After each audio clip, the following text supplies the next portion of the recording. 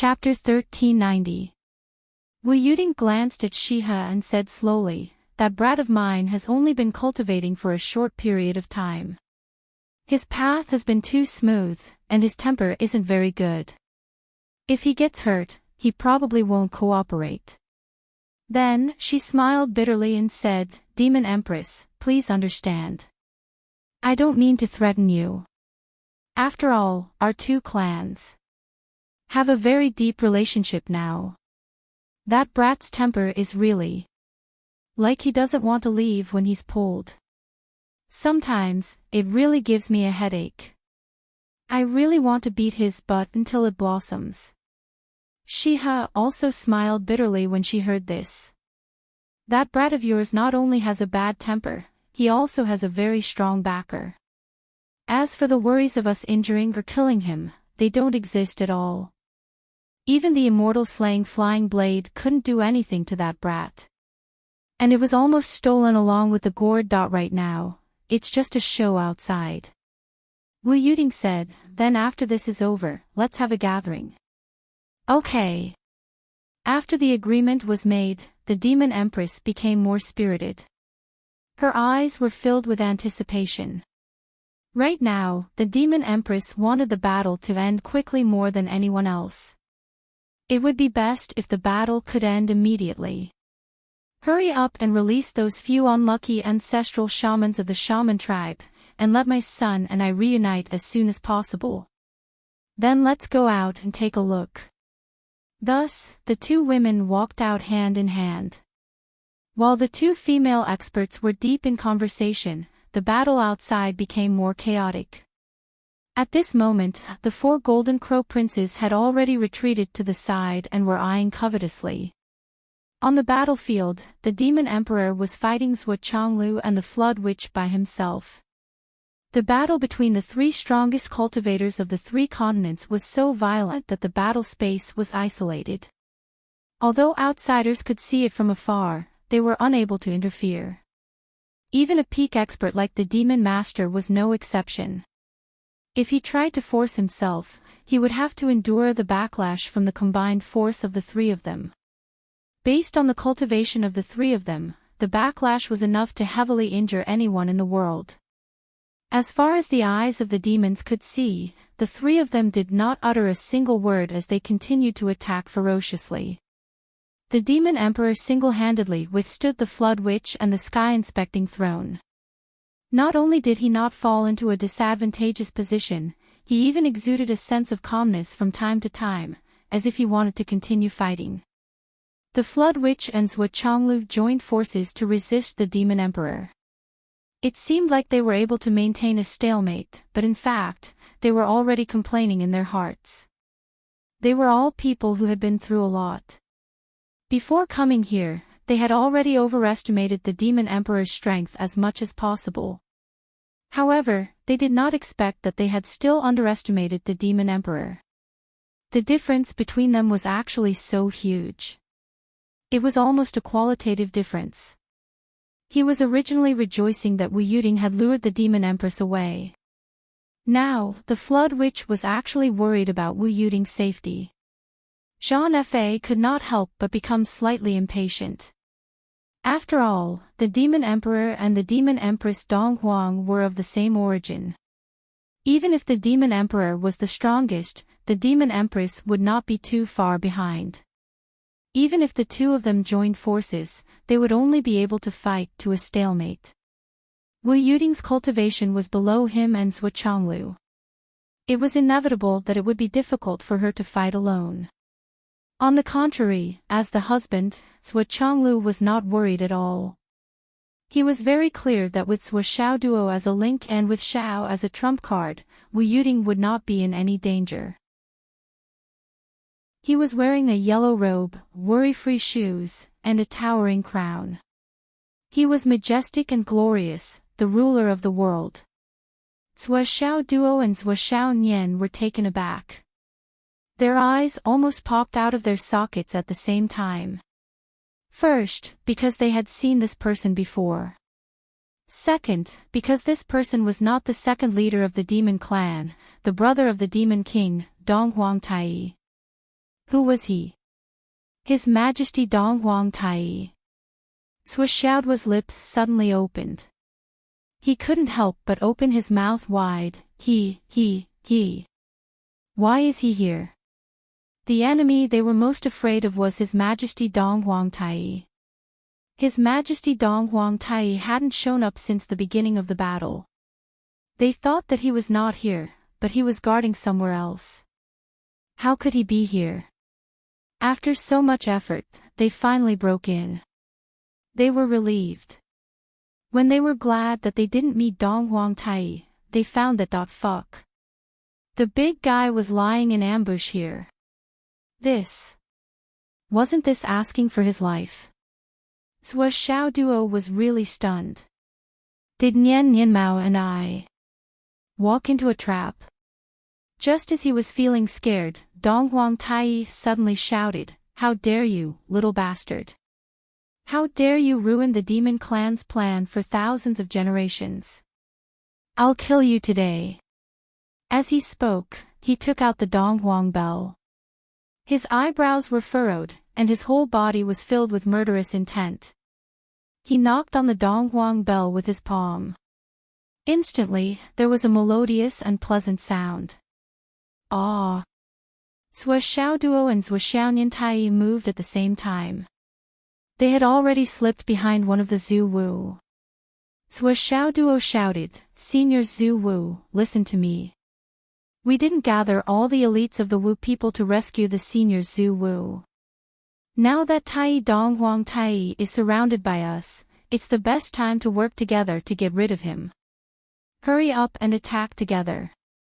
Cut off one of the Demon King's arms and greatly damage the Demon Clan's fate. Everyone, attack together. I'll hold the line for you." Chapter 1391.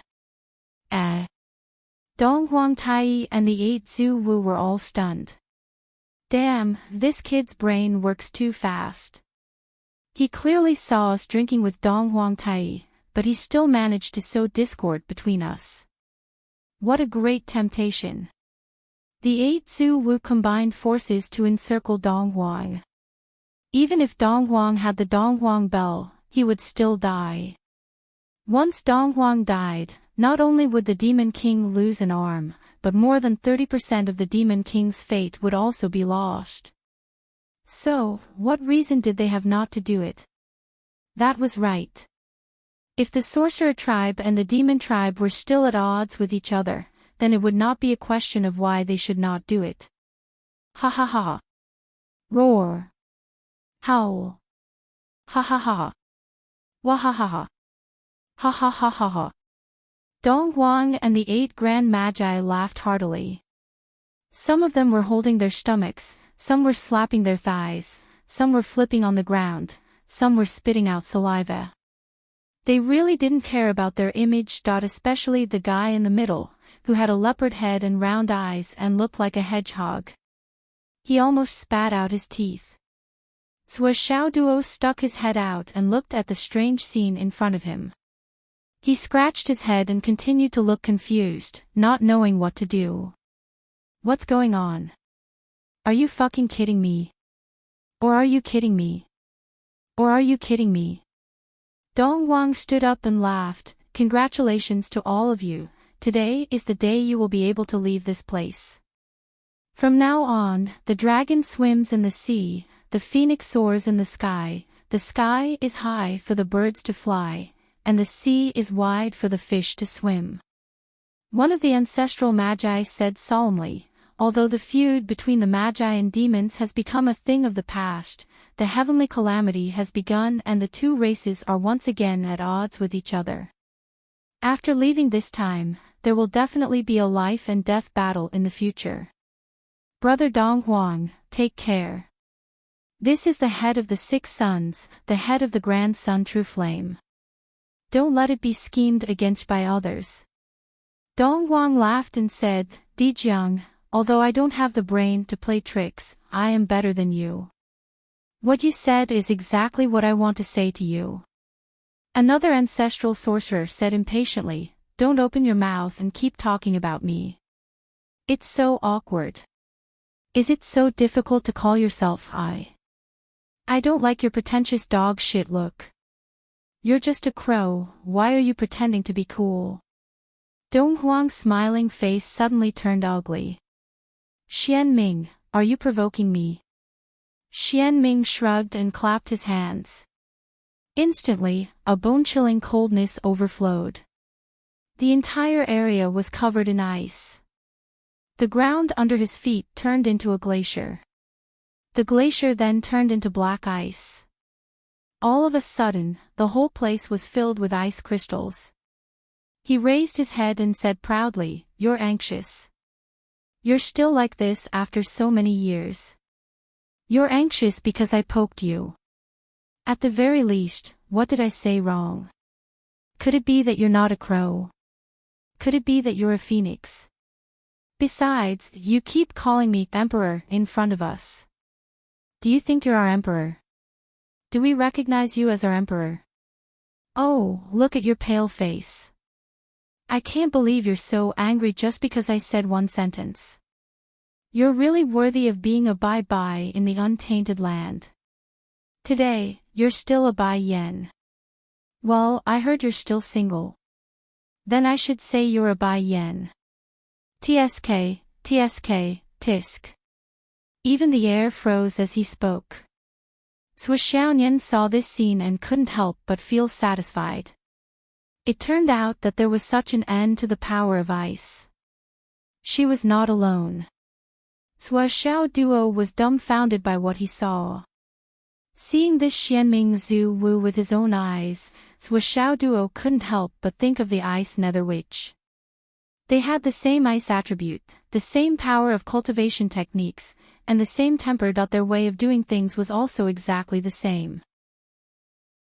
Especially that familiar cheap smell. It was like a gust of wind.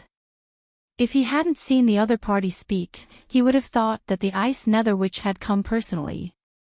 It seems like the ice nether witch not only inherited the Xianming Zhu Wu's cultivation techniques, but also his personality. It's just that the inheritance of his personality is a little too much, but the inheritance of his cultivation technique is a little lacking. Is this the characteristic of the Xianming cultivation technique? This is really breathtaking. Dong Wang was so angry that his whole body was trembling. Xianming. You'll die because of your mouth one day. There won't be any accidents. That's all I'm saying today. Dong Wang was furious. Ha ha ha, I'm scared because of what you said. Xianming shrugged. He didn't care about it from the inside out. The other 7 ancestral sorcerers were speechless. Dijiang and Gonggang sighed. It wasn't easy for Xianming to live until now. How could a good shaman have such a mouth? They didn't know how many unnecessary wars had been caused by this cheap mouth.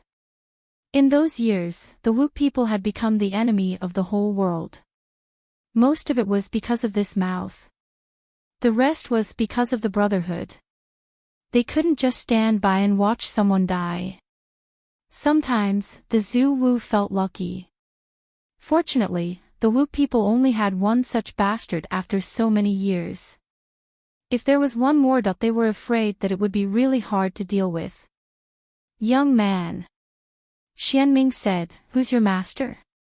How can you know Zhu Rong's true fire? Why do you cultivate Gonggang's great wave magic? Is the little girl beside you a descendant of mine?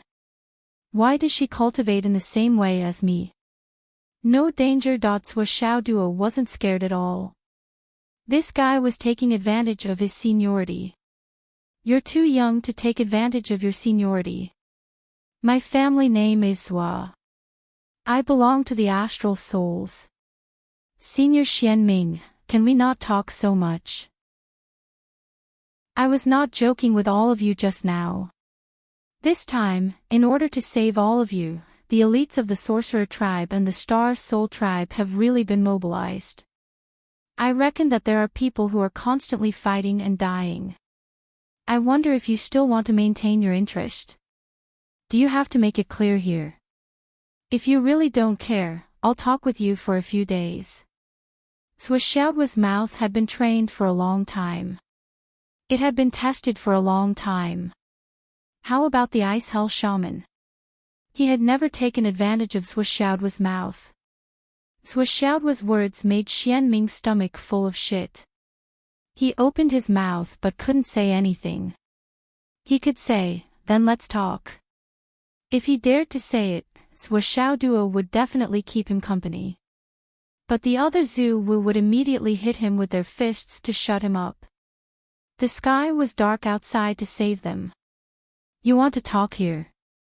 If you don't want to talk, just get out. Then what you asked just now was bullshit, wasn't it? At such an important time, you're talking nonsense. What are you doing? You're a Zuwu. Swishaoduo really dared to talk back, especially with Dong Huang next to him. With this outsider present, Zuwu wouldn't be shameless. The goblin race and the Wu people had reached an agreement to let them go. But in order to put on a show, the battle outside was real. People died at every turn. It was real. Huff, huff, huff.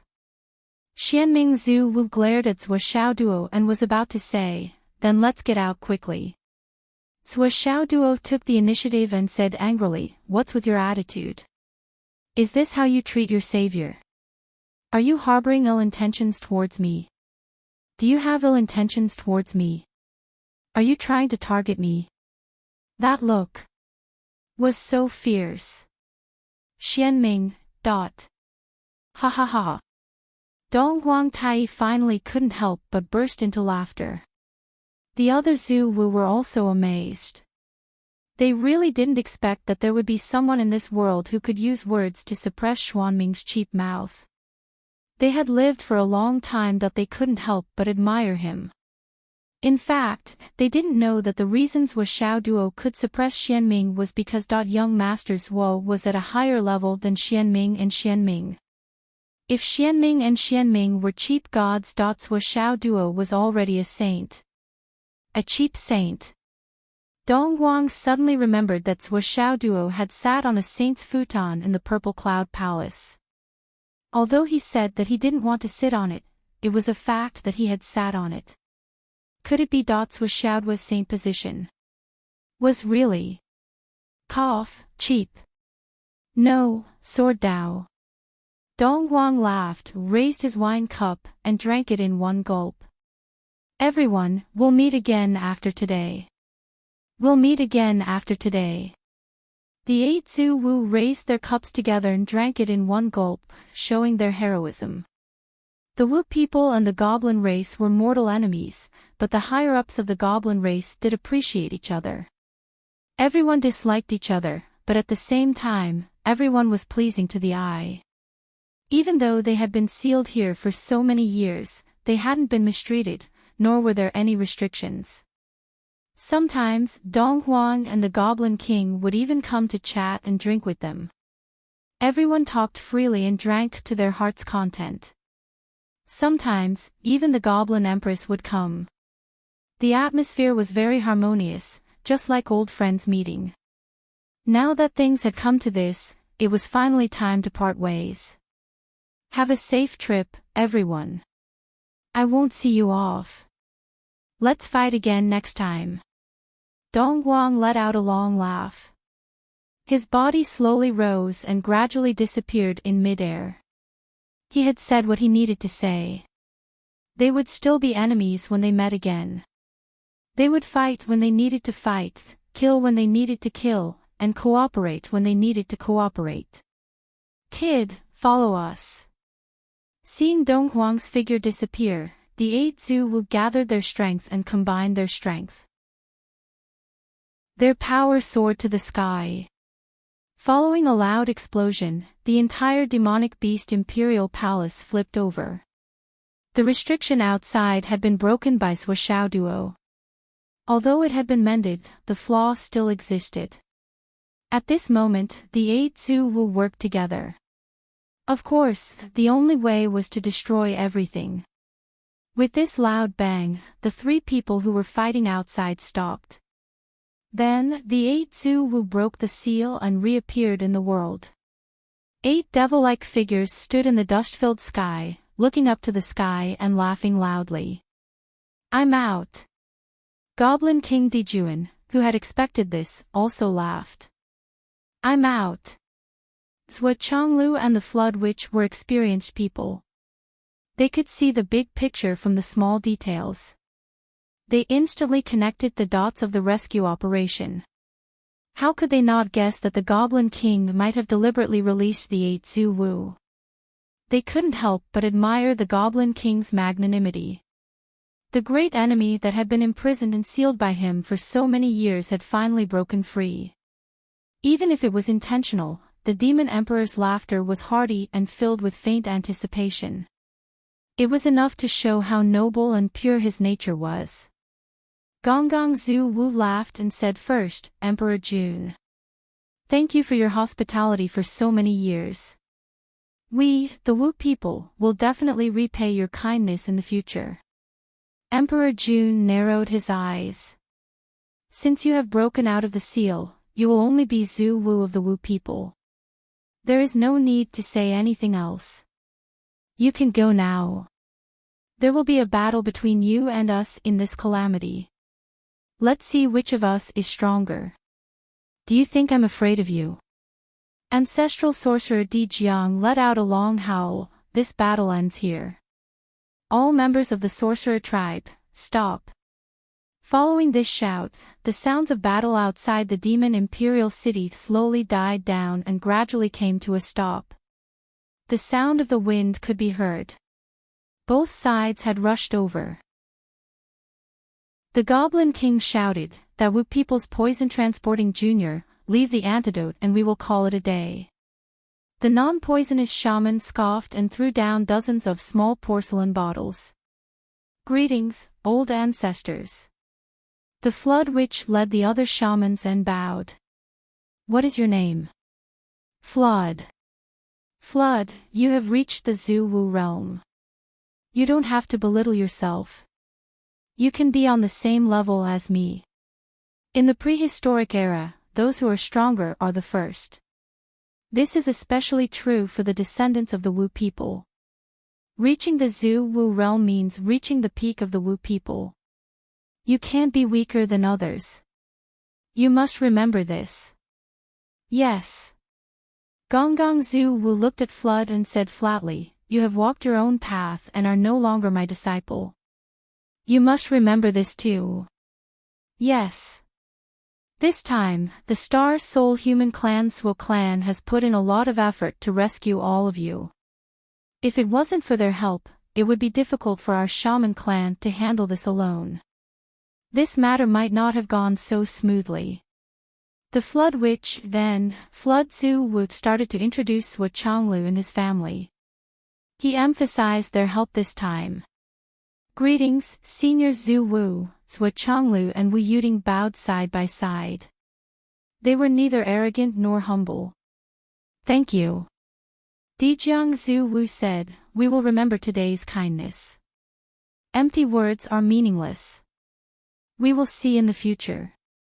When facing Monster Emperor Jun, Dijiang said that he would repay him greatly. However, in the face of Zhuo Zhonglu and his family, Dijiang did not say more. Gratitude wasn't expressed in words. Actions were needed to show it. "Senior, please don't mind. Flood and I are good friends. After this disaster, the Astral Souls humans and the Umno Alliance have made an agreement to help each other. This time, I came to help you. Half of it is personal friendship, and the other half is expedient." "Ha! Good, good. You are honest and sincere. You are a good friend." Dijiang looked at Swo Chonglu and couldn't help but ask, "Is this your son?" He then looked at Swo Xiaoduo. Swo Xiaoduo immediately straightened his chest. "Ancestral Witch, you don't have to be so courteous. Everyone looks out for each other. I just did what I should do.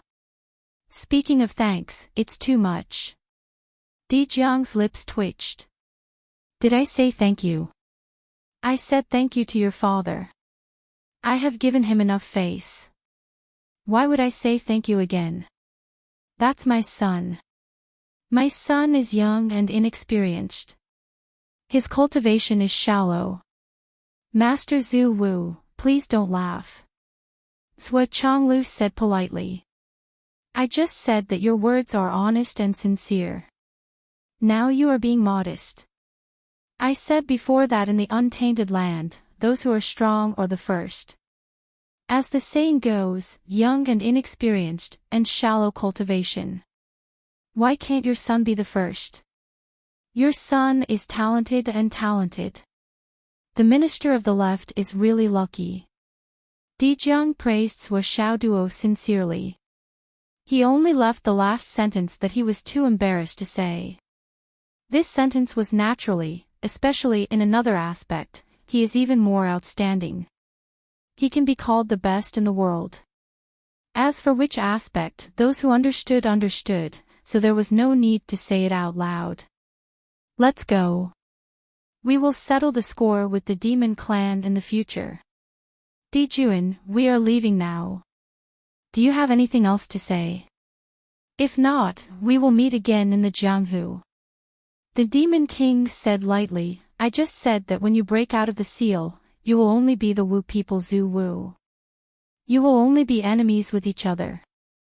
However, there is no need to be anxious about the hatred of your life today. I will let you gather and be happy and reunite with your people. At the same time, I will also give you a chance to leave your inheritance. Last time, I was in a hurry and did not leave any inheritance, causing a gap in the inheritance of the Wu people. Today, I am quite disappointed when I meet with the junior wizards. The Demon King is indeed the Demon King. Dijiang said lightly, in that case, my brother and I will leave now. Go ahead. Minister of the Left, let's go. Zhuo Zhonglu smiled and said, Ancestors of sorcery, please leave first. I came here because I still have a matter to discuss with His Majesty the Demon Emperor. Xianming Zhu Wu said, do you need help? Zhuo Chonglu smiled, this has nothing to do with war. I believe the Demon King will not make things difficult for me. Gong Gong pulled Xianming's sleeve and said, in that case, we will leave now. Then, with a loud whistle, the group of powerful sorcerer tribesmen soared into the sky and left.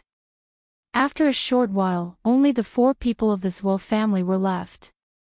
The Flood Witch looked back in the sky and saw the Demon King and Demon Queen greeting Zhuo Chonglu and Wu Yuting with smiles on their faces. She could not help but be confused. What the hell? What is going on? What kind of god is this? I invited you to fight, to risk your lives, to save the Zhu Wu people. Why did you come here as if you were visiting relatives? Welcome to the left minister of the astral souls to the Demon King's palace. Demon Queen Shihi said very politely. Seeing this, Demon King Jun could not help but be stunned. He had really forgotten how long it had been since his queen had lowered herself like this. After thinking for a while, he reacted and said with a smile, yes, yes. The left minister of the astral souls, Yu Ji, has come to the Demon King's palace. You bring light to our humble abode. Welcome, welcome. Bring light to our humble abode. Welcome, welcome. The few demon crown princes on the side stared at the Demon King's palace, which had been beaten into a mess by this family. Then, they looked at the many injured guards around them, and the demon gods who had joined forces to protect the Demon King's palace but could not bear the burden.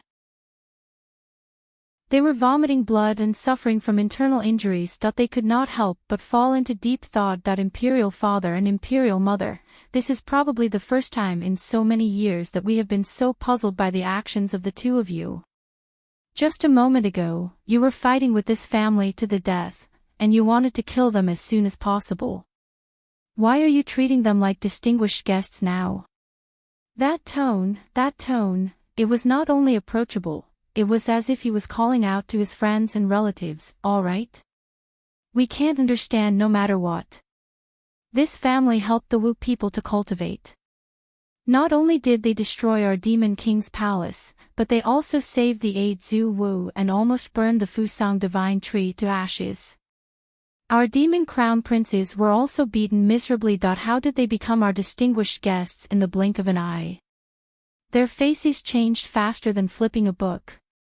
Damn, their faces changed faster than flipping a book. Can it be used like this? Demon Master Kunpeng turned into a golden-robed man and stood outside.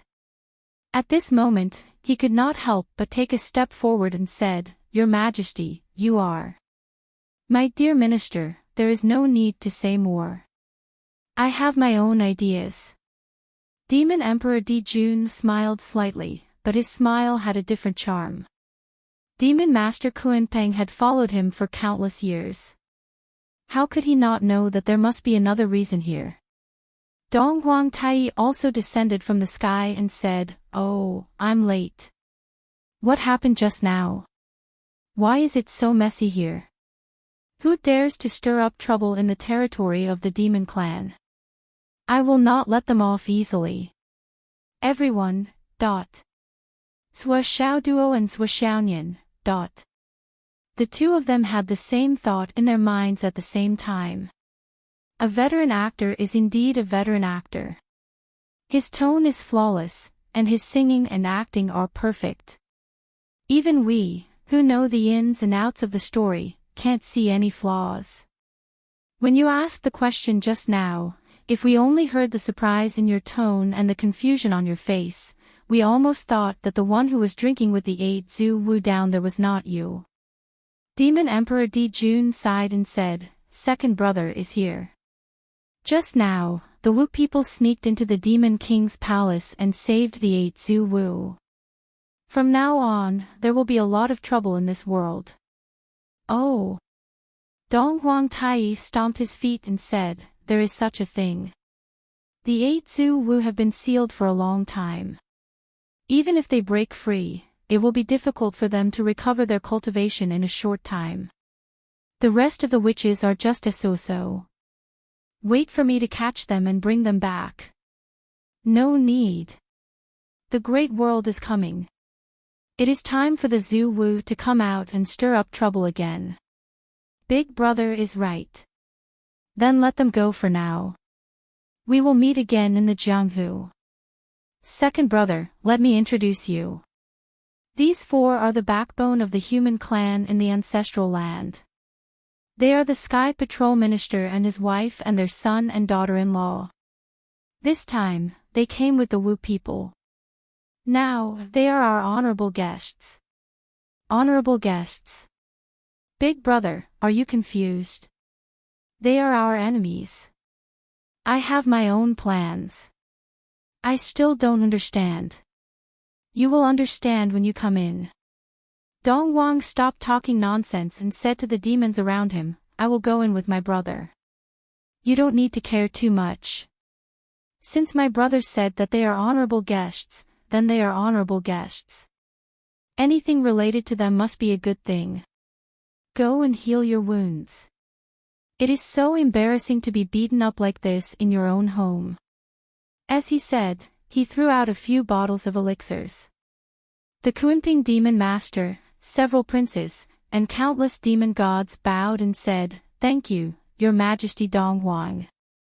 Some of them hesitated and went to heal their wounds. With His Majesty Dong Huang here, he can stop the demon emperor from making any stupid decisions. We just need to wait for the result. The more Sua Xiao Duo and Sua Xiao Nian looked at it, the more they felt like they were losing their minds. Damn it. Chapter 1392. These two brothers were singing the same tune. They had forcefully acted out this illogical drama. Sua Xiao Duo suddenly had a thought. Could it be? Could it be that for these millions of years, the two of them sang the same tune and coaxed their way through?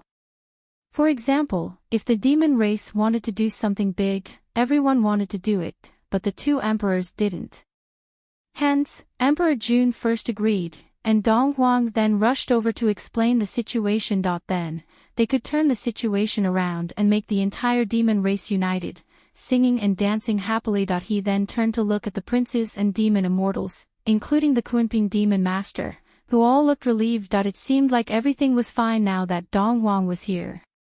From the looks of it, even though his guess wasn't correct, it wasn't far off. Especially when he vaguely heard a certain demon god say confidently, "His Majesty is wise and mighty, his martial prowess is invincible. His Majesty the Eastern Sovereign's ability to see the big picture is unparalleled in the world. With His Majesty the Demon Emperor and His Majesty the Eastern Sovereign, with both His Majesty the Eastern Sovereign working together, there will be no mistakes, no mistakes." Sounds of agreement could be heard everywhere. It seemed like the concept of His Majesty's martial arts are invincible, and Dong Huang's foresight is unparalleled, had been deeply rooted. Zhou Xiaoduo, who received further confirmation, couldn't help but prostrate himself in admiration. These two crows, they are really good at acting. If I didn't see it with my own eyes, would have believed it. I wonder if this trick can be applied to me and Li Chenglong. I'm invincible in martial arts, and Li Chenglong's ability to see the big picture is unparalleled. It seems that it can be applied. Isn't life like a play, and everything depends on acting skills? When I go back, I'll think about it. It seems like there's a lot of room for improvement. After that, there were no more obstacles. The family of four was welcomed by the Demon Emperor and Demon Empress Dong Huang and entered the Demon Emperor Palace. After entering, the Demon Emperor dismissed his subordinates and used the Book of Luo. Everyone present disappeared from the palace and entered the world of the Book of Luo. Here, a tea table was already set up, and the fragrance of tea rose in spirals. Please. Even though the Demon Emperor and Demon Empress were already burning with anxiety, they still forced themselves to remain calm and entertain the guests calmly. The Demon Emperor even calmly introduced the origin of the tea leaves to them. Dong Huang Tai also cooperated and told a few ancient jokes, which made everyone laugh, and the atmosphere became more harmonious. Zhou Xiaoduo and Zhou Xiaonian were smiling, but they were inexplicably nervous. Looking at the Demon Emperor and Demon Empress situation, how could the two of them not understand? There could only be one reason why the three big shots of the demon clan were willing to lower themselves like this, and that was for Zhao's sake. It was the seventh prince, Ye Qiong. The two of them felt gratified, but also inexplicably terrified. She was planning to get her child back. But in her heart, why was she so reluctant? The urge to run away rose and fell, and it was constantly budding. Finally, it was Zhu Chonglu who broke the stalemate and changed the topic. "Your Majesty, now is the clear sky tribulation. I wonder what the demon clan plans to do in the future. Do you want to recreate the glory of the past when the demon clan ruled the land of ancestors?" Zhu Chonglu's words were not baseless. The demon clan was the strongest among the various races, and this had always been an indisputable fact. During the Great Shaman Demon War, the demon clan won in the end and became the main character of the world. They established the heavenly court and stood above all living beings in this world. Their glory was unparalleled, and the entire demon clan was proud of it. Now that the immeasurable tribulation was about to begin, with the demon clan's strength, it was inevitable that they would fight for the main character of the world again. Demon Emperor Jun sighed softly and said, "I won't deny it. This immeasurable tribulation is about to begin, and it's extremely disadvantageous for the demon clan. Not to mention fighting for the main character of the world, I don't even know if we can survive and not be wiped out. Now that the immeasurable tribulation is about to begin, there are already countless schemes and cruelties hidden within. The demon clan has never been afraid of fighting, let alone fighting. However, we hate schemes, or rather, we fear schemes. On the surface, the demon clan's strength can be said to be the strongest among all the races, and they are a strong contender for the winner of this immeasurable tribulation. However, it is also because of this that the demon clan has become the target of public criticism. Demon Emperor June picked up his teacup and drank some tea. His expression was rather worried, although the various clans and sects seemed to be fighting each other, attacking each other, and fighting chaotically. One thing has long been destined. If they do not first destroy the demon clan, or beat them below the average line, there will not be a true life and death battle. Just look at the recent series of battles. Although there are countless casualties among the various races, the real high level and the real peak combat power have almost no losses. From this, it is not difficult to guess. All the chaotic battles so far are merely probing and deceiving battles. Through local battles, they achieve certain goals. That's all. With the current battle level, it is far from the point where the various races are at odds with each other. Demon Emperor June sneered, but if it is only this kind of scheming, this kind of strategy is too clumsy. As for your action of rescuing Zhu Wu today, we have already expected it, and even Kunping has also guessed it. That's why he specially came back to deal with it. However, he is preparing to catch all of you in one net, and completely cut off the Wu people's top combat power that can affect this immeasurable tribulation. When the Demon Emperor said this, Zhou Chonglu and Wu Yuding subconsciously took a cold breath. Thinking about the lineup of the Demon Clan, with the 4 magnates together, the possibility of catching the 6 senior sorcerers and the 4 members of the Zhuo family in one net was not small, it was almost certain. The purpose of this rescue mission was to catch the enemy off guard, to catch them off guard, and to gamble on a fluke. Since the Demon Clan had already prepared, they had already cut off the Wu people's chance to break the seal. But if we do that, we will fall into the trap of others. Of course, we can catch all of you in one net, but in the future, we will have to face the situation of being the enemy of the whole world. Once all of you die in the Demon Imperial Palace, the combined strength of the sorcerer tribe will be wiped out, and the rest will not be able to withstand a single blow. In order to avoid becoming the next sorcerer tribe, all the other tribes can only unite against a common enemy and attack the Demon Clan. Only by completely wiping out the Demon Clan will you have a way out. I can even imagine how great the emotions in the continent of the shamans will be when all the elites die. With the shamans' natural disposition to fight against the heavens and the earth and never surrender, they will definitely take revenge. But as long as they come, none of them will be able to return. The shamans will be the first race to be completely destroyed. The first race to be eliminated in the immeasurable tribulation will definitely be the Wu people. But when the Wu people are exterminated, no one will care that it was the Wu people who took the initiative to attack. The fact that the Demon Clan was forced to fight back will only further show the strength and brutality of the Demon Clan. At that time, everyone will be in danger. If there is any provocation, they will all attack together. Ha! And your help. If your families all die in the Demon Palace, not only will the Primordial Beginning and the Tongtian sages not let us go, the Ren School, the Chan School, and the Jie School will also take revenge for you. You don't even need to think about the names. What's more, the 3 sovereigns and 5 emperors, who have always been hiding and never participated in any disputes, will most likely leave their secluded places to participate in the war against the Demon Clan. Once the Demon Clan and the Human Clan start a final battle, even Her Majesty Empress Hua will not be able to support the Demon Clan. The best result is that she will not help either side. By that time, the Demon Clan will definitely be the second race to be exterminated after the Wu people. In the immeasurable tribulation, the second race to die.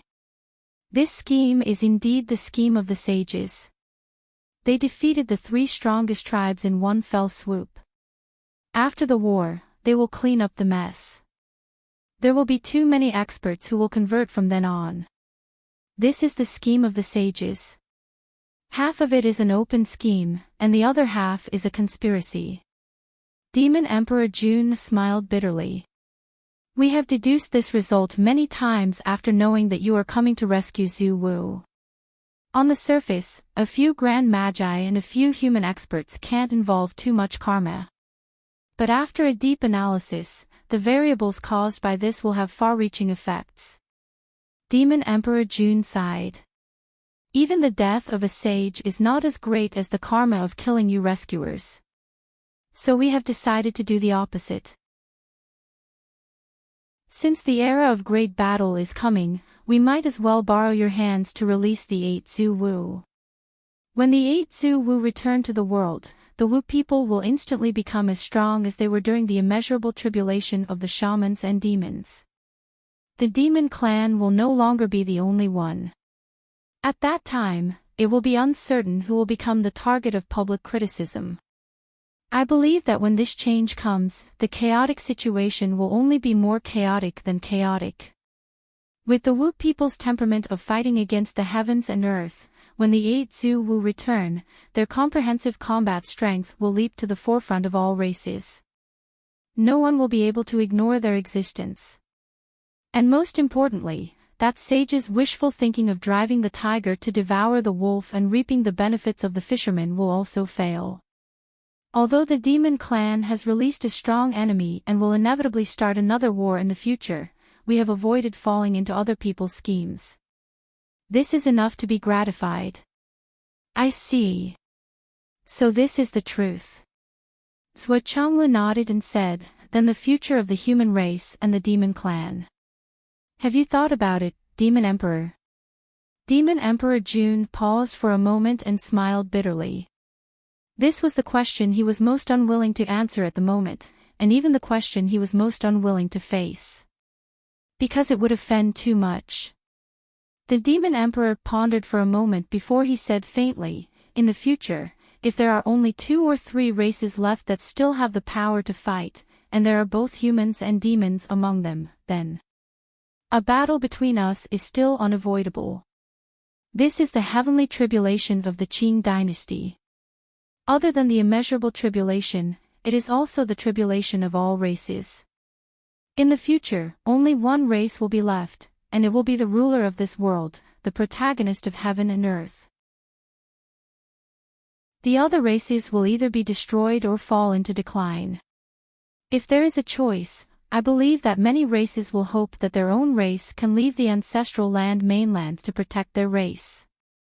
But now that the ancestral land has been restored and the mainland has just been reunited, the matter of splitting the mainland will definitely not happen a second time. Then, if you don't want to be destroyed and fall into decline, the only way is to fight to the death and fight for a golden age of glory. In the future, perhaps, it will be inevitable for you and I to fight to the death. The Demon Emperor looked at Zhuo Changlu and said faintly, so your cultivation must be strengthened. I don't want to, in the final battle, to defeat you so easily. The Demon Emperor's words could be said to be extremely honest, without the slightest bit of trickery. For a moment, everyone fell into silence. It was true that in the future, the entire mainland could only allow one race to exist and become the ruler, the protagonist of heaven and earth. In the future, unless the heavenly tribulation started again, it would be the protagonist of heaven and earth. Then, which leader would be willing to see his own race eliminated, destroyed, and fall into decline? Regardless of personal relationship, regardless of any grudges or karma, when the time comes, under the premise of the survival of the race, they would have to give it their all and fight to the death. No matter how much they appreciated each other, no matter how close they were to each other, it was meaningless in front of their standpoint. Not only the demon race, if in the future, only the astral souls and the Umno alliance were left, the situation in front of Zhuo Changlu and the Flood Witch would also be the same. Zhuo Changlu said thoughtfully, under such circumstances, even if the child acknowledges his ancestors and returns to his race, how will he deal with himself in the future? At that time, what do you want him to do? How will he choose? Finally, they were talking about the main topic. No matter how much Sui Changlu did not want to be the bad guy, he had to ask the most critical question. The Demon Emperor, Demon Empress, and Dong Huang's eyes lit up, but then they fell into silence. That was indeed the case. No matter how the two races fought in the future, it did not matter to Sui Changlu, Sui Xiaoduo, and the others. Everyone's standpoint was different, and they would still stand on their own side. Only for Xiao, it would be a cruel choice. On one side were his birth parents, and on the other side were his second parents. Should he swing his sword at his birth parents? Or should he start killing his second parents? Sui Xiaoduo said, "There is an end to heaven and earth, and the future is endless. Who can say for sure what will happen in the future? We are thinking so much now, and so far into the future, aren't we worrying too much?" Everyone's expression softened a little, and they all felt that Sui Xiaoduo's words made sense. At least, it eased the current dilemma. Sui Xiaoduo continued, "Maybe by that time, the demon race, who is the target of public criticism, will have already been destroyed. We won't have to worry about such a choice at all. Xiao, you just have to think about how to avenge your fellow demon race." Cough, cough. Wu Yuding and Sui Changlu choked and coughed at the same time. The Demon Emperor and Demon Empress Dong Huang rolled their eyes at the same time. This brat's first sentence was extremely reasonable, but the next sentence was exceptionally fucked up. Why didn't he say that by that time, the human race might have been completely wiped out? It was so frustrating. Xiao Duo is really straightforward, and he is a straightforward person. The Demon Empress forced a smile and quickly changed the topic. "Xiao Duo, when you found Yiqiong in the Crown Prince Academy, how did you find it? You can tell us in detail. If there are any clues, just tell us in detail. We will judge the details ourselves." Sui Xiaoduo thought about it and realized that this matter was quite reasonable. At that time, he found the Huahuang sword first, and then that he frowned and pondered for a while before saying, "At that time, the atmosphere was strange, and danger lurked everywhere. At that time, most of my thoughts were on how to escape. To be honest, I really didn't pay attention to any clues or details." "You didn't find anything?" "Forget it, I'll start from the beginning. Whether there is any meaning or not, you can judge for yourselves. You want me to say that it is strange, but I really can't say. Or rather, it is strange everywhere, and everything is beyond my knowledge. I remember that I went in to train. The situation at that time was really dangerous. It was dangerous at every step, and death was imminent. Strictly speaking, that encounter could be said to be the most dangerous experience Sui Xiaoduo had ever encountered in his life, bar none. Even now, when he thought about it, he still had lingering fears. Naturally, the experience was still fresh in his mind. At that time, the loyal protection of the 7th Prince's guards was also a shock to Sui Xiaoduo. Therefore, he really remembered it clearly. After I found the Huahuang sword, there were several messages asking for help from the demon immortals. Then, there was the memory playback in the Huahuang sword. I remember that it wasn't that the message couldn't be sent out. At the beginning of the imprisonment, the Huahuang sword had already rushed out with the message in the land of chaos. However, at the last moment, a finger suddenly appeared from the void and changed the direction of the Huahuang sword that was about to break out. There was also some kind of concealment technique. In short, after the Huahuang sword rushed out of the land of chaos, it directly stabbed into a mountain. Then, it was exhausted and went deep into the mountain. It was difficult for outsiders to find it. A finger. The Demon Emperor, Dong Huang, and the Demon Empress all became nervous at the same time. They asked at the same time, "What kind of finger?" "A finger. It's a finger, a white finger." "Oh, that's right, there seems to be a circle of white light lingering on it." Is there anything else special about it? Something else. It seems like there is. Sua Xiao Duo recalled and said, that finger. When it pushed the Huahuang sword away, it seemed to say 2 words. 2 words. The Demon Emperor's eyes were sharp. What words? Ah me. Sua Xiao Duo said, 2 words that I haven't had enough of. Ah me. Dong Huang, the Demon Emperor, and the Demon Empress snorted at the same time, their eyes shining fiercely. Paw! The Demon Emperor crushed the teacup in his hand and gritted his teeth. As expected, it's that bald donkey again. How long are you going to scheme? You actually set up a killing trap so long ago. You're really crazy.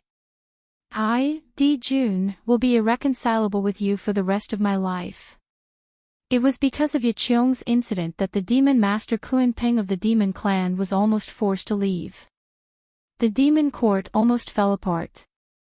If the Demon Emperor did not believe that the Demon Master Kuan Peng would not do such a thing, the Demon Master would have left with grievances. Now that they thought about the past, how could the 3 Demon Clan giants not be filled with righteous indignation? Both sides confirmed and thought about this matter repeatedly. Sua Xiao Duo also took out the Huahuang sword to prove it. All the doubts of the previous years were solved. Demon Emperor Jun, Dong Huang, and Tai Yi all sighed. Unknown child is now. The Demon Empress was a little expectant. Sua Xiao Duo coughed and said, Xiao is out now. You're all shaken up. After a long separation, you probably have endless things to talk about. Now, I have other things to do here. I'm not done yet. Why don't? What else? When I was training in the mountains and rivers, I found the Azure Dragon Temple at the foot of the Whitehead Mountain. There was only a wisp of the Azure Dragon Lord's soul left. At that time, the few of us also obtained some of the Azure Dragon Lord's inheritance. Sua Xiao Duo said, before the Azure Dragon Lord died, he asked me to pass a message to you. Demon Emperor Jun's eyes focused and muttered, Azure Dragon Lord, Azure Dragon. He took a deep breath and said, what did Azure Dragon say in the end? Azure Dragon Lord asked me to tell you that Azure Dragon did not let you down in this life. Sua Xiao Duo said each word clearly. Azure Dragon did not let you down in this life. Demon Emperor sighed sadly. I should have thought of this. When the Demon Court was first established, the 4 poles were unstable. Therefore, the 4 cardinal saints were appointed. They were Azure Dragon, White Tiger, Vermilion Bird, and Black Tortoise. When Azure Dragon was appointed, I did not trust him very much because he was from the dragon race. Back then, I said something. I said, Azure Dragon, today I appoint you as Azure Dragon Lord. There are 4 poles in the sky, and Azure Dragon guards the east. I only hope that you will not let me down in this life. Later, Azure Dragon guarded the east of the 4 poles. He was loyal and devoted, and made the east of the 4 poles become the most stable part of the 4 poles. However, Azure Dragon was still brooding about what I said back then. Demon Emperor stood up, picked up a cup of wine and faced the east. Azure Dragon, brother, you did not let me down in this life. He gently poured a cup of wine on the ground and said softly, how I wish that you were the one to say these words to me in front of me. He poured himself a cup of wine and drank it in one gulp. I will allow you to guard the east. Although I had my doubts when I was conferred the title, I have never doubted you for a million years. If I had investigated you, you would have thrown this sentence in my face long ago. I did not expect that a doubt back then and a million years of trust later would cause you to worry. Azure Dragon, as the Demon Emperor and the Master of the Heavenly Courts, I will seize the destiny of the world and use the destiny of the primordial world to steal a corner of the heavenly Tao. As the Demon Emperor spoke, his body suddenly emitted a rich yellow light that shot into the sky. Just as the yellow light was at its densest, the Demon Emperor took a step forward and 7 stars shone beneath his feet. He stepped on the 7 stars and pointed his sword at the sky. His left hand was like a sword and a ray of light pierced towards the east. His voice was like thunder and space trembled. I will allow you, Azure Dragon, to have a next life. With a boom, an illusory green dragon shadow appeared from the east. With a flip, it soared into the clouds and disappeared into the clouds. A golden ray of luck split from the Demon Emperor's body and caught up to the dragon's shadow that had already disappeared. Well done, big brother. Dong Huang Tai cheered loudly. The yellow light on the Demon Emperor's body slowly dissipated and was absorbed into his body. He smiled faintly, Azure Dragon, I have not let you down. With this conferment, the Azure Dragon will guard the east forever. The dragon totem is indestructible, the incense will flourish and the future will be promising. It's just a little bit of effort.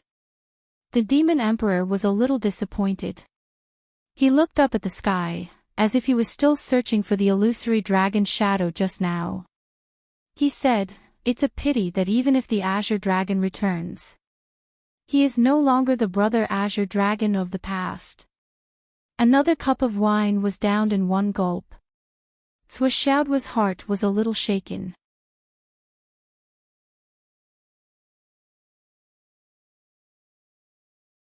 Chapter 1393. His memory has been restored. Hearing that her son's memory had been restored, the Demon Empress lost her composure and stood up abruptly. She even knocked over her chair, but she couldn't care less. There was only anticipation in her eyes. Where is he now? Right here. Swishaoduo sighed. Right here. As he spoke, he opened the space-exterminating pagoda, and a ball of fire rushed out. It circled in the air and turned into a 17 or 18-year-old young man dressed in a black robe. The young man was tall, had a handsome face, and his movements were brimming with an indescribable sense of nobility and elegance. It was the innate aura of royalty. Even though he was still young, the majestic aura of a sovereign descending upon the world and illuminating the world had already begun to take form. Who else could it be but the 7th prince of the demon clan, Yiqiong? At this moment, he was looking at the Demon Emperor and Demon Empress emotionally. Tears finally fell from his eyes. Father, mother, I am back. Shao knelt on the ground. Little 7.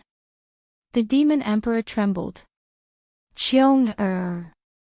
The Demon Empress screamed and rushed forward, hugging her son tightly in her arms. She closed her eyes and let her tears fall. She hugged him so tightly that she was afraid that if she let go, her son would disappear again. He was gone.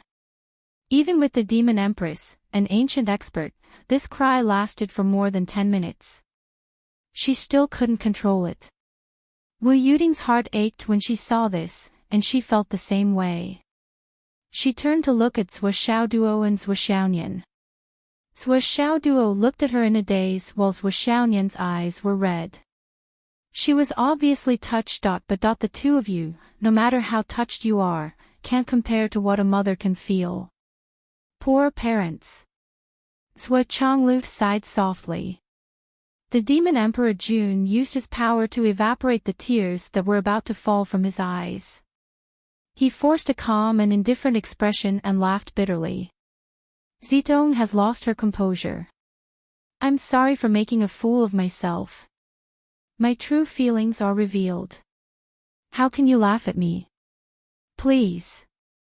Please have some wine. The Demon Emperor raised a cup of tea and invited them calmly and generously. Big brother, this is tea. Dong Huang coughed. Scram. The Demon Emperor flew into a rage out of humiliation. I said it's wine, so it's wine. Are you questioning this emperor's authority? Okay. Dong Huang waved his hand, and the tea on the table was replaced with wine. He smiled and said, "If Big Brother says it's wine, then it must be wine. Even if Big Brother says it's urine, I can change it for you." Scram. The Demon Emperor's previous order to scram was only a light shout. However, this order was like a bolt from the blue, ringing in everyone's hearts. "Elder brother, please calm down. I've already changed it for wine. I'll kill you." The Demon Emperor did not waste any more words. He grabbed Dong Huang and started punching and kicking him. His face was red, and he was extremely embarrassed. So be it. Now that the situation had come to this, he was destined to be humiliated in front of everyone. Then, he would vent his anger by beating this guy up. After a series of punches, Dong Huang staggered 100 feet to the left, 100 feet to the right, and another 100 feet to the back. After a long while, he finally let out a sigh of relief. After such a ruckus, the Demon Emperor's emotions finally calmed down. He regained the composure of an emperor, but his anger had not yet dissipated. He glared fiercely at Dong Huang. "What a joke. Where did your hundreds of yuan hui's worth of cultivation go to? Hee." In a split second, Dong Huang, who had been given a good beating just now, became sanctimonious again. He took the lead to sit at the table and drink. His actions were calm, and his face was still as handsome and elegant as before. All his actions were so smooth and practiced, as if he had done it hundreds or thousands of times. The Demon Emperor said angrily in a low voice, "Why don't you go and persuade Shihi?" Dong Huang rolled his eyes and said, "Why don't you go? She has suppressed her emotions for so many years. This time, if you don't let her cry to her heart's content, you know the consequences. Why don't I go and persuade her now? Anyway, you'll bear the consequences. Hold it in. Don't." The Demon Emperor waved his hand repeatedly. "Let her cry. No one can persuade her." Then, he turned to Sui Chonglu. The two emperors regained their composure, shook their heads, and sighed. "I'm sorry. Women's emotions are so fragile." Sui Chonglu and his family almost laughed out loud. This way of venting their emotions to the emperors of the demon race was actually the same as Xiao was not enough. Thus, while everyone was whispering to each other, the demon empress and Xiao were whispering to each other on the other side. From time to time, they would even sob. Seeing that most of their emotions had been vented, Wu Yuding got up and went over to comfort them. When Xiao saw Wu Yuding coming over, he, who was still sobbing, instinctively called out, "Grandma is here." Grandma Shihi's sadness instantly stopped, and her mind went blank. Wu Yuding, who had just walked over, also felt as if she had been struck by lightning. She only felt dizzy and distracted. At this moment, her mind also went blank, just like the Demon Empress. Grandma. The issue of seniority. It had been there for a long time. However, after Wu Yuding, Sui Chonglu, and the Demon Emperor's family met, they avoided talking about the issue of seniority. After Xiao Zhao's sudden outburst, there was no way to turn the situation around. The Demon Emperor's eyes widened, and he couldn't maintain his composure. He grimaced, and his face twisted as if he had a toothache. Dong Huang, on the other hand, rolled his eyes and looked at the sky. Then, he lowered his head and looked at the ground. Finally, he grabbed his wine cup and studied it seriously. It was as if he couldn't hear or see anything else between heaven and earth. Demon Empress Shihi's slender hands didn't say anything for a long time. Then, they began to tremble slightly. No matter what kind of ancient almighty you were, no matter how high your cultivation was, no matter how powerful your identity was, your son still called someone else grandma. This was an irrefutable fact. Actually, it made sense. What else could he call his mother other than grandma? This was something that couldn't be changed no matter what. At the same time, it was also a fact that had to be faced. Xiao Yiqiong obviously realized that his unintentional words had caused a huge awkwardness. However, he didn't know how to deal with it. He was dumbfounded and stunned on the spot. He scratched his head and turned to look at Zhuo Xiaoduo with a silly look. His meaning couldn't be more obvious. "Mommy, you have to come out and clean up the mess." This was a routine. In the past, whenever Xiao caused trouble, especially when Xiao Duo was unreasonable, he would ask Zhuo Xiaoduo for help with this look. Basically, it worked every time. When Xiao Duo helped, everything would be fine.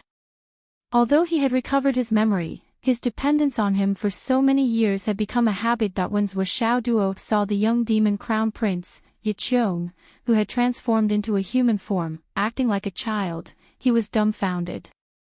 "Looking for me? What's the use of looking for me?" So, he scratched his head and turned to look at Zhuo Chonglu. His intention couldn't be more obvious. "Dad, you have to go out and clean up the mess." Xiao Yiqiong was speechless. He really didn't expect that his past experience, which had almost become a habit of his, would be useless. Obviously, he was used to it and ignored the current situation. In the past, when he caused trouble, all the locations were inside the Tower of Empyrean Destruction, and the people he provoked were none other than the Huang Sword, Bai, Zhou, Yan Shisi, and so on.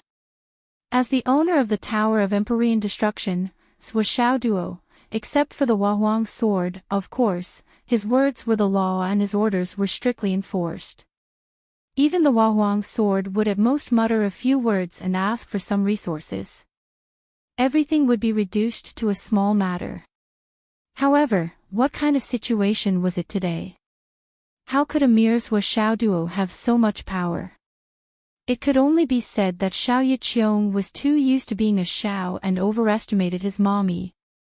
In the current situation, this backing could no longer be relied on. Zhuo Chonglu smiled bitterly, but could only bite the bullet and explain, this. Ha ha ha, ha ha ha, today is the day that the Demon King's family is reunited. It's a great thing. You don't have to care about some minor details. Words were able to ease the situation that was impossible to ease. The Demon King grimaced as if he had a toothache. He looked at Zhuo Chonglu with a strange expression. His eyes were almost wrinkled into his nose, and he hissed, "Not bad, not bad. This is a great thing, a great thing." Ha ha ha.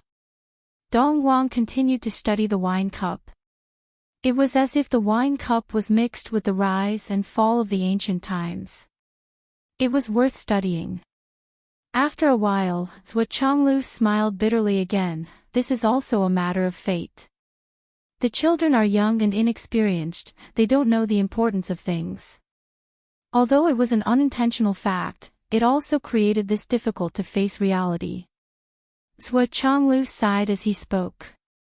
The Demon King sighed as he listened. Wu Yuding and the Demon Empress pretended not to hear, but in fact, they were waiting with their ears perked up.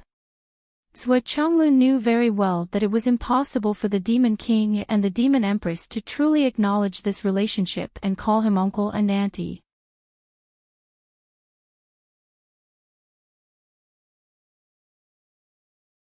Chapter 1394.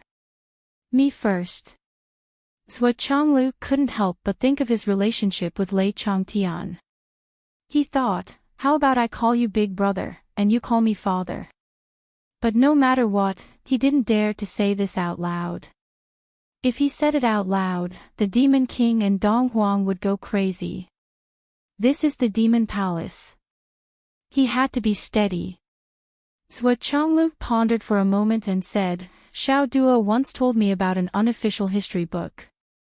A certain sect's junior brother was humorous and absurd by nature, and he had a childish temper. One day, he forced his martial nephew to become sworn brothers with him, and they had no choice but to agree. After that, the martial nephew said to his own martial nephew, martial uncle is naive and unrestrained, and doesn't care about worldly seniority. It's common for people to be in disarray in the Jianghu, but because of fate, let's talk about our own. I think it's the same for the current situation, but because of fate. Let's talk about our own. Strictly speaking, Zhou Zhanglu's words seemed to be reasonable. However, he really didn't have any confidence in them. But as he said before, the most important thing was the situation. If the other party was willing to compromise, then speaking without confidence was also a myth. The Demon King rubbed his palms and laughed. Not bad, not bad. Good idea. Let's talk about our own, it's good.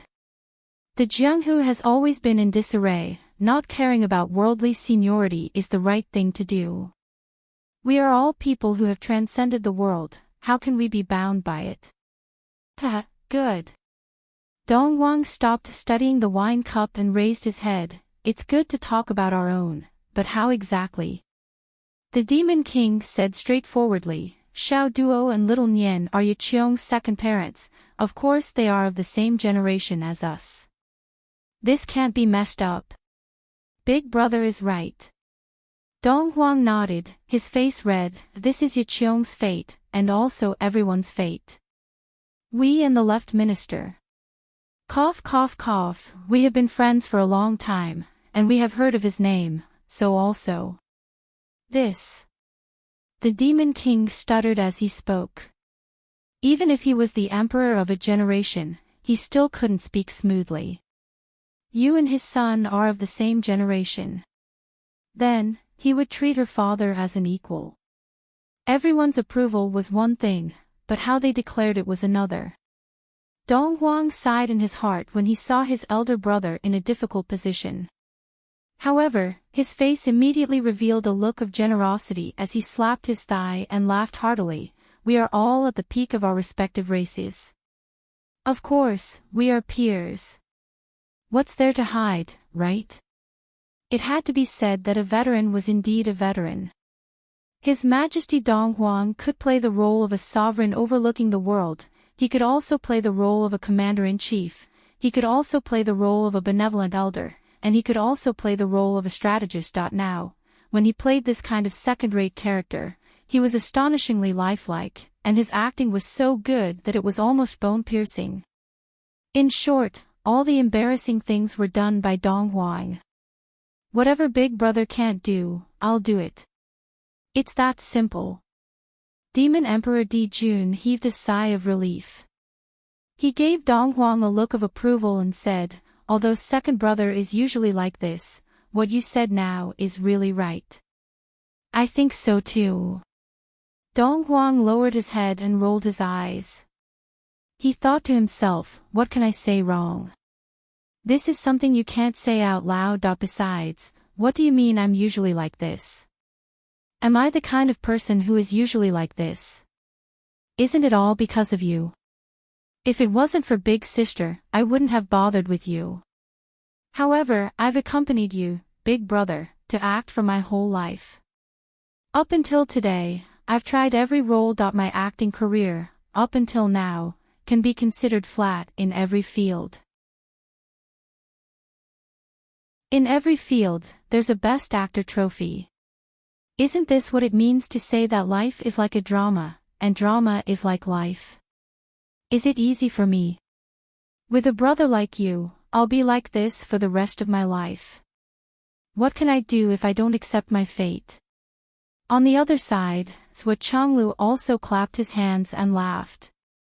Great minds think alike. I think so too. For a moment, the three old men were all grinning from ear to ear, as if they had put down their worries. It's settled. Demon Emperor's brain also became flexible. He said, for Yiqiong, it's not hard to distinguish. Right? Shiha and I are his parents. Xiao Duo and Xiao Nian are his parents. Second brother is naturally his uncle. As for brothers Hua and sister-in-law. Cough cough. Brother. Brothers Hua and sister-in-law. Demon Emperor paused. He wanted to say brother Swa and sister-in-law. However, when he thought about how he had just pulled her down from the position of an elder and then called her sister-in-law, it seemed that he had the intention to push his luck. It didn't make sense. He couldn't even get past him, let alone others. Therefore, he changed his words to sister-in-law at the last minute that he still wanted to continue. Cough cough cough. Yes, brother Swa and sister-in-law are naturally his grandparents. Let's talk about our own matters. The Jianghu is chaotic, and fate brings us together. That's right. There is no conflict at all. No conflict. Demon Emperor Dijuan waved his hands and used gestures to increase the persuasiveness of his words. He tried his best to explain.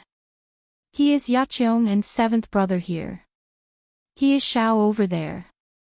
There is no problem. Yaqiong is the seventh prince of the demon clan. Shao is the successor of the astral souls. They are not the same thing. They can't be regarded as the same person. There is no problem with your words. Demon Emperor slapped his thigh. Sua Chonglu and Dong Huang Tai looked serious. Yes, there is no problem. There is no conflict at all. On the other side, Zhuoxiao Duo and Zhuoxiao Nian were dumbfounded as they looked at the three old men whose faces were as thick as the city walls. They were flattering each other as if they were bathing in the spring breeze. They heard that the identities of the two of them were arranged in various ways.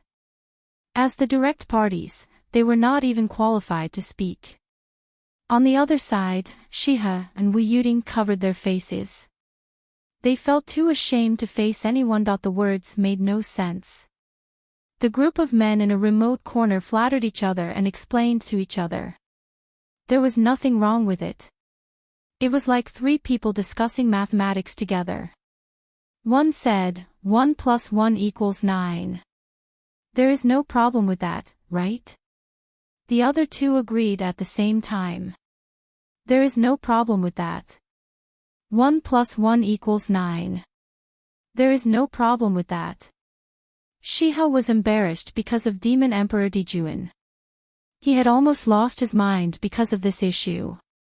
It was too embarrassing. Besides, he felt that it was not right to forcefully suppress his seniority. But he had to do it. On the other hand, Wu Yuding's dilemma had a different feeling. Because she thought of her own family. Zhua Chonglu and Lei Chongtian were sworn brothers. Zhua Chonglu was the eldest. As Lei Chongtian's daughter, she was married to Zhua Chonglu, her father's eldest.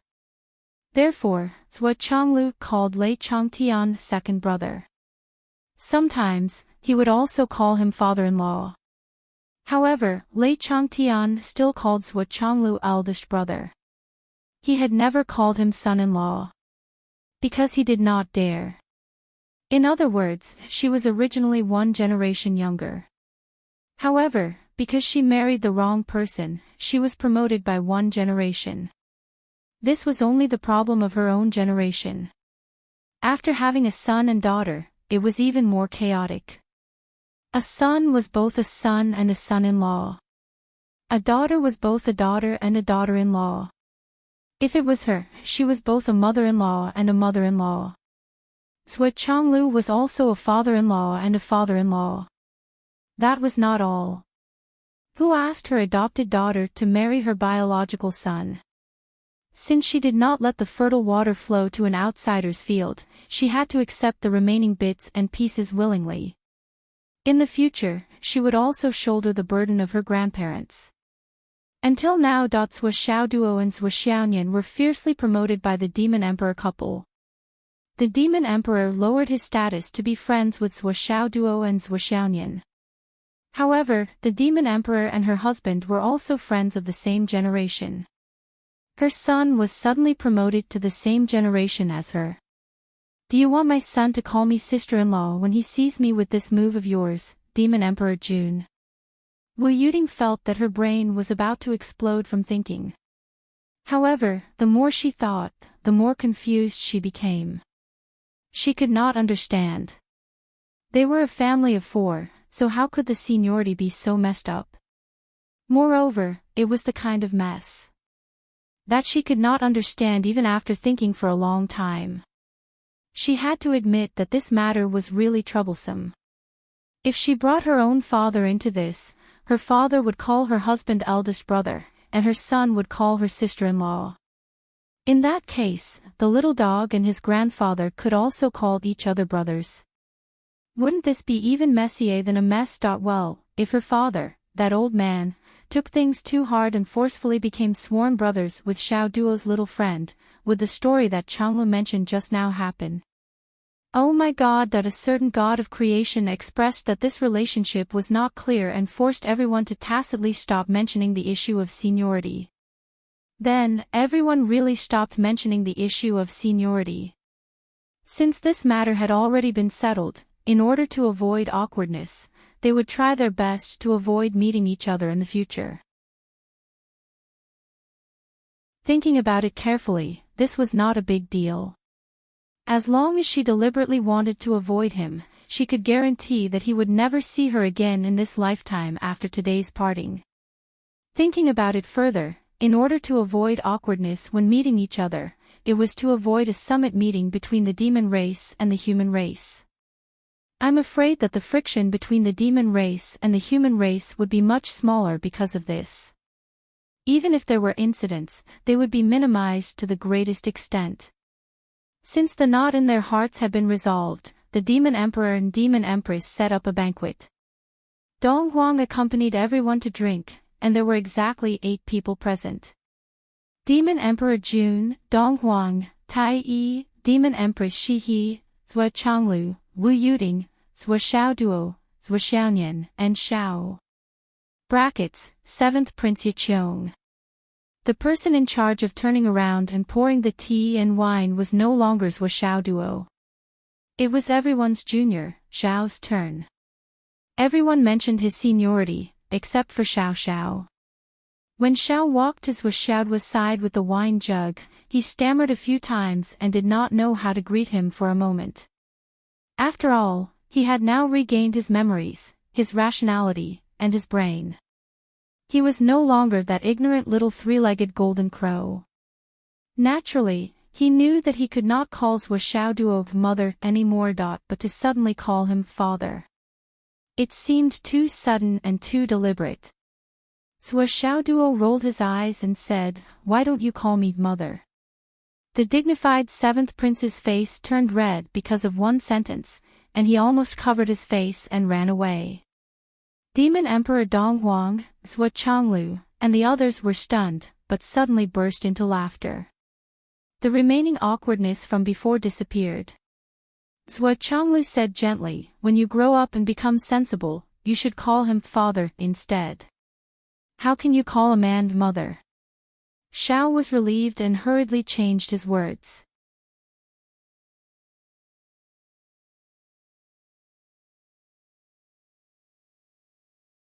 Chapter 1395. Zhua Xiaonian blushed and pouted. She cursed in a low voice, pinched her flesh with her fingers, turned 90 degrees and 180 degrees, stomped her feet, twisted her waist, and pouted her lips. Seeing such a childish scene, everyone laughed even louder. Unknowingly, 3 rounds of wine had passed. The monster emperor asked Xiao, "Qiong, what do you plan to do in the future?" Xiao Xiao pondered for a moment and chose her words carefully. Then, she said solemnly, "This child has already told Imperial Mother that Imperial Father and Imperial Mother have many older and younger brothers. This child has already left for so many years. So, this child wants to continue following Imperial Father and Imperial Mother. To create a career there."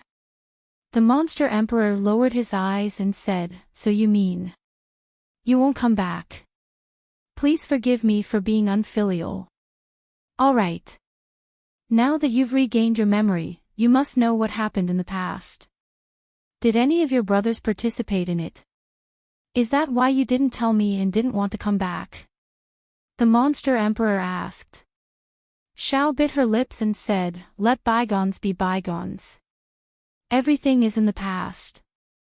Imperial Father, please don't look into the past." The monster emperor said indifferently, "Is it the youngest?"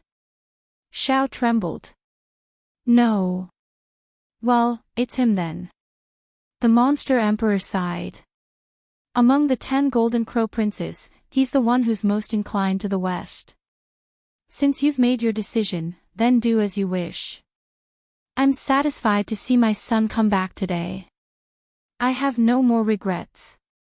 She has smiled with tears in her eyes. "But I still hope that you can stay here for a while. Father and Mother will teach you what you should have learned in the past but didn't. After that, you can go back and do what you want." Xiao looked at Sua Xiaoduo with an inquiring look. Sua Xiaoduo rolled his eyes and said, "Why are you looking at me like that? Since your imperial mother has said so, of course you have to listen to your imperial mother. Besides, I can save a lot of money even if you don't go back.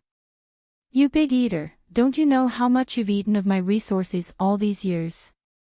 When you go back, remember to ask your imperial father and imperial mother for a lot of money to make up for my losses all these years." Xiao didn't know whether to laugh or cry. He laughed, waved his hand, and said generously, "Of course. Brother Duo, don't worry, I'll make sure he fills you up with interspatial equipment when the time comes." Demon Empress Shiha's words were filled with confidence. Considering the wealth of the demon race, no matter how large Sua Xiaoduo's space equipment was, she was confident that she could fill it up in one go. "It's not a big deal." Filling his spatial equipment. Zhao's expression immediately changed. "Mother, be careful with your words." Sua Xiaoduo's eyes lit up like light bulbs. He said, "I didn't expect sister-in-law to be so straightforward and generous. I'll be waiting then." Xiao, on the other hand, had a bitter smile on her face, as if she didn't know what to say. Dong Huang was curious. He asked, "What's wrong? Is your father's space equipment very big? How big is it? Is it not enough even with the resources of our demon race?" Xiao looked at Sua Xiaoduo. Sua Xiaoduo waved his hand casually and said, Say it, say it. We're not strangers, so there's nothing to be embarrassed about." Xiao sighed and said, "Why else would I say that I'll follow my father to start a business? My father has a special space equipment. Because of a series of coincidences, it's now a prototype of a small world. No, it's a prototype of a world. It has the earth, fire, water, and wind as its foundation, and the sun and moon as its vitality. It's really no different from a world. Don't talk about filling it up with treasures. Even if we send in all our people, we might not be able to fill it up. A world of its own. Earth, fire, water, and wind. A world of its own. Dong Huang and the Demon King's expressions changed. They turned to look at Sua Xiaoduo in shock. Especially the Demon King, who muttered, "I understand now. Once your father's world is formed, you'll be the only son in this world." Xiao nodded. "Yes." Dong Huang and the Demon King's expressions turned serious. They both gasped at the same time. Although this world is far from being formed, it already has the Dragon of Providence and the Heavenly Providence. It already has everything it needs. It's just waiting for it to be perfected in the future. Xiao frowned and said. The Demon King and Dong Huang grabbed Sua Xiaoduo's hand at the same time. "What else do you need? I'll give you everything." At this moment, the aura of the two emperors erupted like a volcano. Sua Xiaoduo didn't understand. Even Sua Changlu and his wife didn't know what this meant. However, the Demon Emperor and Dong Huang were extremely clear about this. What did the existence of such a world mean? What did it mean? This didn't just mean an infinitely large strategic base. It also meant that a god of creation was about to be born. That god of creation was even more awesome than Pangu Hongjun. He was an unbounded expert in the truest sense. Lack of spatial treasures, lack of astral soul's jade powder, lack of creation triangle. Lack of treasures, lack of earth veins, lack of dragon veins, lack of everything. It's just a prototype. Of course, it lacks everything. Sui Xiao Duo didn't hold back at all. With such a rare opportunity in front of him, Sui Xiao Duo wouldn't hold back. Dong Huang and the Demon King were already discouraged when Sui Xiao Duo was only halfway through. It really is lacking in everything. You haven't even taken shape yet. Xiao hurriedly said, No, it's really taken shape. My father is used to acting pitiful. You'll know when you go in. Therefore, under Sui Xiaoduo's invitation, the 3 leaders of the demon clan all entered the Tower of Void Destruction. As soon as they entered, the 3 leaders were collectively stunned. Damn, is this the bleak space that lacks everything that you said? Is this what you meant by lacking so much? Isn't this the prototype already formed? Just like what Yiqiong said, they just need to continue to fill it up. They don't lack so much at all. It's really a habit of acting pitiful. After coming out of the Tower of Void Destruction, the Demon King and Dong Huang's attitude was 10 times more enthusiastic than before. They held Sui Chonglu's hand tightly and said, Brother Sui, you must stay for a few more days. We have a lot of things that we need to discuss together. Specific events, specific analysis, in-depth discussion. Xiao Duo, you can play here as much as you want. Whatever you need, no matter what it is, no matter how much you want, just tell me. I'll get you as much as I can. Don't worry, I'll do what I say. For the next period of time, Sui Xiao Duo and his family stayed in the Demon Emperor Palace. Xiao didn't want anyone to know that he was back, especially his brothers. The Demon King and Demon Empress didn't have any objections. Instead, they gave their full support. Especially, the Demon King and his family felt that Xiao was following Sui Xiao Duo to be the only sun god in a brand new world. Strictly speaking, it was really much better than his brothers. It was a real bright path with a bright future. This is the real eternal path, the path of immortality. This is the best path that the 3-legged golden crows can get. It's a straight path. Yiqiong survived a near-death experience and turned misfortune into bliss. She actually got such a great opportunity, especially without any competition. But remember to control your temper. You can't be willful. Even if you really become the sun god of the new world, you have to maintain a close relationship with the heavenly way. I think we can start building Sun God's palace that belongs to Yiqiong now. Later, I will go and discuss with the Fusang Divine Tree to see if we can split out a branch of the Fusang Divine Tree to accompany you to the new world. After all, Sun God's palace and the Fusang Divine Tree will be the cornerstone for you to develop your future ambitions, and also the place where you can settle down. If there's an opportunity, you can enlighten the spiritual birds in the new world, such as the vermilion bird, the fire phoenix, and the flame swan. That world already has your aura. If it's rare for a golden crow to be born, you can only choose spiritual birds that also belong to the fire origin. You have to be careful to restrain your children. When you're exploring the new world, you have to climb to a high position at the beginning. Remember to build a good relationship with the sky dragon. More importantly, you have to listen to your father, Xiao Duo. If you're driven back by your father, you'll have no face at all. When the Demon Emperor and the Demon Empress talked in private, they often sighed with emotion. No wonder Her Majesty Emperor Enviwa bestowed the sword of Emperor Enviwa to Yiqiong.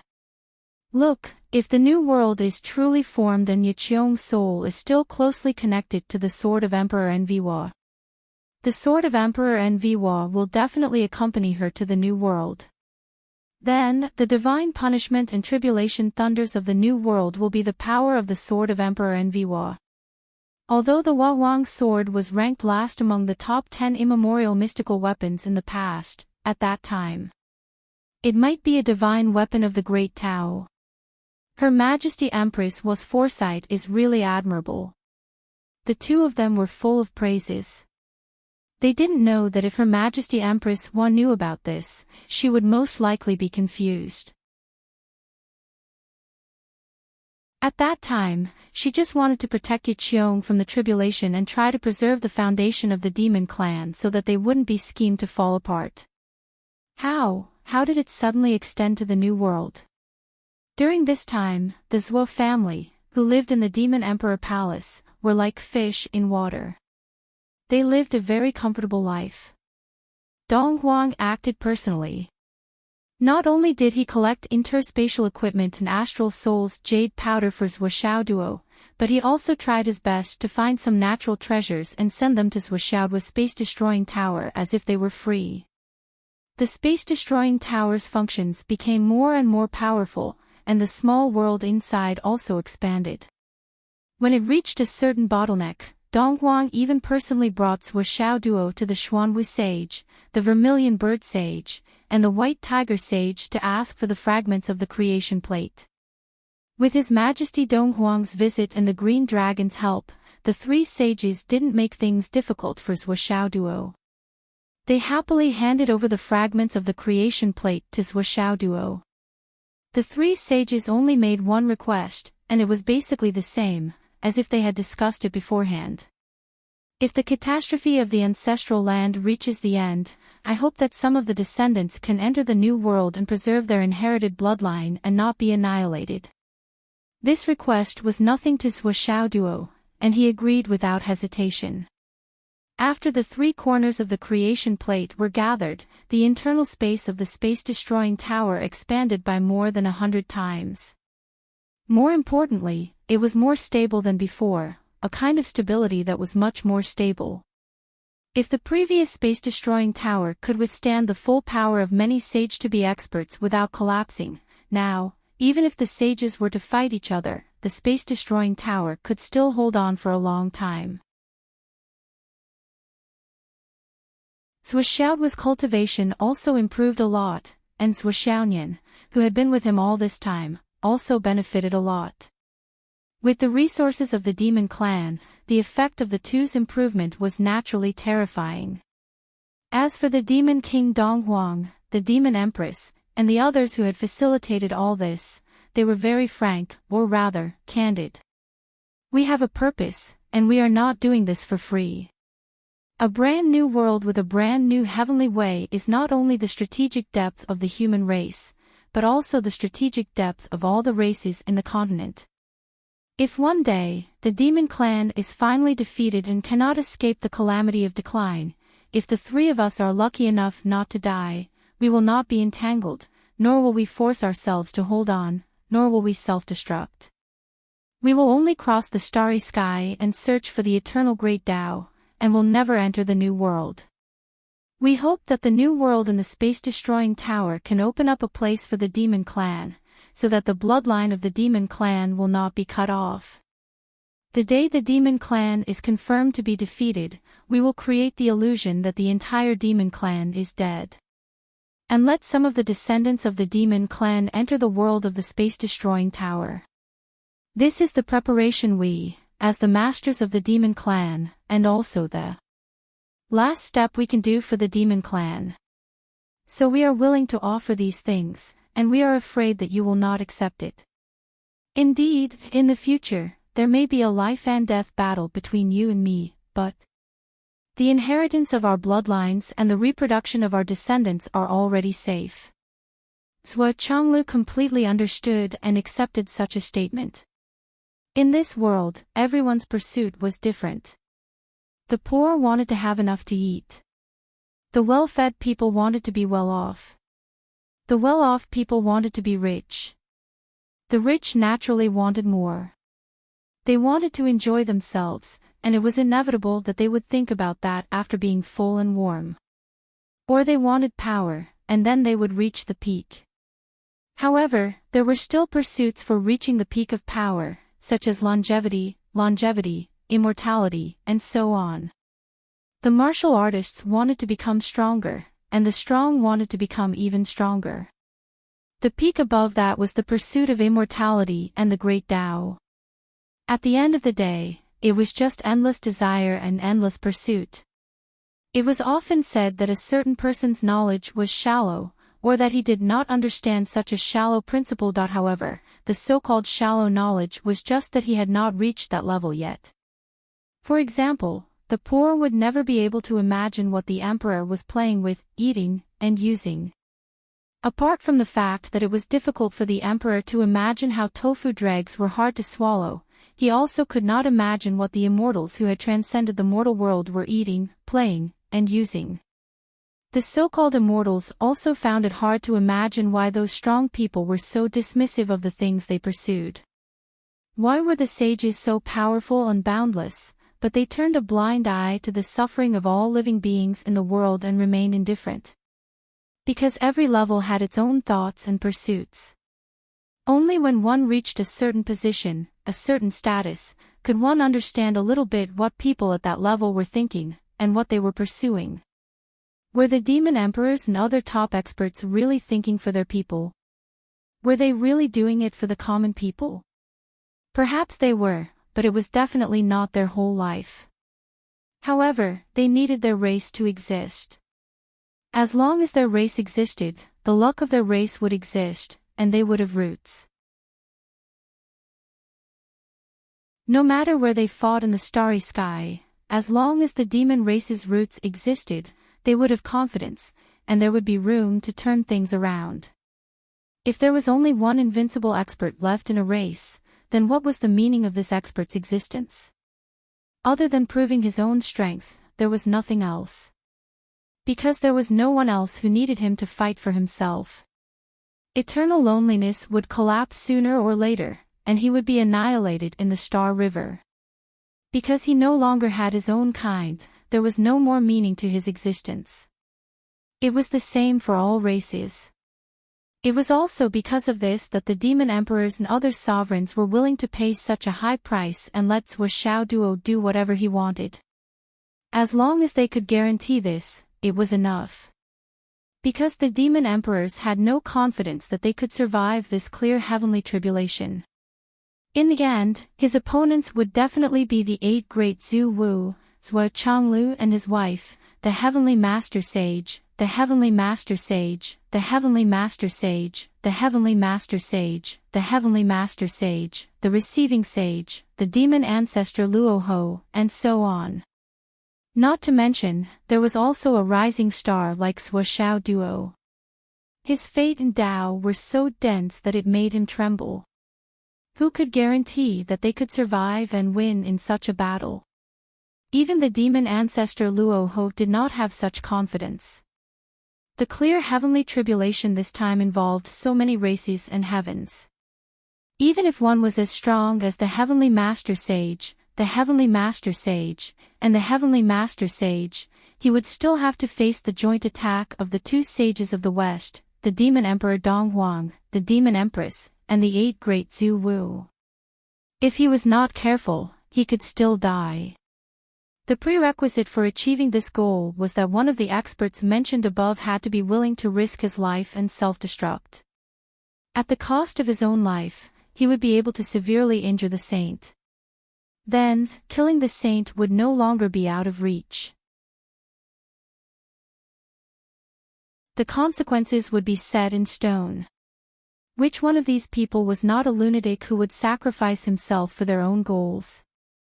Not to mention other things, the Heavenly Master Sage Xuanti was even willing to give up the position of Heavenly Master Sage. If victory was decided in one battle, would he dare to sacrifice himself? Would he sacrifice himself?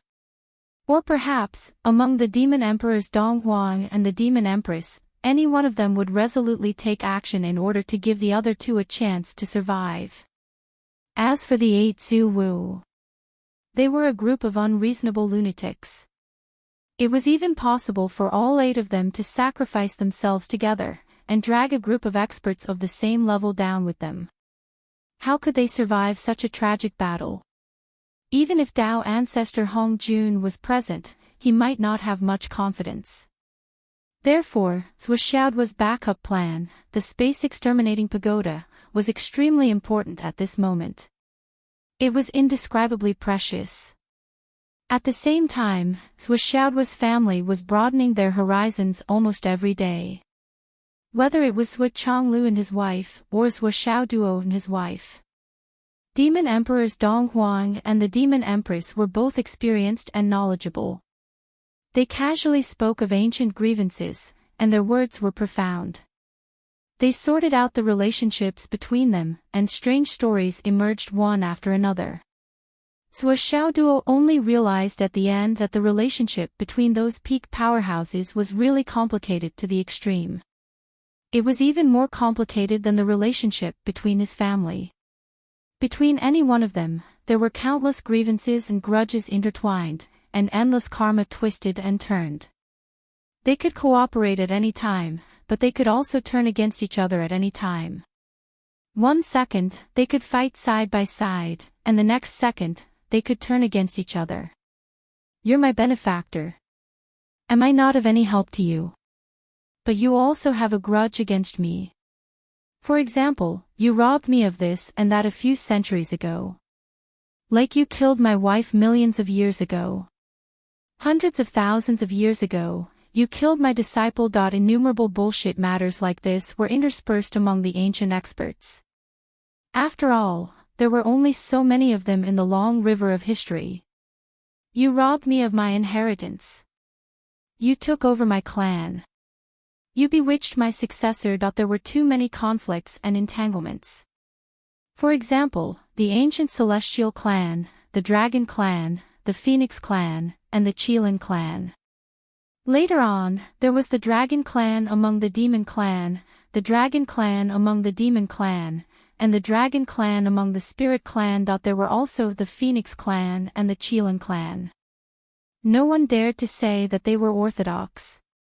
If they insisted, they would only be ridiculed.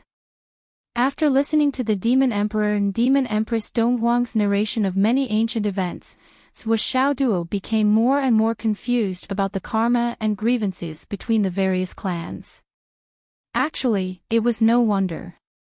After all, even the Demon Emperor, Ancestor Dragon, and Primordial Phoenix could not really understand and see through it. In any case, there was nothing wrong with fighting and killing when they met. It was also natural for them to drink tea and chat when they met. As for who was right and who was wrong, according to the Demon Emperor, it was, fuck. Who cared about such a small matter as right and wrong now? Karma and grievances were not isolated. Due to fate, they came into being.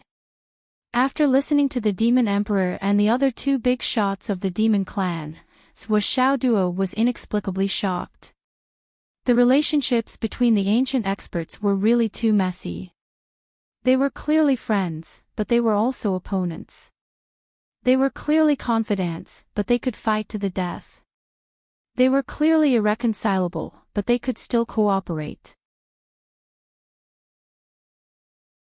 You've dealt a huge blow to my innocent and young heart. I can say that the mighty figures of the primordial times are too good at playing. I was born upright and plain-spoken. I abhor evil. I don't rub sand in my eyes. Enmity is enmity. Kindness is kindness. Black is black. White is white. I am so open and aboveboard. It would be abnormal if his head did not hurt after listening to such a complicated relationship. However, these stories were quite interesting. Even though he despised them in his heart, it did not stop Zhuoxiaoduo from listening with relish. At the same time, he also absorbed the essence of the wonderful story. Those in power could not be black-hearted, but they had to understand what black-hearted was. Otherwise, how could they fight against black-hearted? Yes, that was Xiaoduo's way of doing things. It had always been like that. Well, big brother, what about the past of Chan School and Jie School? Can you tell me about it? Xiaoduo asked. Now, Xiaoduo was very familiar with calling the Demon Emperor as Big Brother. He could do it as soon as he opened his mouth. There was no longer any awkwardness. The so-called awkwardness and entanglement had long disappeared. Your son is my son. Of course, we are brothers. The only difference is that you are the father and I am the father. There is nothing wrong with this slight difference. It is like the imperial messenger patrolling heaven is my biological father. The Flood Witch. Yes, now I should say that the Flood Zhu Wu is my godfather. That is the reason. Furthermore, I am a loving father and you are my father. There is nothing wrong with that. You are not cuckolded and neither am I. That is the main point. The rest are not worth mentioning. However, the enmity between Chan School and Jie School was the biggest puzzle in Xiaoduo's mind. The investiture of God's tribulation between Chan School and Jie School is another tribulation after the tribulation of witchcraft and demon. However, between the two schools, it is just a battle of ideas. When the Demon King talked about another tribulation, he could not help but sigh heavily. Then, he spoke slowly. Of course, what he said was from his own point of view. Naturally, it was mixed with a lot of his own understanding. Xiaoduo knew the principles behind it. The Demon King also knew it himself. However, this kind of peerless almighties often had their own unique way of looking at problems. With the Demon King's narration, Xiaoduo finally understood a lot. The legendary investiture of God's tribulation involved the four dimensions of heaven and earth. The four sects of the West and the heavenly court all participated in the investiture of God's tribulation. It was known as the biggest tribulation since the creation of heaven and earth. The starting point of this tribulation was launched by the Tao ancestor. The original intention was to eliminate the burden of heaven and earth accumulated after the tribulation of witchcraft and demon with relatively small losses and weaken the Jie school. Unexpectedly, the tribulation was launched and could not be stopped. It became more and more intense. In the end, it evolved into the four sects fighting to the death. In the end, the Jie school, which was known as the number one sect, was almost completely destroyed. The two battles of the Immortal Slaying Sword Formation and the 10,000 Immortals Formation caused serious damage to the untainted land. After the final battle, the Chan school did not win, the Ren school did not win, and the Jie school did not win either. The Western sect seemed to have benefited and even formed the karma of the journey to the West. However, did they really win? They did not. Then, who won? Did the Heavenly Court win? The Heavenly Court did not win either. At most, it could only be considered a small advantage. At the end of the day, the investiture of God's tribulation that was planned by the Tao ancestor was to eliminate the killing intent of heaven and earth. The secondary purpose was to support the Heavenly Court to become the master of the three realms. However, under the intentional or unintentional push of several sages, the atmosphere completely changed. After a series of battles, although many insignificant characters had died, the people were also in a real sense. However, not many of the true experts of the various sects had died. Even the Jie school, which was said to have suffered heavy losses and was almost destroyed, had several eldest disciples who had become the backbone of the Western sect due to fate. Although the Grand Master of Heaven had been sealed, the disciples of the Jie school had used their own efforts to obtain immeasurable merit through the saint scheme and the opportunity of the Western sect's prosperity to preach to the world. They had used 1,000,000 years to wash away the karma on the Grand Master of Heaven. The so-called God's investiture catastrophe.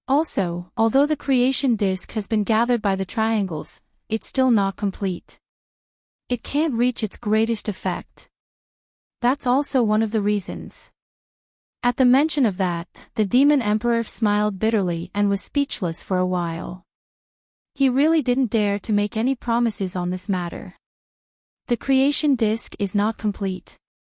Of course it's not complete. It's definitely not complete.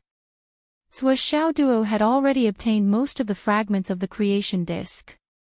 However, the last part of the creation disk was the creation jade disk that had landed in the hands of the Dao ancestor. Back then, the Dao ancestor had used the creation jade disk to fuse with the heavenly Dao and evolve the 3000 great Dao. That was how the current world was formed. Xiao Duo, you actually want to snatch that too.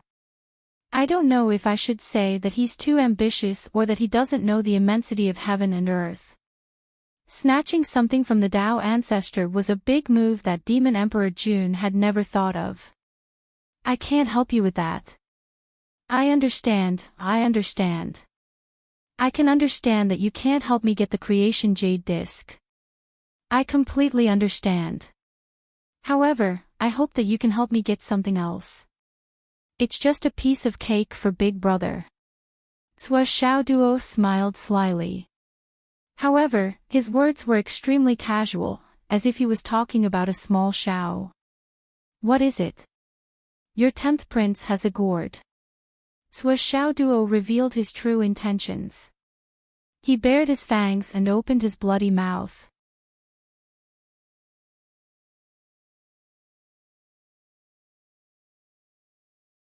Chapter 1396. Xiaoduo's memory of the 10th prince's gourd was still fresh in his mind, and he still had lingering fears about it. That gourd was also Bai Anjiu's brother, and there was a tiny person inside. The tiny person's eyes lit up, and he almost twisted his own head off. This is such a good item. Since I have the chance, how can I not take it and let it wander outside? Yes, I'm not doing this for my own selfish desires. I'm doing this for the old gourd vine's earnest request. Now that the Grand Supreme Elder's purple gold gourd and Sect Master Tongtian's purple green gourd had returned one after another, the yellow-skinned gourd that had fallen into the hands of the demons was no exception. Yoan's gourd. Immortal slaying flying blade. The demon emperor pondered for a moment and said, "You have to take it yourself. It doesn't make sense for me to force you to take the secret treasure that I've already given you. I can only guarantee that if you take it with your own strength, it's your ability, and I won't pursue the matter. However, if you can't take it, it means that you're not fated with the treasure, and it's not something that can be forcefully resisted by humans. That's good. Big Brother is generous. As a brother, I'm grateful." Xiao Duo was full of confidence, as if the yellow gourd was already in his hands. The next day. 10th Prince. I heard that you're invincible in one-on-one combat. Do you dare to fight with me? Under the gaze of hundreds of demon gods, several demon crown princes, the demon emperor, the demon empress, and Zhuo Chonglu. Under the gaze of tens of thousands of demon soldiers. On the military field outside the Demon Emperor Palace, Xiao Duo stood on a high platform, and his voice was as loud as a bell. "Ha, I guess you don't dare. You're a coward who's been known for scheming against others since ancient times." The 10th Prince, Yuan, was instantly enraged upon hearing that. "Xiao Duo, who do you think I don't dare? Do you dare to say another word? I said you don't dare. I said you don't dare, you coward. Don't say one word, I'll say 100 or 1,000 times, you coward. I don't dare." The 10th Prince was so angry that he laughed. "You think too highly of yourself. Ha ha ha. You dare. You really dare. If you want to fight, then let's fight.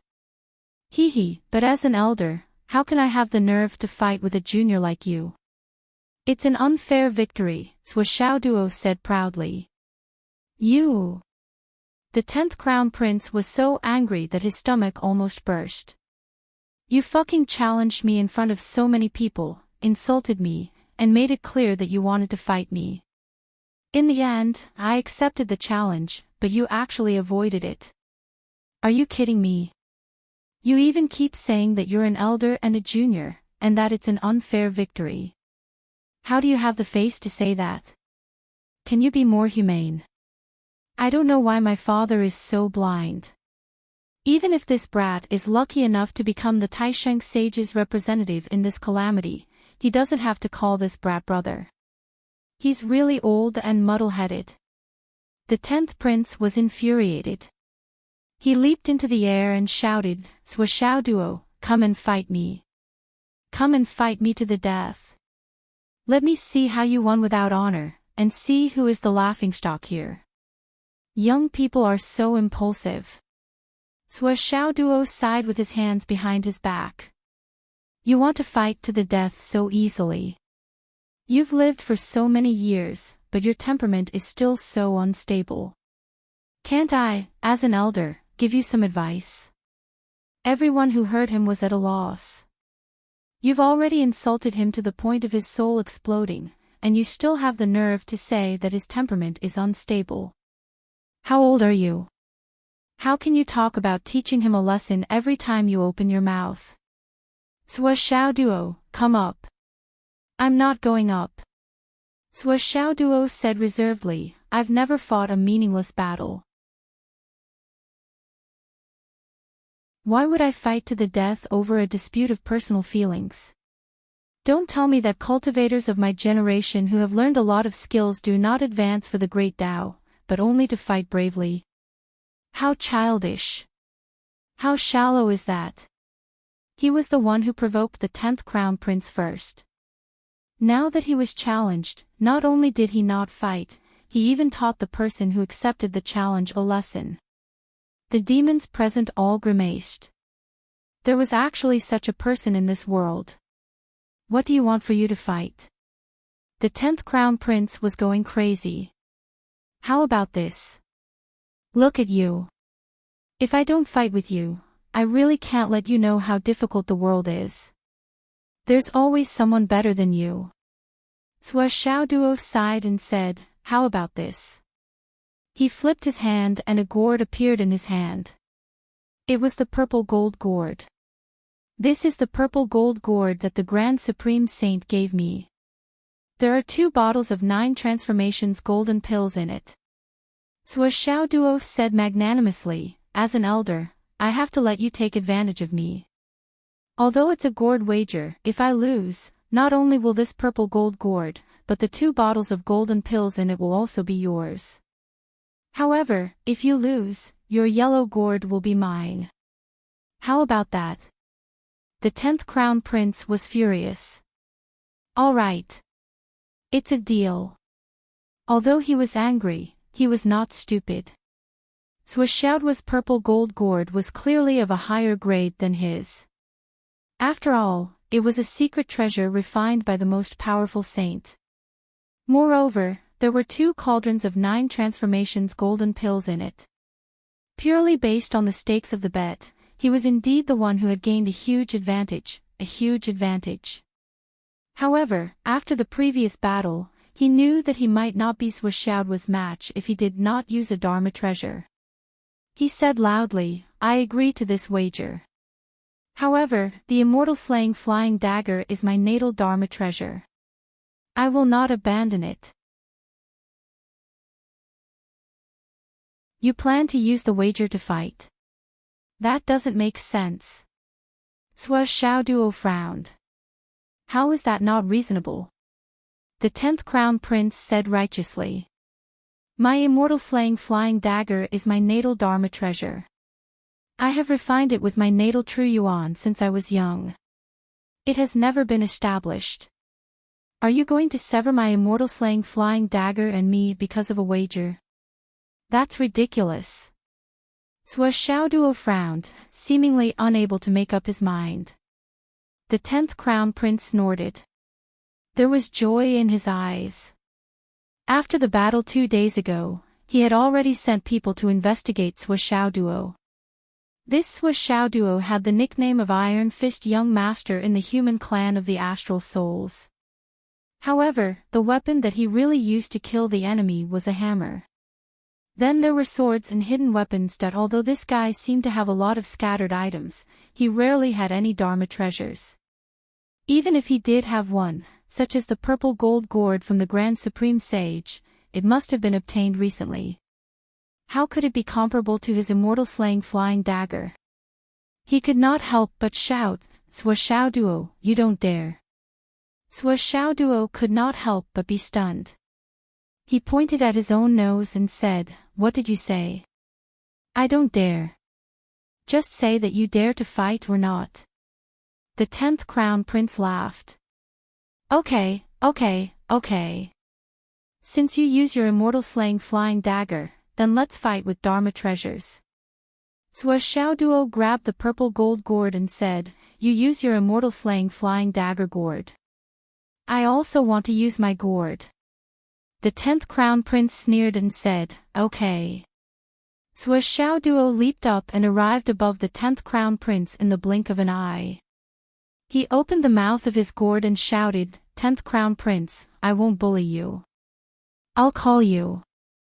Do you dare to answer?" "Call me? How many times have you called me? I haven't lost a single piece of flesh." The 10th Crown Prince sneered in his heart. "Why wouldn't I dare? 10th Crown Prince. I'm here." Whoosh! The 10th Crown Prince, Yuan, disappeared into the purple gold gourd. Everyone was dumbfounded when they saw this. What the fuck was this? How did the 10th Crown Prince get sucked into the gourd after calling his name? There was no lack of knowledgeable people present. They had naturally seen many Dharma treasures that sucked and trapped people. However, these Dharma treasures usually required great power to activate the Dharma treasure. Then, the Dharma treasure would generate a hurricane of air to wrap around the target and forcefully pull in the opposite direction. Only then would the Dharma treasure be completely absorbed. Why was Sui Xiao Duo so straightforward? What about the absorption process? They didn't seem to see it. Isn't this too strange? Sui Xiao Duo chuckled and placed the purple gold gourd on the high platform. He said, "No need to be shocked. I've already sucked the 10th Crown Prince into this gourd. As his elder, I'll give him an extra advantage. As long as the 10th Crown Prince comes out on his own within 4 hours, he'll still be considered the winner." Everyone thought about it. This was really a good deal. Although the 10th Crown Prince was sucked into the gourd, his Dharma powers were not restricted. Moreover, he had the immortal slaying flying dagger in his hand. He might be able to fight back. Therefore, everyone focused on the gourd on the high platform and observed the subsequent changes with rapt attention that they wanted to see if the 10th Crown Prince could come out. As far as the eye could see, the gourd was shaking slightly. It was as if the 10th Crown Prince was fighting inside and struggling with all his might. In a moment, the gourd emitted a purple gold light that was extremely beautiful. Everyone's eyes were glued to the screen without blinking. In the gourd, the 10th Crown Prince held a long spear and charged left and right, probing in all directions. However, he seemed to be in the void and chaos. No matter how hard he tried, he could not fly out. Moreover, no matter where he rushed, there was a ball of fire that burned fiercely. The Crown Prince was born with the Golden Crow's sacred body. He was not afraid of fire and could even use all kinds of fire for his own use. However, the purple gold gourd contained the Grand Pure One's true Samadhi fire. How could it be so easy to endure? Sui Xiao Duo had no intention of harming his life. He had instructed the purple gold gourd to deal with it appropriately and not use the power of the true Samadhi fire. Otherwise, the 10th Crown Prince would have turned into ashes. The 10th Crown Prince refused to give up and continued to fight everywhere, hoping to be lucky. Suddenly, 2 rays of light, one white and one black, appeared quietly. They were Bai Bai and Joe. With a cry, the two of them each held a pair of sledgehammers and fought with the 10th Crown Prince in the gourd. After a while, another child in purple came out. He imitated Bai Bai and Joe and also held a pair of sledgehammers and joined the battle. The more the 10th Crown Prince fought, the more strenuous it became. In his fury, he took out the immortal slaying flying blade. He did not expect that the natal Dharma treasure that he claimed to have cultivated with his life would not open no matter how he summoned it. If the gourd did not open, the immortal slaying flying blade inside naturally could not come out. The 10th Crown Prince felt his heart swell. My natal Dharma treasure is actually disobedient now. In this case, how is the gourd different from trash? What use do I have for you?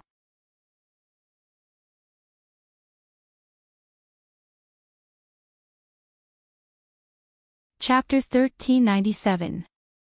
Well, it was not completely useless. It even had a new function, chatting. A child in yellow clothes came out and sat on the gourd to watch him fight. Then, he chatted with the other 3 gourd children intimately. "Ah, you're all here. I thought I saw wrongly last time. What would you do if we didn't come? I don't know what to do. Anyway, I'm just a gourd. Is this little 8 and little 9? There's a new one. TSK. They're not bad looking. I actually have a younger sister. It's Bai Bai and Joe. They're drinking wine. Not bad. Look at their potential. Both of them are stronger than us. Nonsense. We've all been refined and turned into magic treasures. Our potential is limitless. The 2 of them are raised as sons and daughters by someone with great providence. How can they be the same? I'm so envious. I want to be raised as a son too. Why don't I have such luck? Who wouldn't be envious? What about you? Where did you end up? Speaking of my fate, I'm still considered passable. I followed the Grand Pure Sage. Sigh, at first, I could still participate in battles and come out to play occasionally. Later on, I was completely used as a storage unit. This old man has many magic treasures. Usually, he only uses me as a storage unit. In these hundreds of yuan hui, I've only appeared once and stayed in the human world for more than 10 years. I can't bear to look back on the past. Sigh. I was only thrown out recently. I'm living happily with little 8 and little 9. You've reunited. So, you're being raised as a son by someone with great providence. Not really. They're blood-related. At most, I'm a godson. How can a godson compare to a biological son or daughter? The yellow gourd showed sincere envy. Even if he's a godson, he's still a son. I'm so envious that you're reunited and raised as sons. Boo-hoo. I really want to be a son. A godson is fine too. It doesn't matter if I'm a son or a godson. Anyway, I'm living a good life now. You don't know, little 8 and little 9 still have the supplies their mother left for them. It's as boundless as the ocean. They can swim as much as they want in it. I've swum in there a few times. It's so comfortable. I want to swim too. TSK, your master treats you like a treasure. How could he allow you to go? It's not up to him. Do you think I don't know what happened just now? After a while I, as the master, will accept my loss and will no longer be my master. I will soon be able to become a son. That makes sense. By the way, you're just my godson in the past. Don't even think about climbing over my head. Understood. We are all godson. You should tell me quickly. What is Mother's Sea of Vitality like? Wait, how is our mother now? You'll know soon enough. I'm looking forward to it. Let's hurry up and finish it.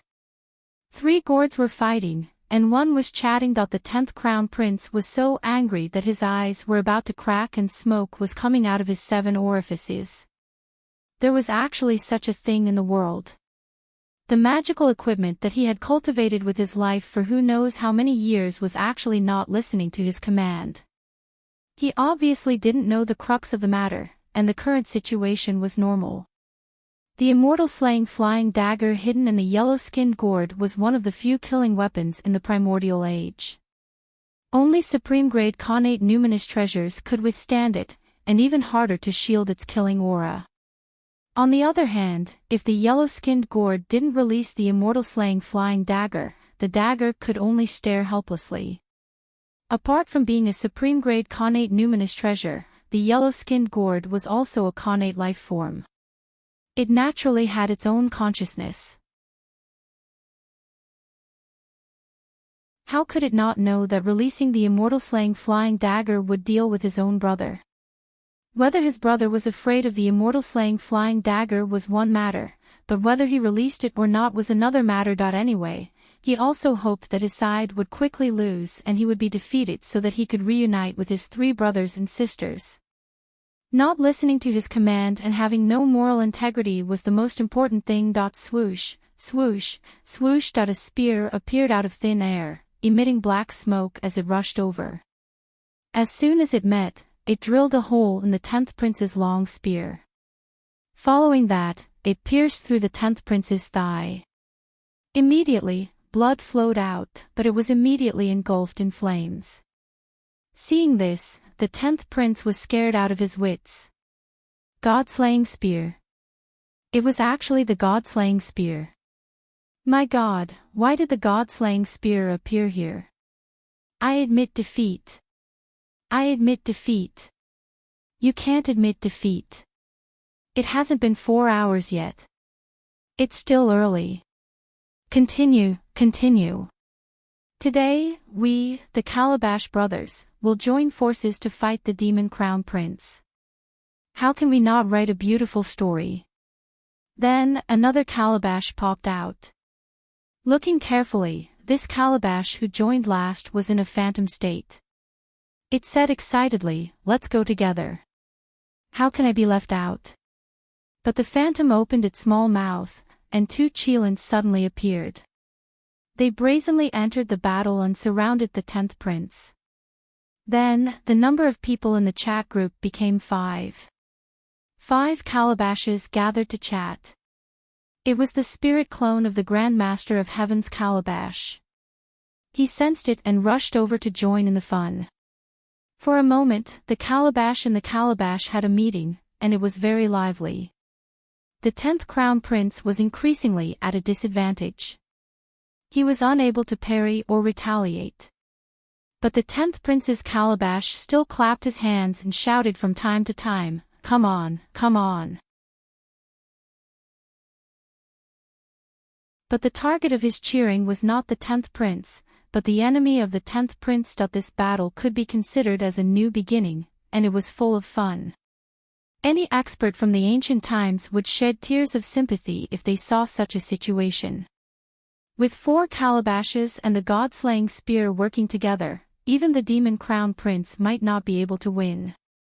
Not to mention the Demon Crown Prince, who was betrayed by his own magic treasure. The 10th Prince felt like he was being beaten every minute and every second. He could not help but cry out miserably, "What's the time limit? Say something." 4 hours, I said. How long has it been? It's almost over, right? It's not even an hour now. Take your time. The 10th Prince growled in despair. He felt his vision turn black. In other words, he still had to endure 3 hours of crazy ravaging before he could be released. What the fuck is this? The 10th Prince held his head with one hand and covered his crotch with the other. He shouted in grief and indignation, "Can you stop using the God-slaying spear? I won't resist anymore." Then, he squatted on the ground. Yen Shirsi, go back. We don't need you here. Bai gave the order. Yen Shirsi flew away unwillingly. The situation was better than him. The calabashes were having a meeting, so he had no say in it. Next, punches, kicks, and hammers landed on the 10th prince's body continuously. It was an unprecedented crazy beating that would make anyone who heard it cry that it was purely a one-sided beating. The 10th prince was like a rubber ball that was being beaten and kicked around. In less than 2 hours, his body was swollen twice. But why would the calabashes care about this? They felt that it was very satisfying to chat and fight at the same time. So, they continued to beat and talk at the same time. They were already used to it. They giggled. How fun. Outside. Demon Empress Shihi frowned. Can Yuan come out by herself? Demon Crown Prince pursed his lips. You're thinking too much. There are at least 3 calabashes inside. Do you think he can come out after beating him up? This is a supreme grade treasure that the Grand Pure One has nurtured for his entire life. Not to mention him, even we would have to put in a lot of effort to get out if we accidentally fall into it. Then isn't he going to lose for sure? When he flew into a rage, he had already lost. You have to thank Brother Little Duo for not wanting to take his life. If he had the slightest bit of evil intentions, dying 100 times over wouldn't be a big deal. Demon Crown Prince sighed. Demon Empress rolled her eyes. This brat plotted to steal my son's treasure, and I actually have to thank him for showing mercy. She sighed as she thought about it. The Grand Pure One and the Grand Pure One had already handed over their calabashes. Her son was nothing. Finally, 4 hours passed. Under everyone's gaze, the purple gold calabash suddenly shook violently. With a soft thud, the 10th prince seemed to have appeared out of thin air and landed on the ground. However, everyone's eyes trembled violently. The 10th prince who came out was like a rubber ball. His entire body seemed to be swollen several times. He rolled freely on the ground and didn't stop for a long time. Demon Empress widened her eyes as she looked at the rolling ball. That's my son. My son has been beaten to this state. So round. Who beat him up? Isn't this too ruthless? Without waiting for the Demon Empress to pursue the matter, and before she could step forward to protect Xiao Duo, who was standing outside the gourd and waiting for the result, flung out a beam of light almost immediately. The Grand Sun True Fire immediately poured down on the 10th prince's body. To the Golden Crow, this thing was the best healing panacea, an eternal natal divine medicine. After a while, the 10th prince, whose body and appearance had returned to normal, stood up. Only his eyes were still a little hazy. His mind was probably destroyed too badly. His body swayed, and he turned a few rounds dizzily before he saw Xiaoduo's figure. He shook his head sadly. I lost. Without saying anything else, he removed the soul binding with the yellow-skinned calabash. The immortal slaying flying blade was good. However, when the immortal slaying flying blade encountered the calabash of the same origin, it actually produced such a reaction that it had long exceeded the 10th prince's expectations. If he didn't experience this personally, he wouldn't dare to believe it even if he was beaten to death. Anyway, the 10th prince didn't want such a treasure now. Well, mainly, he didn't dare to take it anymore. If you agree to bet, you must accept defeat. You dare to do and dare to accept the consequences. The 10th prince is really open and aboveboard. Xiao Duo put away the yellow-skinned calabash with a smile. Then, he poured out a 9 transformation golden pill from the calabash and handed it over. This is a small token of appreciation from Xiao. Don't mind it. The 10th prince smiled bitterly and didn't argue. He put away the golden pill and said, Zhuoxiao Duo, your goal has been the immortal slaying flying blade from the beginning, right?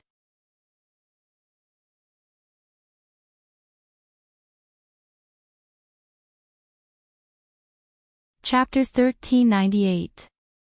Zhuoxiao Duo smiled and said, that is indeed the case. This is a karma that cannot be avoided.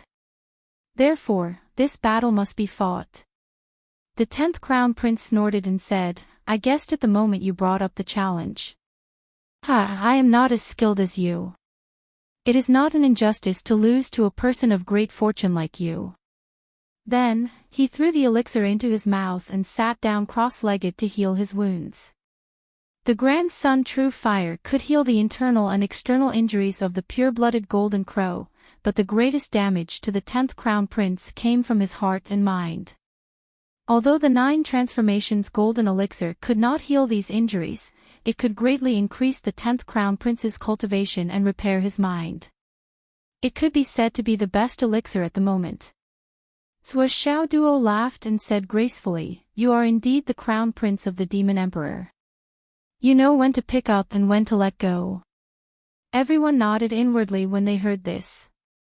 The 10th Crown Prince's gracefulness was indeed admirable. The only mistake was that he accepted the challenge when he could have avoided it.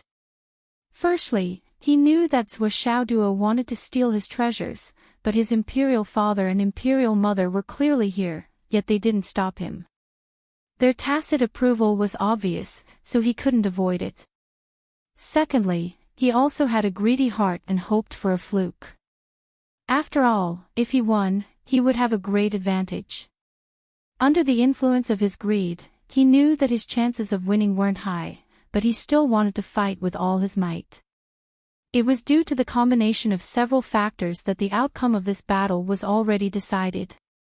Or else, with the yellow-skinned calabash in front of him, Zhuoxiao Duo was already determined to scheme.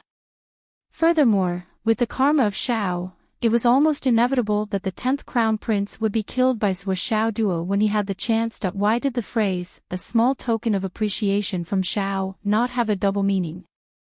Of course, after investigating Zhuoxiao Duo, the 10th Crown Prince already had misgivings. This was also the key to his compromise.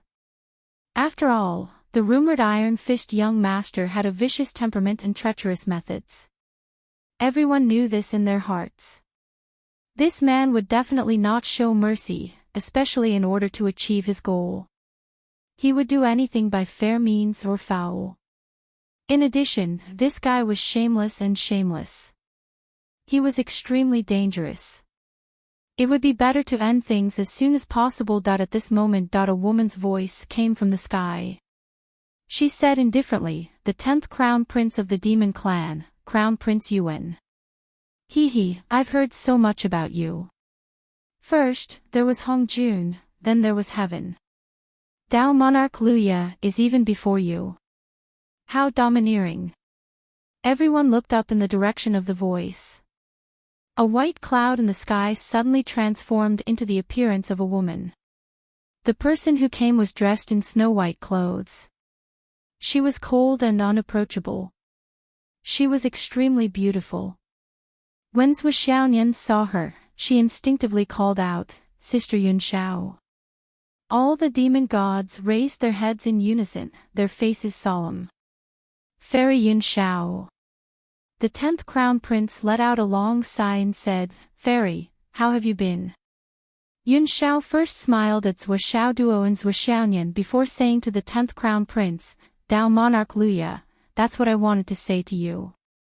It's good that you've been well since we last met. Her gaze was cold and her face was frosty. Her aura was cold and her aura was like a sword that was carved into her bones. She bit her lips and said word by word, for so many years, I've been praying to the heavens at the bottom of Qilin Cliff day and night. I prayed that you, Dao Monarch Luya, would be healthy and have a long lifespan. I prayed that you wouldn't meet a strong enemy and die in the hands of others. I prayed that you would have a smooth journey and that you would live until I leave Qilin Cliff. These words were full of praises for the good and kind. But in everyone's ears, there was not a single person who didn't shudder. Including the Demon Emperor Dong Huang and the Demon Empress, their expressions changed drastically. Every word seemed to be praising and praying for kindness. However, the hatred in every word was so deep that it made one's heart bleed. It was a ghastly sight. It was a bone-deep hatred that could not be extinguished for generations. The 10th Crown Prince said softly, "Fairy Yun Shao, why do you have to be like this? The past is over." Yun Shao smiled coldly and said coldly, "The past is over. I know that you really want the past to be over. However, it's all thanks to you that I can survive at the bottom of Qilin Cliff for so many years. If not for the fact that you're still in this world, my Dao heart would have shattered long ago. I would have collapsed and died. If not for the fact that you're still in this world, I would have died under Ronding's Dao heart attack. Just because you're still alive, I can't die no matter what. Just because you're still in this world, even if the saints and Dao ancestors are gathered, I won't die without a fight." Luya! Yun Shao suddenly roared into the sky. The wind and clouds surged and the world changed. "Do you still remember Zhao Gongming? Do you still remember my two sisters? Luya! You're weaker than others. When you scheme to harm others, did you ever think that you're the son of the Demon Emperor? Donghuang's nephew. Are you worthy of your identity? Are you worthy of the title of Demon Crown Prince? The past is over. With all the karma in front of you, how can the past be over?" Yun Zhao's aura was like a rainbow. Her eyes slowly turned blood red. Her previous otherworldly immortal beauty was no longer there. She was filled with a murderous aura. You've just fought and are injured. Although you can do despicable and shameless things, I, Yun Shao, can't do anything to take advantage of others. I'll give you 4 hours to recover. After 4 hours, we'll fight to the death in front of your Demon Emperor Palace in front of your father and mother. We'll end everything. After saying that, Yun Shao stood in midair with her hands behind her back. Her cold eyes looked at the 10th Crown Prince without blinking. The Demon Emperor rose on a cloud and said calmly, "Fairy Yun Shao, I'm Di Jun. From the perspective of the perfected Shangqing, Fairy Yun Shao should call me Uncle Master. However, that's fine. Does Fairy Yun Shao think so?" Fairy Yun Shao cupped her hands and bowed respectfully. Disciple of Jie School, Yun Shao, greets Uncle Master Demon Emperor. His words and actions actually followed the proper etiquette and were very strict. Di Jun sighed softly and said, "I'm ashamed to be addressed as Uncle Master by you. If Uncle Master has something to say, why don't you speak frankly? What Yuan did back then was indeed a mistake. Furthermore, it was a grave mistake." The Demon Emperor said slowly, "Your master mentioned this matter to me in the Purple Cloud Palace some time ago. I once promised senior brother Tong Tian that I would definitely bring Yuan to the Green Touring Palace to beg for forgiveness. About this, disciple niece Yun Shao should know." Yun Shao said slowly, "When Master returned, he told me that Uncle Master and Anti-Demon Emperor wanted to bring Yuan over to beg for forgiveness. However, the karma of the grudge back then was caused by my family being killed for no reason. Therefore, Master did not intend to make a decision for me. Instead, he specially asked me how he planned to deal with this matter." "What did you say?" The Demon Emperor sighed in his heart. "I told Master that the blood feud is irreconcilable. I don't want others to settle the karma on my behalf. I'm unwilling even if Master wants to settle it personally. I, Yun Shao, have a deep feud with this Dao Lord Luya. We can't live under the same sky. Either he will be consigned to eternal damnation or I, Yun Shao, will die. We can't live under the same sky." Fairy Yun Shao stood in the clouds with her white robes fluttering. Her expression was stern and her words were like swords. I understand that this person is the beloved son of Uncle Master Demon Emperor and Auntie's flesh and blood. However, this hatred cannot be reduced. Even if I have to die, I have to settle the score with this person. Uncle Master, please know about this matter. If Uncle Master and Auntie can't understand or punish me, I will bear the responsibility. After Yun Shao finished speaking, she bowed to the Demon Emperor and stood up after a while. Yun Shao's words were extremely firm. Although she was gentle and courteous, there was no room for negotiation. The Demon Emperor and Demon Empress both let out a deep sigh. The Demon Empress Shihi's gaze was conflicted. There weren't many of these ancient powerhouses who were truly unreasonable. No one would really not care about the word karma. Back then, during the God-Confirmant War, the 10th prince was the only one among the princes of the demon race who was traveling outside. He changed his name to Luya and plunged in. Moreover, the matter had truly deteriorated to the point of no return. It began when Luya joined and shot Zhao Gongming to death with the Nailhead 7-arrow book. Chan school had no way out. All of a sudden, the entire Jie school went crazy. The matter worsened and expanded to the point where the 12 golden immortals of Chan school could not suppress it and were no match for it. In the end, the saint personally took action. Zhao Gongming was the elder brother of the 3 Yun Shao sisters. The 3 Shao immortals came out of the mountain to take revenge in anger, but 2 of them died on the spot.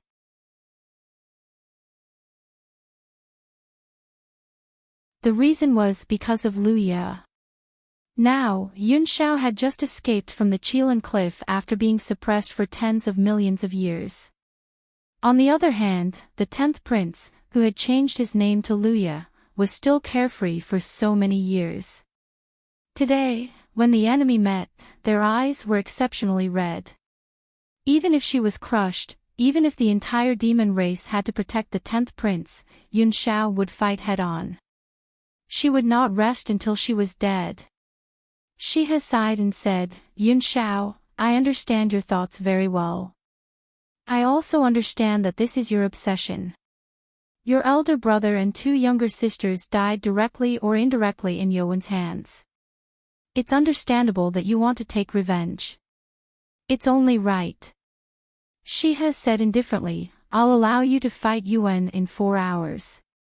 However, I have to say something first.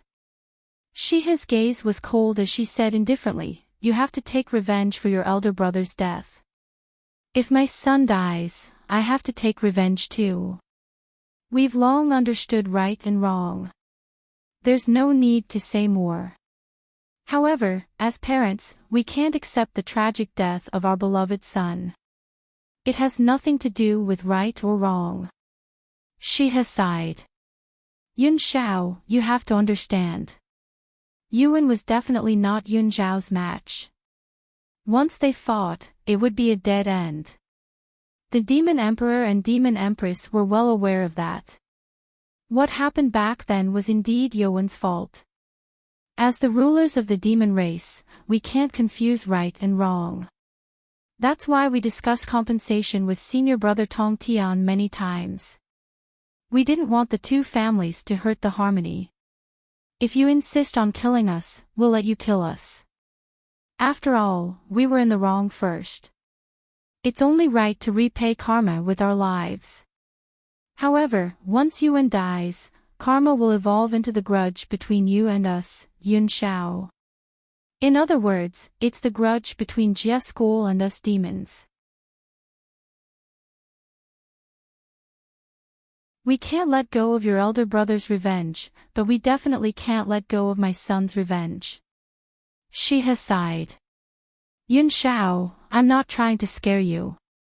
You know that. I'm just stating the truth. We don't want to go to that step. We really don't want to.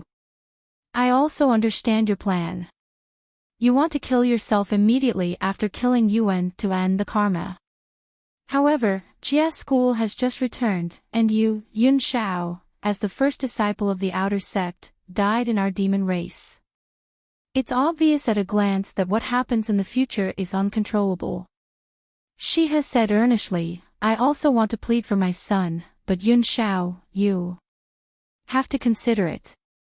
After all, although your second sister, third sister, and elder brother's physical bodies are dead, their essence souls are officials in the heavenly court.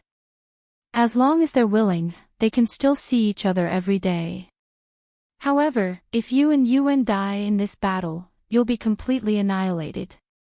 This point is different. That's all. Yun Shao, your uncle Master Demon Emperor, and I won't object to your decision. Shiha looked at Yun Shao and sighed. Fairy Yun Zhao's gaze was cold and unchanged. Just as she was about to speak, Sua Xiaoduo suddenly jumped out and said loudly, Sister Yun Shao, I have something to say to you in private.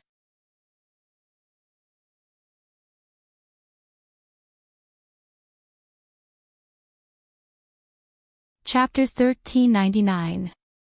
Yun Zhao's intention to kill Zhao Gongming was extremely firm. She did not hate others. Even if Zhao Gongming and the two girls had died in Guangqingzi's hands, Yun Shao did not hate him so much. At that time, the god role was already halfway through. It had nothing to do with you, Luya. Yet, you suddenly appeared at that time. What does it have to do with you? What does the matters of Chan school have to do with you? Who do you have an old relationship with? Who are you friends with? Are you friends? No one can touch you in any aspect. In the end, you suddenly appeared and plotted against my brother for the sake of a sense of existence. Even if you kill him head-on, I won't have any complaints. However, you can't defeat him head-on, so you actually used a scheme. Yun Shao had too much hatred in her heart. Although the Demon Empress had already explained all the consequences clearly, Yun Shao understood very well. However, she would never give up. Sua Xiaoduo leaped up and arrived beside Yun Shao. He set up a soundproof barrier. Sister Yun Shao, does the sect master know that you're here today? Master doesn't know. Then you came in the wrong place today. Yes. It's only right to take revenge. Sua Xiaoduo said patiently, however, isn't it too risky to charge into the Demon Emperor Palace with such fanfare? The Demon Emperor and Demon Empress understand right and wrong. That's why they allowed you to take revenge. What if they don't? If they attack together, how many lives do you have to fill this place? Not to mention, you killed the 10th prince first. It's equivalent to giving others a handle. Wouldn't that be even more uncontrollable? When can't we take revenge? Do we have to kill our way to their headquarters to report? Sua Xiaoduo did not understand. He felt that Fairy Yun Shao, who was extremely beautiful, was more or less a little silly. Just like that, he charged over alone. If I don't do that, it'll be difficult to vent my anger. Sua Xiaoduo was speechless. It was very difficult for him to understand the thoughts of these ancient people. To Yun Shao, killing Luya in public was the best way to vent his anger and make his thoughts clear. As long as he achieved that goal, it would be worth it even if he died here. However, in the eyes of Sua Xiaoduo, this method was extremely stupid. Why couldn't they kill him? Just go out and find a random corner to kill him. As long as your hands and feet are clean, who would know that you did it? Did they have to make it so grand? Sister Yun Shao, I'll give you a suggestion. Please accept it on account that I still have some feelings for your Jie school. Normal channels don't work. Sua Xiaoduo had to find another way. He had no choice but to force her to repay his kindness. This was because if the current situation continued to develop, the 10th Prince Yuan would definitely die. Yun Shao would also die after killing the 10th prince. Sua Xiaoduo did not care whether Yuan died or not. But if Cloud Sky died here, this matter would be huge. It would definitely lead to an all-out war between the demons and Jia school. That was for sure. Back then, Zhao Gongming's death had caused an irreversible situation. Yun Zhao's position in Jia school was more important than Zhao Gongming's. Moreover, Jia school had just returned. Yun Xiao was someone they could not afford to lose. Yun Xiao frowned slightly and said, "Tell me. Beat Yuan up here. Even if you cripple his cultivation, it's fine. But don't really kill him." Sua Xiaoduo said, "Let's talk about the future in the future. Now, let's vent our anger first. Sister Yun Xiao, what do you think?" Sua Xiaoduo tried his best to persuade her. This. Yun Xiao frowned. Clearly, she was not very interested in such a suggestion. She was also not very willing. This guy has done so many things. If you kill him so easily, wouldn't it be letting him off easy? Sua Xiaoduo said bewitchingly, "Let's cripple him first and slowly deal with him in the future.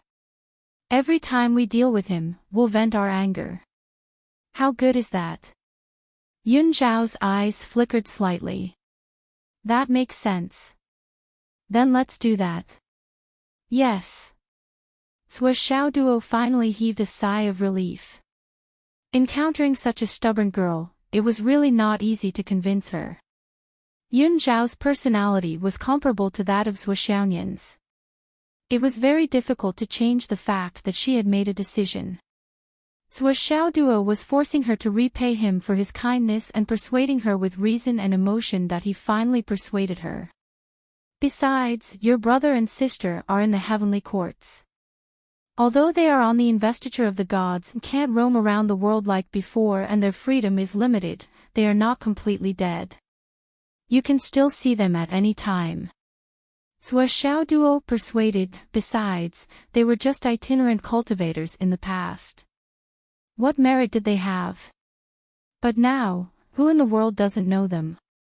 Who doesn't worship them? Yun Zhao's eyes were filled with thoughts. Although Sua Xiaoduo's words were somewhat out of context for Yun Xiao, it was not without reason. Yun Xiao was a reasonable person after all. She thought for a moment. She sighed and said, "After today, I'll make a trip to the heavenly courts." That heavenly courts doesn't seem to have shown up until now. We'll find them eventually. Yun Xiao said quietly. He finally coaxed her. How tiring. It's more tiring than coaxing Nian Nian Cat. Sua Xiaoduo wiped his sweat. 4 hours later. In the sky above the Demon Emperor Palace. A crushing battle had unfolded. Yun Xiao held down the 10th prince, Yuan, and beat him until his flesh and blood splattered everywhere. In the end, she punched through the 10th prince's dantian, broke his sea of qi, and shattered his demon core. She even smashed her palm on his head and destroyed his sea of consciousness. Demon Empress Shihi trembled all over and gritted her teeth. Her face flushed red and then turned pale. She wanted to soar up and fight several times, but seeing that Yun Xiao did not have the intention to kill, she could only endure it. In the end, the 10th Crown Prince was beaten until he was like a pile of mud. He fell unconscious on the high platform. Yun Xiao also floated down. Martial nephew, you crippled Yuan, destroyed her cultivation, and destroyed her foundation. Yun Xiao stood in front of the Demon Emperor and said in a neither servile nor overbearing manner, "I'll let martial uncle deal with me." The Demon Emperor hesitated for a long time.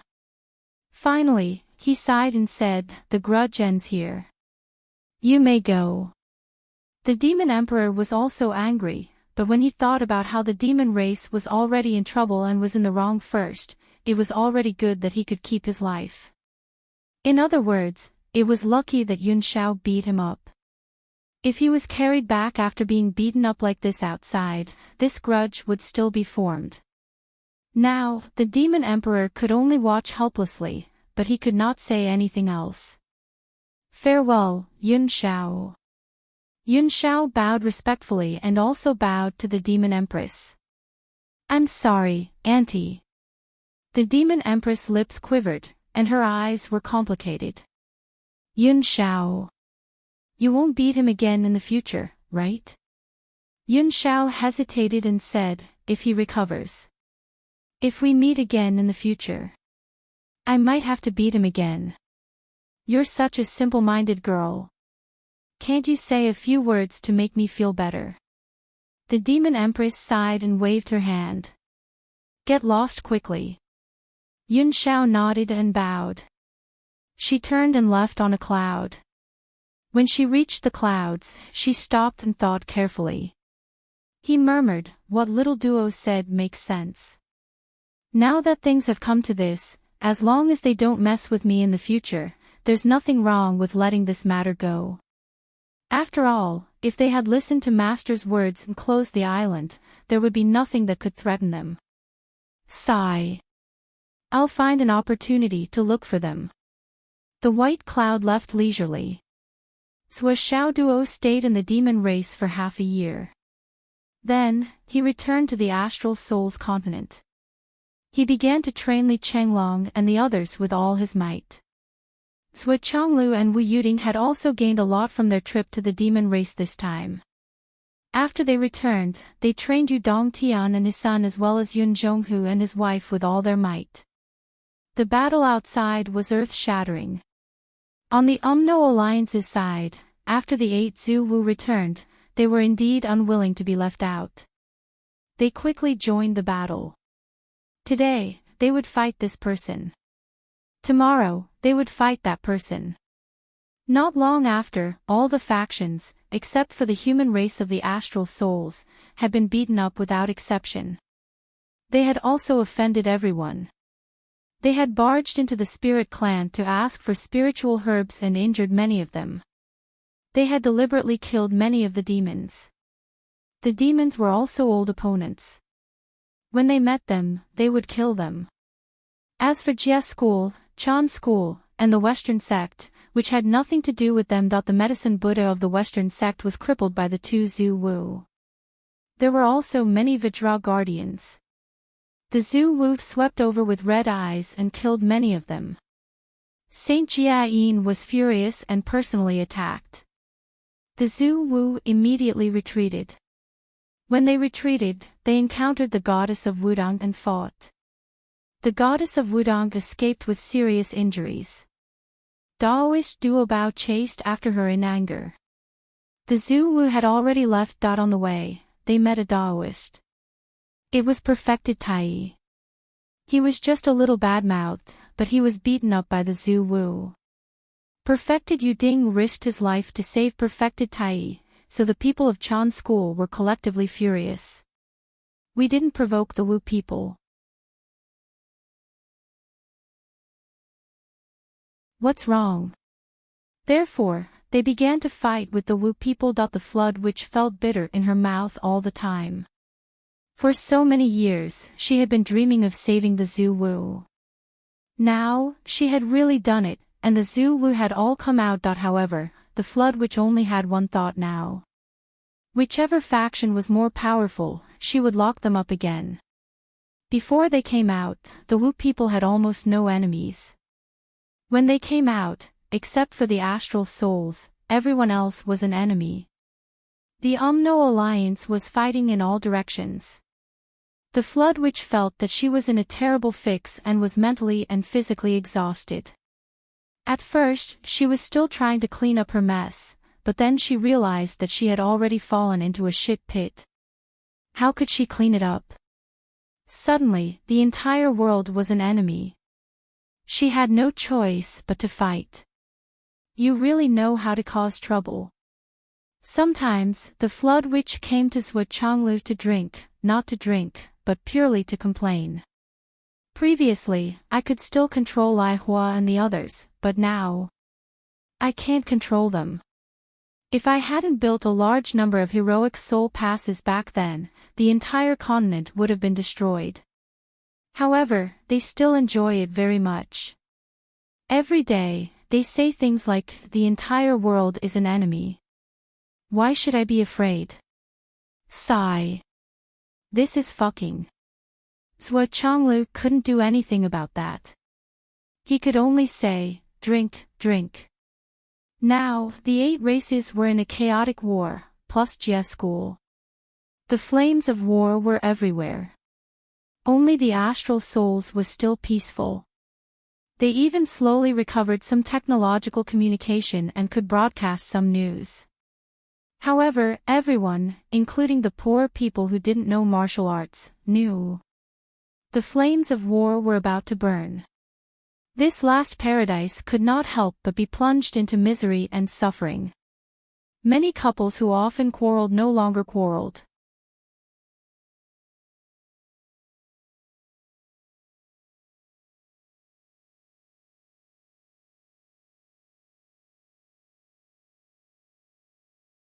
Chapter 1400. Dad, I can't figure out why we have to clear the heavenly tribulation. What's the point of clearing the heavenly tribulation? Zhuo Xiaoduo was puzzled. The clear sky calamity will easily wipe out a clan. Why can't it maintain the status quo like it is now, where all the clans can coexist and go on expeditions occasionally? Instead, it can stimulate one's fighting spirit and will not dare to slack off. It will also give one the motivation to become stronger. Why must the other clans be wiped out and only one dominant clan is left? Even the so-called eternal protagonist is nothing more than a title. Absolute power leads to absolute corruption. When a certain race becomes dominant, it will only cause the population of that race to expand without limit. There will be no pressure to survive at all. Perhaps in 10,000 years or hundreds of thousands of years, it will be difficult to escape the end of a lack of spiritual energy and resources. If something goes wrong, all living beings will step onto the path of extinction. I really can't understand. Zhuo Xiaoduo's words were full of distress. Zhuo Chonglu sighed and said, how can I not understand this? The human race and the astral souls once went through a period of population expansion. If it weren't for the meteorite shower that killed more than 70% of the human race and the return of the Tao League and the Umno Alliance, the human race and the astral souls might have gone extinct due to the extreme consumption of resources. However, the current situation is not something that you and I can change. I even suspect that the current situation is not the automatic operation of the heavenly axiom of the ancestral land, but the arrangement of the existence beyond the heavenly axiom. In a world like this, we are strong and have our own means. It is not difficult for us to live forever. However, for the weak, whether they are the human race, the demon race, or other races, it is a disaster. The so-called weakness is the original sin, and it is shown in such a bloody way. Look around, there are so many experts of different races in this world. There are tens of millions of them. Zhuo Zhonglu sighed and said, no matter which one of these powerhouses makes a move, they have the strength to flatten a human city with a population of 1 million. As for the experts of the human clan, such as your Not Enough Brigade, any one of them can easily wipe out a medium-sized city of the Demon Clan or the Demon Clan. They can even retreat unscathed. It's as easy as a trip. That's undeniable, right? Zhuo Xiaoduo nodded. Let me ask you, when you were slaughtering the demons, did you have the slightest bit of compassion in your hearts? Zhuo Chonglu asked, when you were slaughtering monsters and asuras.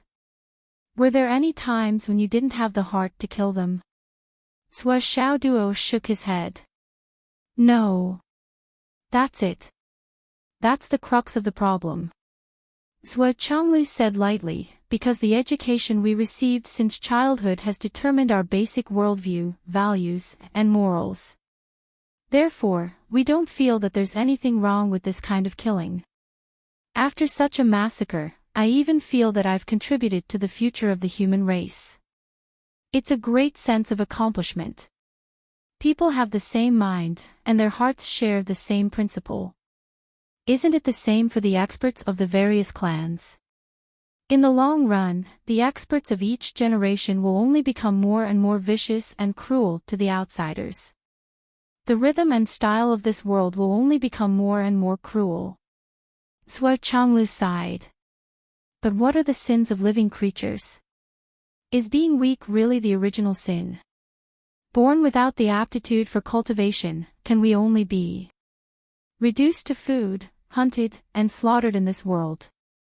On this point, whether it's the Demon Clan, or the Azura Clan, the root of the problem is the same.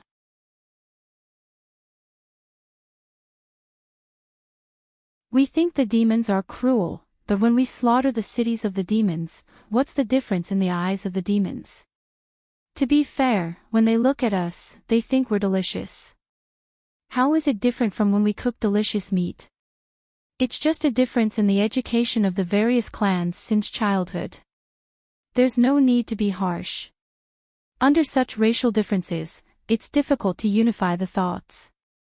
If there's no restriction in this world, it will continue to be chaotic for a long time.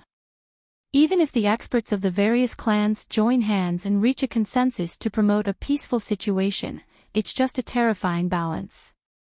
There's still a hidden danger, and it's just a temporary delay.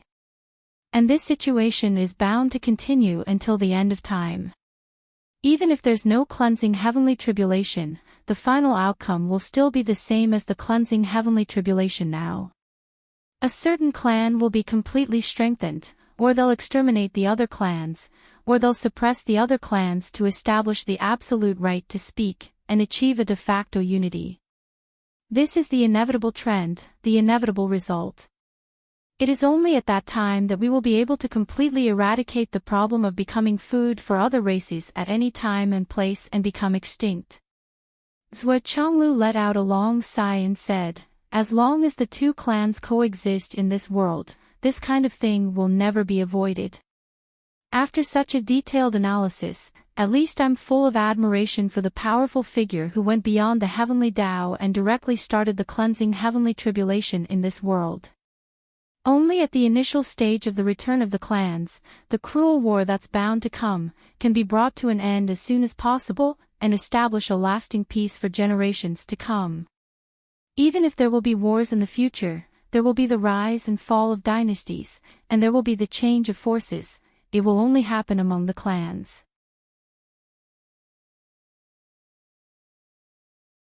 And no matter how cruel the war between the clans is, there won't be any bloodshed like before.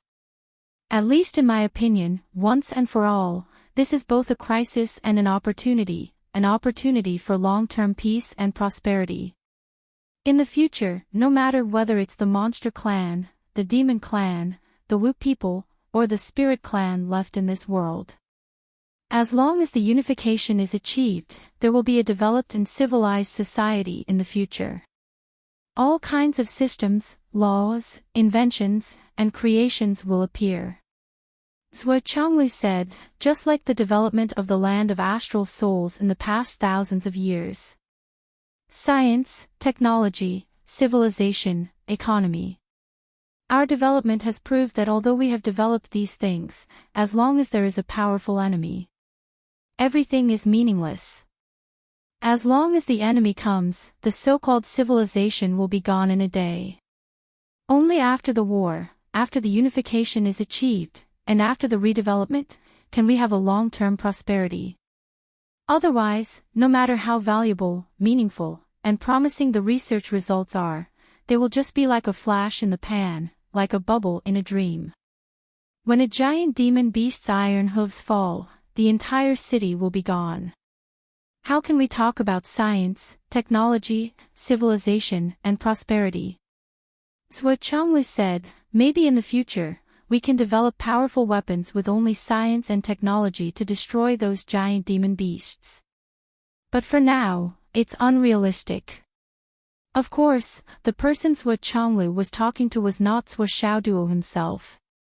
He looked at the people around him and said earnestly, the person who set this up doesn't care whether the only race that will survive in the future is human or other races. But we have to care about it, and we have to fight for it. We have to do everything we can. Even if we have to sacrifice everything, we have to fight for the chance that human beings will become the only intelligent race in the world in the future and dominate the world. Although the time limit of the protagonist of this world is not eternal, it doesn't matter if it's hundreds of thousands of years or tens of thousands of years. Isn't it good to have that kind of time? Zhuo Changlu sighed. That was true, but in the face of so many opponents, so many legends, to fight for the chance that human beings would be the only winner, it was more than difficult. They had no confidence at all. If that's the case, there's still one more problem. That is, what about those ultimate experts? Li Chenglong, who had been listening carefully, raised the question first. Those people should be very difficult to kill, or maybe they won't die in battle at all. Everyone nodded. They all knew who Li Chenglong was referring to. Banish them. Zhuo Changlu said, what Chenglong is worried about is a problem that we will only face when we reach the end. During this period, the Demon Emperor, Demon Empress, and I have been discussing this problem all the time. That is, where should those eliminated clans go? Since there are ultimate experts in this world in charge, how can they be completely destroyed? Decline is already the limit. However, the decline of a clan means that the clan's luck is not restored. It's a foregone conclusion that they will become weaker day by day. So, in order to ensure that the clan still has room to reproduce, where should they go? Zhuo Changlu said carefully, the conclusion that we have come to, or the relatively feasible method, is to use the Grotto Heaven treasure to carry a small number of the clan's young and leave the ancestral land to wander the starry sky. The clan's mighty experts will open up a chance of survival for them. Then, they will find a place to settle down. Life and death will depend on luck. However, this ancestral land will not allow them to return.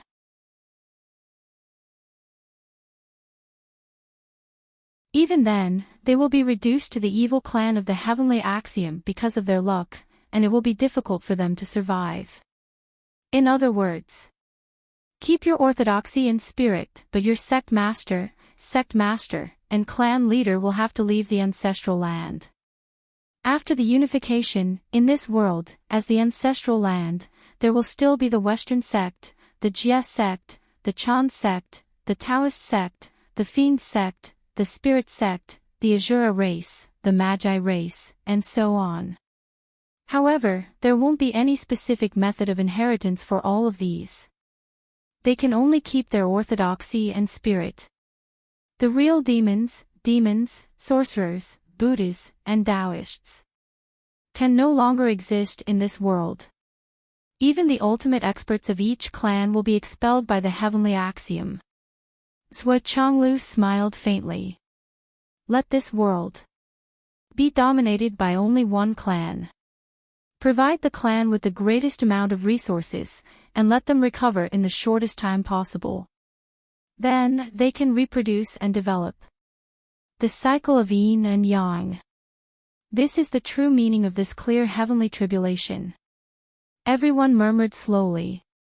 Clear heavenly tribulation. Clear heavenly tribulation. So this is the clear heavenly Dharma. Therefore, all the ancient experts have come out to fight for a chance of victory.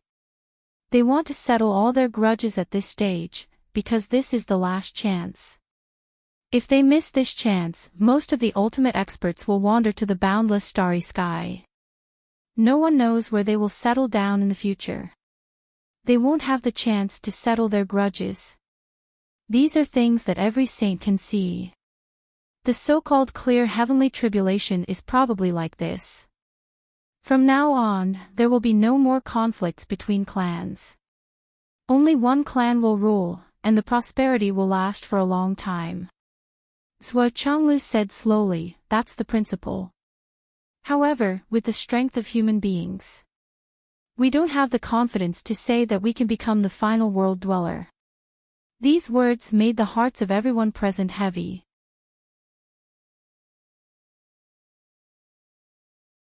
From now on, there will be no more appreciation for each other. Friends from other clans. Because everyone will have to fight to the death in the end. Even Xiao Duo's godfather. If in the end, only the Wu people and humans are left to fight, he won't give in.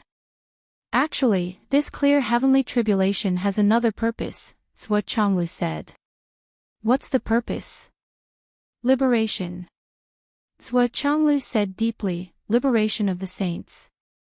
The saints are inseparable from the heavenly Tao. However, this clear heavenly tribulation has given the saints a chance to break the shackles. Therefore, the saints are the most excited. Because this time, they can break free from the shackles. There's no need to expel them. The saints will leave on their own. Because they are finally free. Zhuo Changlu said with a sarcastic tone. Everyone was silent. Sure enough, there were gains and losses, and there were joys and sorrows. To the saints, the crisis of extinction was freedom. The flames of war are now approaching this side. Zhuo Zhanglu said solemnly, you have all cultivated in the Tower of Annihilation for 1,000 years. Your foundation has improved and you have reached the peak of the human race. So, the future of the human race depends on you. Li Chenglong, Long Yuxing, and the others' eyes all lit up. Li Chenglong and the others were not the only ones who were cultivating in the Space Extermination Tower. All the geniuses of the human tribe were cultivating in the Space Extermination Tower to further their studies. At this stage of cultivation, they had basically improved everything that could be improved. There was no room for improvement. As for those that could not be improved, that was naturally the only way. Perhaps in the cruelest battles of life and death, there was still some enlightenment. However, when it came to pure cultivation, it was basically useless. After all, there was still the limitation of one's innate talent. No matter how much one wanted everyone to be like a dragon, it was impossible to make everyone like a dragon in this world. This was the limitation. The majority of cultivators who had reached the Tao integration stage were unable to take another step forward no matter what they did. Even more people who had reached the ascension stage or the return to profound realm were unable to take another step forward. And for such a cultivator with limited talent, even if you forcefully provided them with elixirs and high-level cultivators to help them break through their limits, it would be futile and a waste of resources. After all, even if one broke through the current bottleneck with the help of external forces and went to the next stage, one would still be stuck at a standstill. The innate shackles were always there.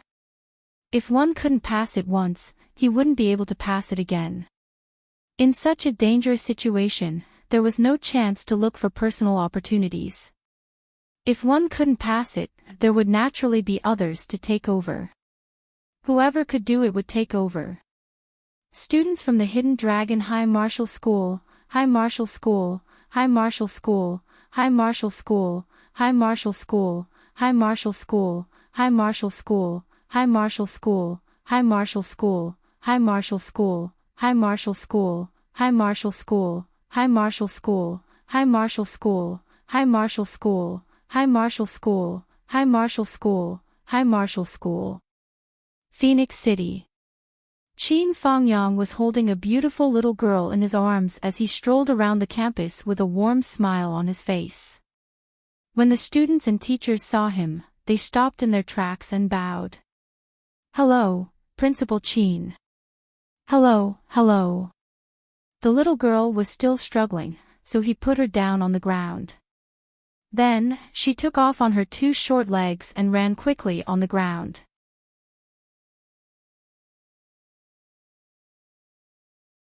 Although this little girl was only 4 years old, she was very adorable and had already begun to show signs of becoming a stunning beauty. She was the youngest daughter of Hu Ruoyun and Li Changjiang, Li Qingyue. However, what even Hu Ruoyun and Li Changjiang didn't know was, this little girl was Yuenue's reincarnation. As the only person who knew about this matter, Qin Fangyang was all smiles as he looked at the little girl. She was running happily under the sun. When she saw a stray cat, she would tiptoe over clumsily to catch it. The cat ran away, and the little girl would yell and chase after it. How nice! Qin Fangyang was all smiles as he watched Li Qingyue play happily. However, there was a trace of loneliness in the depths of his eyes. In his spatial ring, there was an extremely exquisite jade bottle. What the jade bottle contained was precisely a delicate and beautiful permetha flower. This red spider lily had fallen into Qin Fangyang's hands for 5 years. The light from behind him shone on Li Qingyue's body. She was playing happily under the sun. This was her childhood. It was a carefree period without any worries, responsibilities, or pressure. The time that belonged to her was to play and to be happy. Qin Fangyang stood in the shadows and looked at Li Qingyue under the sun. A smile appeared on his face. It's too late. Too slow. It's too fast. Qin Fangyang's handsome face was in the shadows. When the light fell on his face, it was exceptionally mottled and full of light and shadow. I really want to be with you as you grow up. It's a pity that I don't have time. Deep longing and regret flashed across Qin Fangyang's face. Uncle Qin, come quickly. Li Qingyue called out. Her voice was exceptionally crisp. I'm coming. Qin Fangyang chuckled and quickly walked forward. That night, at Li Changjiang's table, 3 rounds of wine were served. Qin Fangyang took out a piece of paper and placed it on the table. Changjiang, congratulations. From today onwards, you are the principal of Phoenix City's 2nd high school.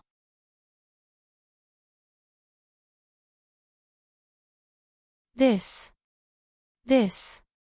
What does this mean? Li Changjiang was dumbfounded and didn't know what to do. Last night, the minister sent me a message. Qin Fangyang smiled faintly and said, the final battle is about to begin. I need to rush to the front line. From now on, the 2nd high school of Phoenix City will be entrusted to you. Li Changjiang and Hu Ruoyun were stunned when they heard this. The final battle is about to begin. Look after Qingyue. Qin Fangyang smiled and said, we will win. We definitely will. Li Changjiang's eyes flashed with anxiety. He said, but you've been looking for the reincarnation of the old principal. You haven't found it yet. Just like that. Qin Fangyang smiled bitterly. This is all fate. Let's not look for it. We'll talk about it after the battle. Alas, even if we find it now, what can we do? It's just adding to our troubles. If I'm still alive after the battle. Qin Fangyang forced out an amiable smile.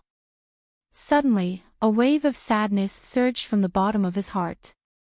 He paused and tried to restrain himself. He said quietly, if I'm still alive after the battle, we'll talk about it. If I'm dead, then don't mention it. Changjiang, you don't have to say anything. Tonight, accompany me. Until we're drunk.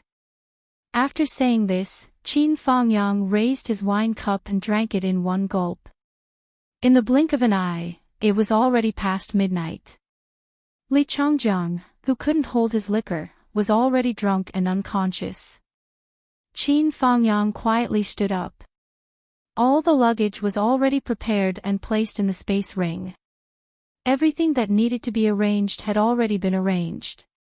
In the past few years, he was only the headmaster in name. Everything was still managed by Li Changjiang, who was in charge of the school's operations. Qin Fangyang was like a guardian deity in the school. If he left now, it wouldn't affect the school's operations at all, and there wouldn't be any chaos either. Just as he opened the door, a voice suddenly sounded, "You're leaving now." It was Hu Ruoyun who spoke. Qin Fangyang didn't turn around. He said, "Yes. I have something to ask you," Hu Ruoyun said softly. "Qin Yu, are you the reincarnation of the old principal?" Qin Fangyang smiled faintly and said firmly, "No." The two of them were speechless for a long time. After a long while, Hu Ruoyun handed over a spatial ring. "Everything in here is Phoenix City's specialties, tea leaves, snacks, and second high school emblem. There's yours, as well as little duos and qinglongs. Each item has its own name, and you can hand it over according to the person's name. Teacher Qin, please take care of yourself." Qin Fangyang reached out and took the ring. He laughed. "If I don't die, I'll definitely come back and be the principal again." Before he finished speaking, he pushed the door open and was already high up in the sky in a flash. Hu Ruoyun quickly chased after him. In the sky, there was a full moon, and its clear light shone over the entire world. Qin Fangyang stood solemnly in the sky, bathing in the clear light. "Take care." Hu Ruoyun waved her hand. In the sky, Qin Fangyang's face was facing Hu Ruoyun from the side. Only a calm smile could be seen, full of peace and indifference.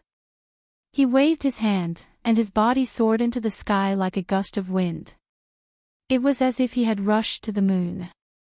Under the clear light of the full moon, Qin Fangyang turned into a gust of wind and rushed away. The moonlight shone on him like water. Wherever he went, the moonlight shone. Hu Ruoyun looked at the bright moon in the sky in a daze. The clear light shone over the mountains and rivers for thousands of miles. Wherever the wind passed, it flowed over the mountains a few times. She suddenly remembered the poem that the old principal wrote back then.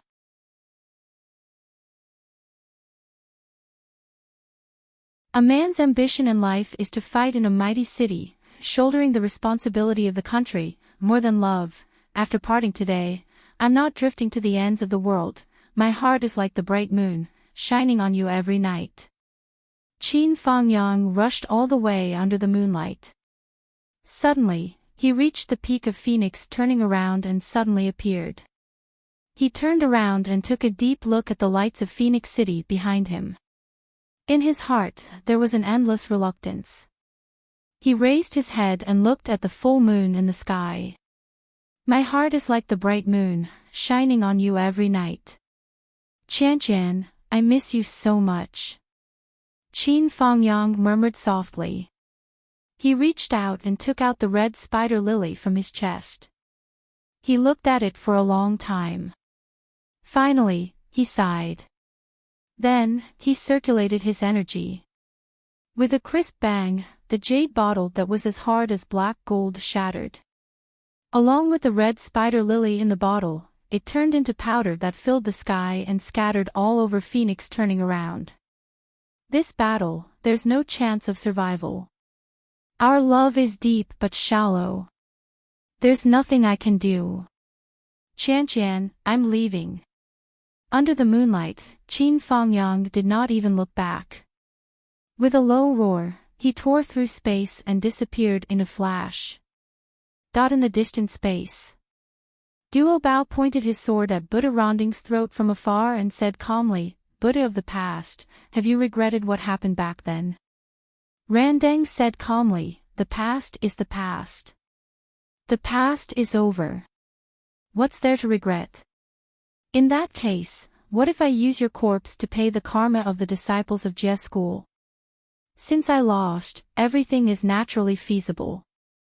There was a hint of loneliness in Ronding's expression as well as worry. The death of a corpse meant that he would never have any hope of becoming a saint in his life. However, it was a fact that he had lost to Duo Bao. He could only admit it if he did not want to. Beside him, Yun Xiao, Guiling, Wu Dang, Wu Yun, and the others looked happy. Today, they could finally seek justice and come to an end. Back then, Randang was in Chan's school and his heart was in the West.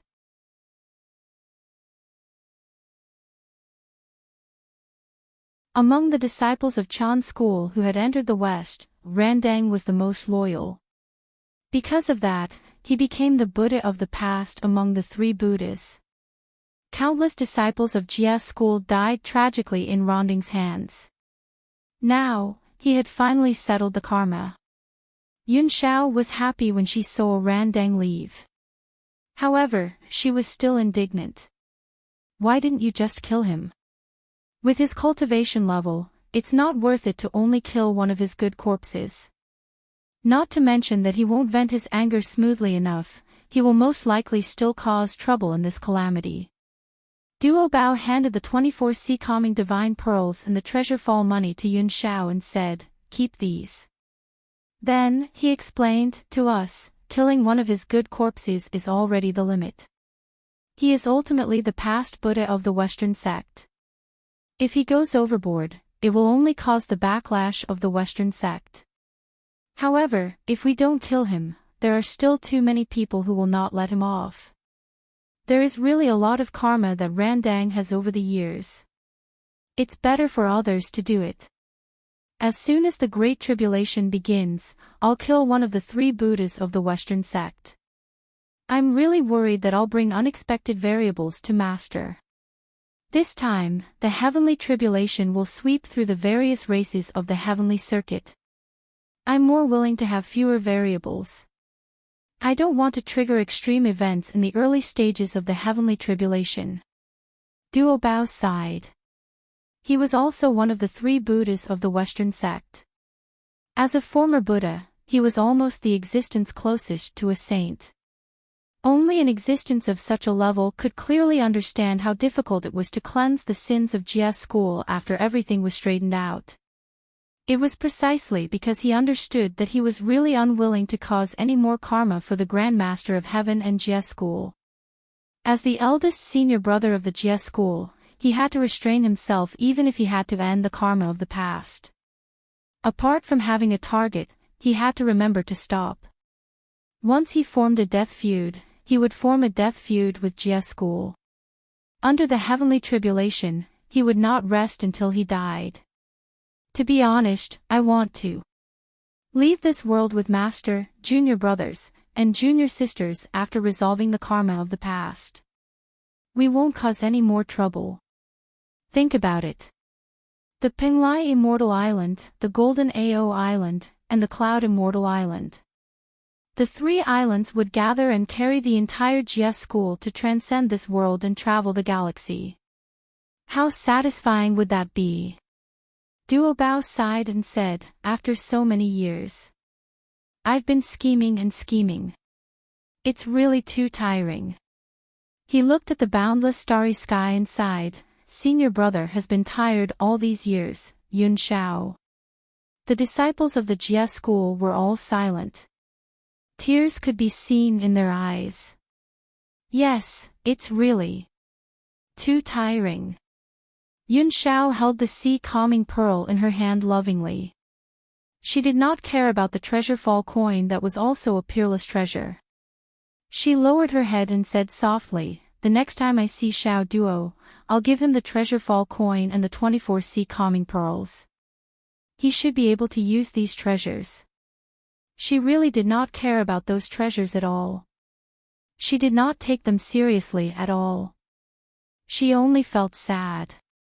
Not bad. It's a good idea to give it to junior brother Xiao Duo.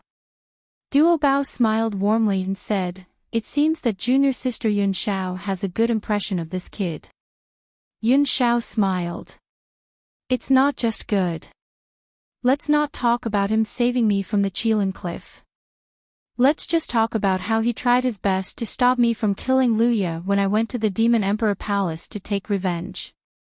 He avoided a huge karma. Hiss.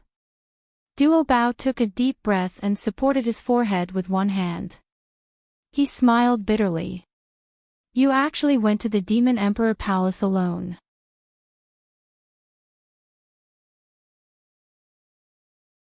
Moreover, you challenged Luya in front of the Demon Emperor. Ah. Why didn't you wait? Let's go together. We can take care of each other. It's so risky for you to go alone. Even if the Demon Emperor is unwilling to lower himself and suppress the weak, with just an order from Luya, the demons will attack together. How many lives do you have to return? Duo Bao reprimanded. Yun Shao smiled foolishly. At that time, I was blinded by hatred. I really didn't think too much. After meeting Master in the Green Touring Palace, I felt that karma had been settled. The anger that I had suppressed for so many years suddenly surged. I could no longer suppress it. I was so hot-headed that I rushed over. Under the calamity, there will always be dust that will disturb your heart. In the future, you have to think more. You can't be so rash. Duo Bao lectured. Now, the demons are involved. Our Jia school only wants to settle the karma in this calamity. We also have the means to deal with the end of the heavenly tribulation. There's no need to participate too deeply in the heavenly tribulation.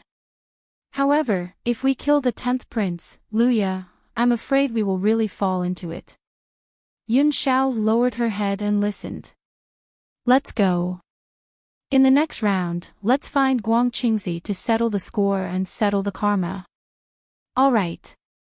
After finding Guang Qingzi, we'll look for Zhu Lusun. He's even more hateful than Guang Qingzi. As for Xi Hang, Wen Shu, and Pu Xian, forget it. However, we have to let them release their enslaved junior brothers. Yes. The disciples of Jia school turned into the wind and left. On the other side, the heavenly lord of primordial beginning, who was riding the 9 dragons Agarwood chariot, arrived at the Green Touring Palace. I want to leave. Are you willing to go with me? The Grand Master of Heaven frowned and said, I still need to settle the karma. I need to delay it for a while. What karma? Can you not roll your eyes?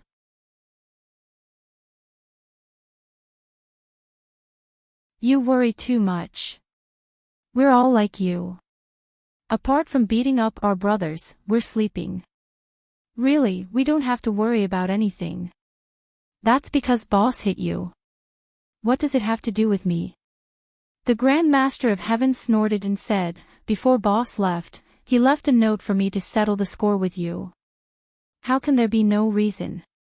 As he spoke, he proudly took out the note. However, the moment he unfolded it, he felt as if he had been struck by lightning. The primordial beginning sneered at the side. What did boss leave behind? The Grand Master of Heaven's hands trembled. Suddenly, he roared and shattered the note. He shouted sternly, Old man. Don't let me see you again.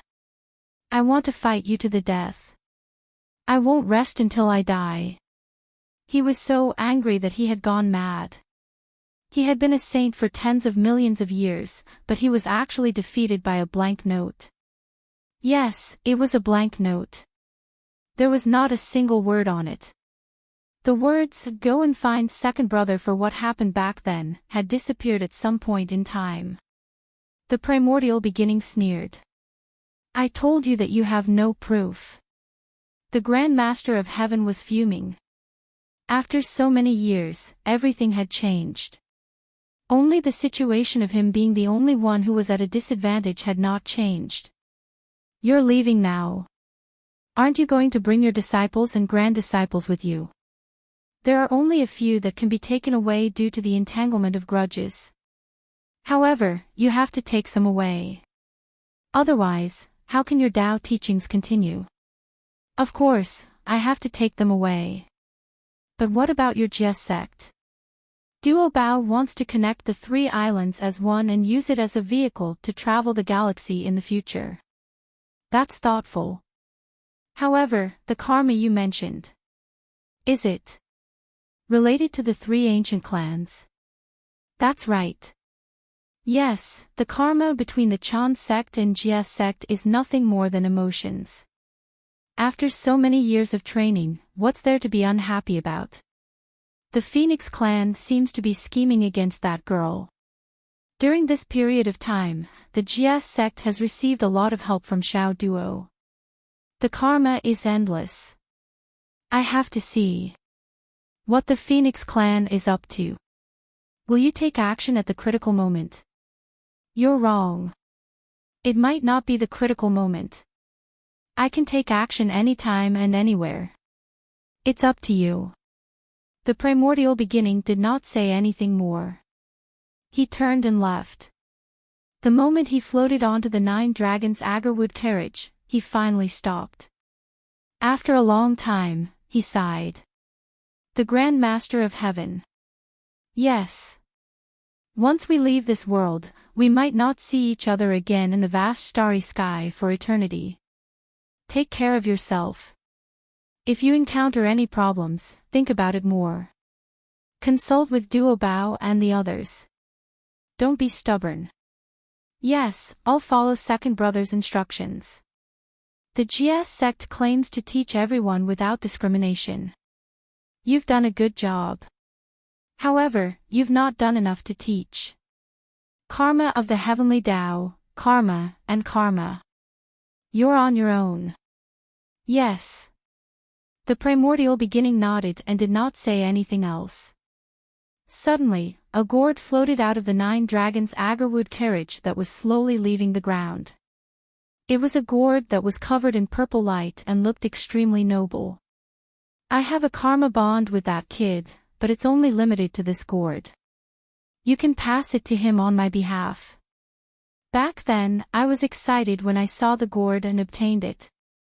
However, I owed the gourd vine karma. Today, the karma is clear.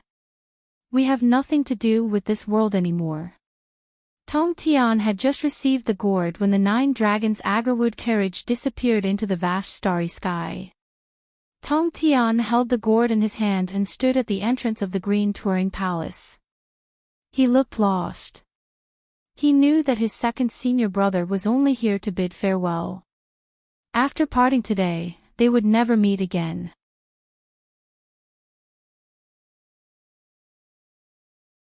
However, in his heart, he was happy for himself and for the Jade Pure and Grand Pure Ones.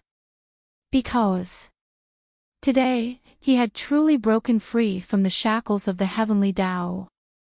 From now on, he could fly freely in the sky and swim freely in the sea. Second brother, take care. Tong Tian said softly, in the future. We'll definitely meet again. Don't forget that you haven't paid me back what you owe me. The 3 of us are bound together. We won't rest until we die. In the starry sky. The primordial beginning, who was about to reach Mount Kunlun, smiled mysteriously. Silly, you keep repeating the same sentence. Do you think I don't understand? In front of the cave of the Jade Void. Ci Hang, Wen Shu, and Samantabhadra wore their usual Daoist attire. They looked otherworldly and otherworldly. The 9 Dragons agarwood carriage stopped. However, the primordial beginning did not come down. He looked at his 3 disciples through the curtain without saying a word. The 3 of them knelt on the ground. Greetings, Master. The primordial beginning still did not say a word. The 3 of them knelt and kowtowed 9 times, causing the ground to make thumping sounds. From the beginning to the end, the primordial beginning, who was on the agarwood carriage, did not say a word. The curtain fluttered slightly.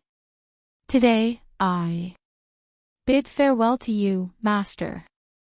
The 3 of them cried. In the future, the galaxy will be ethereal and the heavens will look at each other. I'm unfilial if I can't serve you. Master. There was still silence in the agarwood carriage. Master. The 3 of them knelt for a long time. After a long time, the primordial beginning finally spoke. Go. Be good in the future. Yes, Master. Thank you, Master. Leave Zhu Lusun and Randang behind. Yes. The three of them knelt on the ground and mustered their courage. Master, I want to see you again. Please fulfill my wish, Master. The primordial beginning said leisurely, so what if you see me? So what if I don't see you?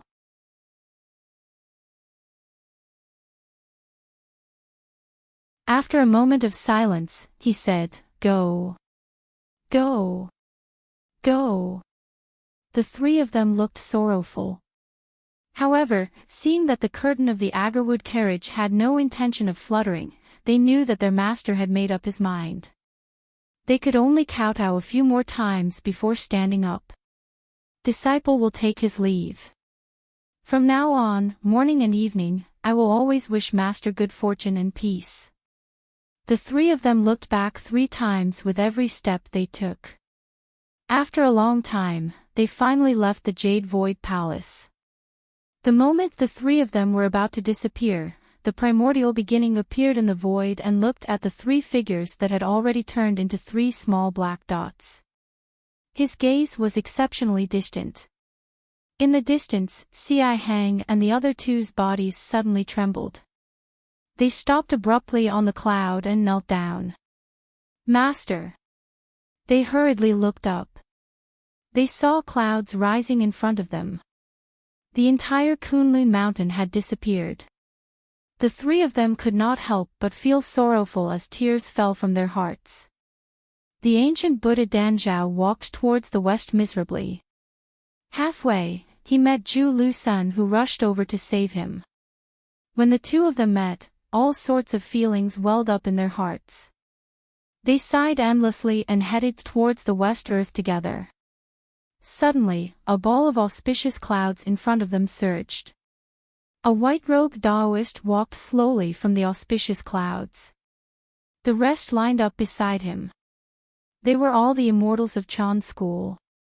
The white-robed Taoist in the lead slowly opened his eyes and looked at the two of them. He said calmly, Buddhas, how have you been? When the two of them heard that, their expressions changed drastically. Ever since they betrayed Chan school, the existence in front of them had been their lifelong nightmare. It had never changed. Ever since the day they left, the primordial beginning saint of the Jade Clear lineage had never seen the two of them again. After so many years, although he did not say it on the surface, as time passed, the huge rock in his heart became more and more loose.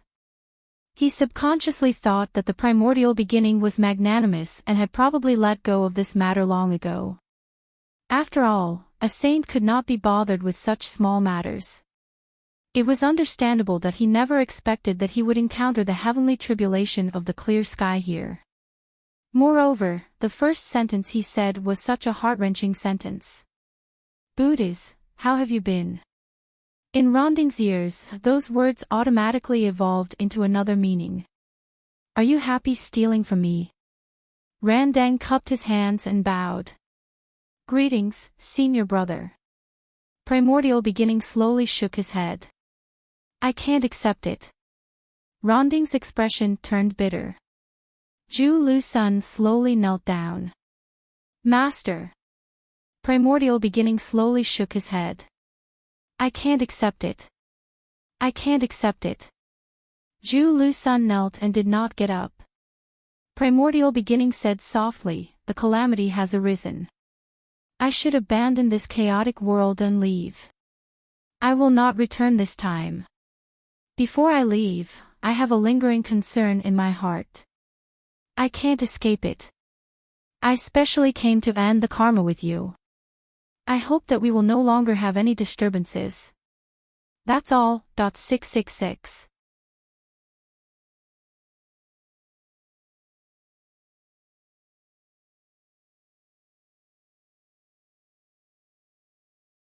Chapter 1401. Randang sighed. He should have thought of it. The heavenly tribulation this time was a tribulation for all living beings. However, it was a relief for saints. Saints were with the heavenly Tao. While they were indestructible, they were also restricted by the heavenly Tao. There were naturally many things that could not be done according to their wishes. Now that the heavenly Tao was in chaos, the heavenly tribulation was clearly a special existence that exceeded the ordinary tribulation. To saints, this might be the only chance to escape the restraints of this world. From then on, he would be unrestrained and free. Therefore, not long after the Grand Pure One returned, especially when he sensed that the human race was still protected by someone with great luck, he immediately transcended with his disciples without any reluctance. That was because this opportunity was the only opportunity since the creation of the world, and the saints were guarding the destiny of the various sects. Now, Primordial Beginning was about to leave. However, it was understandable that the primeval Lord of Heaven wanted to get rid of the last bit of karma before he left. However, it was a completely different matter when the person involved in the karma was involved in it. Although Primordial Beginning spoke tactfully and was not angry at all, the two of them knew very well that the karma between the two of them and the Primordial Beginning Saint was huge. Fellow Taoist, the past is over. Why pursue it? Fellow Taoist, you have already made up your mind. There's no need to continue fighting. If you don't obtain more karma, it won't be beautiful, Randang said in a low voice. It had to be said that although it was an eloquent argument, it was possible for him to stop from the perspective of the past of Primordial Beginning. If I still want to stay in this world, I should not leave such karma. Primordial Beginning said calmly, however, I've said previously that we won't meet again after leaving this time. If I don't settle the matter back then, it's inevitable that time will pass. How can my thoughts be clear? Primordial Beginning smiled. In that case, I have to ask the two Buddhas to fulfill my wish. Randang said dejectedly, what do you want? Primordial Beginning cupped his hands. The journey to the galaxy is long. I still lack a bright lamp to look after the path ahead. Randang's expression was tragic. However, he extended his hand and a flame suddenly appeared in his palm. Upon closer inspection, it was a small lamp. The flame flickered weakly, but under the blow of the 9 heavens astral wind, it remained motionless. It seemed to be eternal. How is it? Thank you, Buddha. We will not meet again in the future. Goodbye. Randang left hatefully. Losing half of his natal divine lamp was equivalent to losing 80% of his cultivation base. Without billions of years of hard work, he would not be able to regain it. Primeval Beginning's move was equivalent to breaking his bones. Yuanshi Fu looked at Zhu Lusun Buddha again. Guang Qingzi, who was behind him, could not help but take a step forward, Master. Yuanshi waved his hand to stop him from pleading. He stretched out his hand and grabbed a white light from Zhu Lusun Buddha's body. He said, I'll take one of your 3 flowers and a piece of auspicious cloud to end the karma of the past. Is that okay? Zhu Lusun knelt on the ground and cried out in grief, Master. But there was no reply. When he looked up, all he could see was emptiness. Taoist Thunder and the others felt as if they had been abandoned again. Half a year ago, their ancestors had instructed them to gather the geniuses of Taoism. Furthermore, the more, the better. Taoist Thunder was overjoyed. He spared no effort in searching the entire Tao League continent, gathering 9,990,000 people. When I woke up this morning, I realized that it was gone.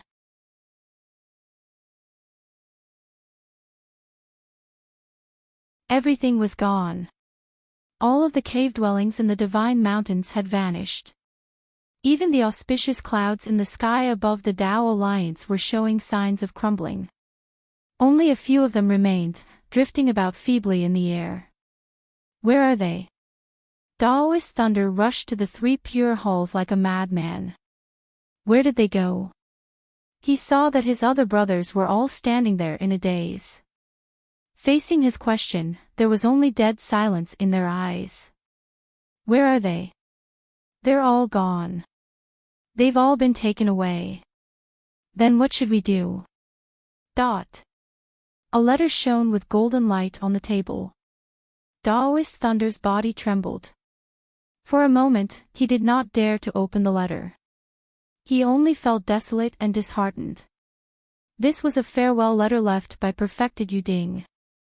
The content of the letter was unexpected, but it also seemed to be within his expectations. The content of the letter was relatively simple. We're leaving this world's cleansing heavenly tribulation. We're not going to get involved anymore. We're going to find a new place to settle down. This is no longer our paradise. We don't want to fight to the end and be expelled when we lose more than half of our strength. We want to leave with our heads held high and work hard on our own. We've taken the geniuses away, hoping to sow the light of the righteous path in a new place. Although we've left, the ideals and brilliance of Taoism won't die with us. Our orthodoxy won't disappear either. We're not abandoning you. The rest of you only need to surrender to the astral souls continent. Then, you'll be astral souls humans. The people of the Tao League are the descendants of the people under the rule of the ancient 3 sovereigns and 5 emperors. We're all the same. There's no difference between races. The only difference is the orthodoxy. Now, the last shackle that's holding you back is gone. Return to the astral souls human race. You'll become the clear stream of the human race in the astral souls.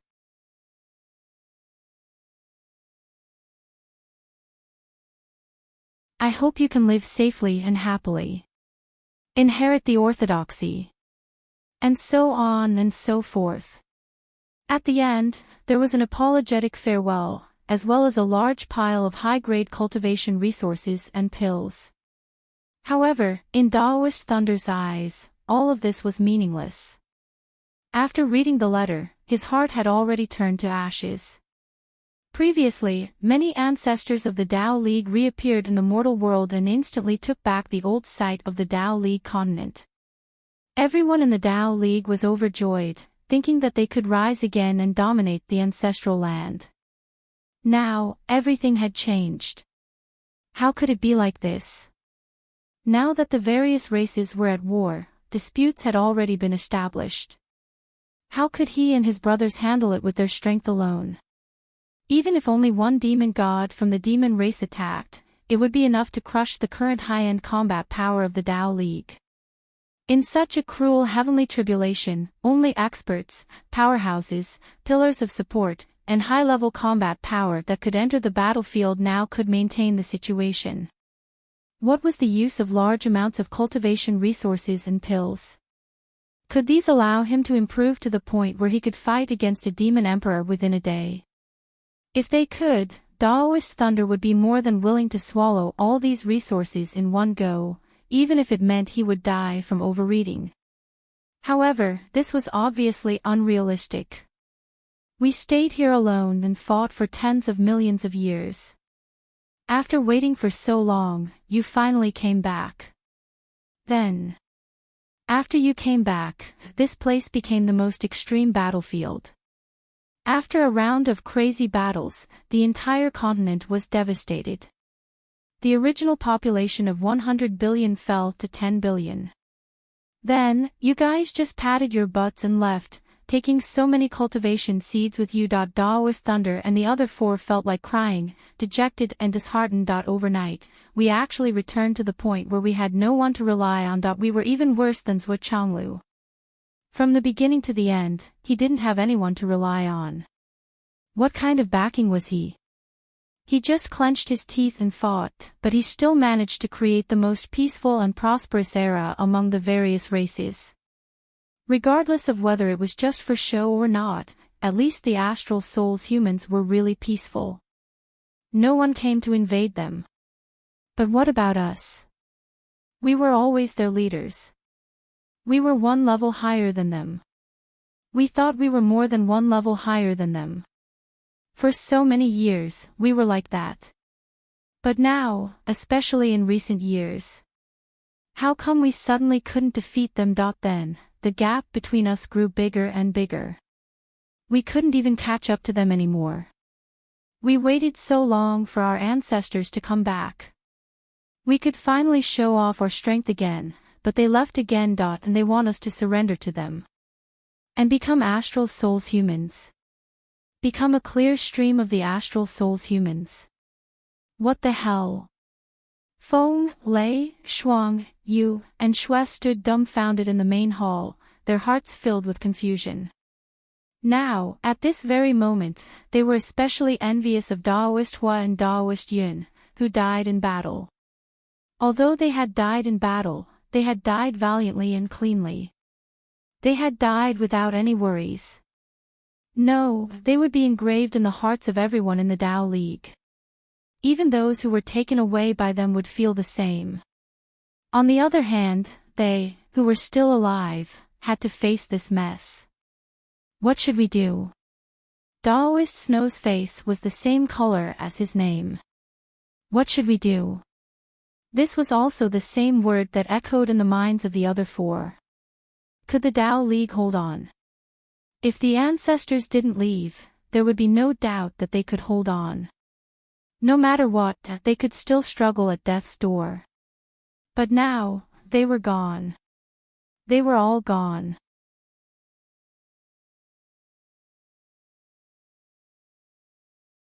Outside, there were armies of demons, and Azuras. Yes, there were also armies in the Tao League. Fight?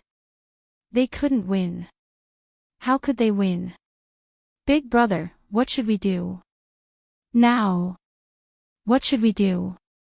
Daoist Rain was uneasy, clearly at a loss.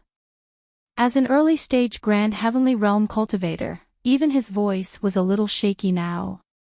Even his legs were starting to show signs of not being able to stand straight. How could he not panic when his heart was empty?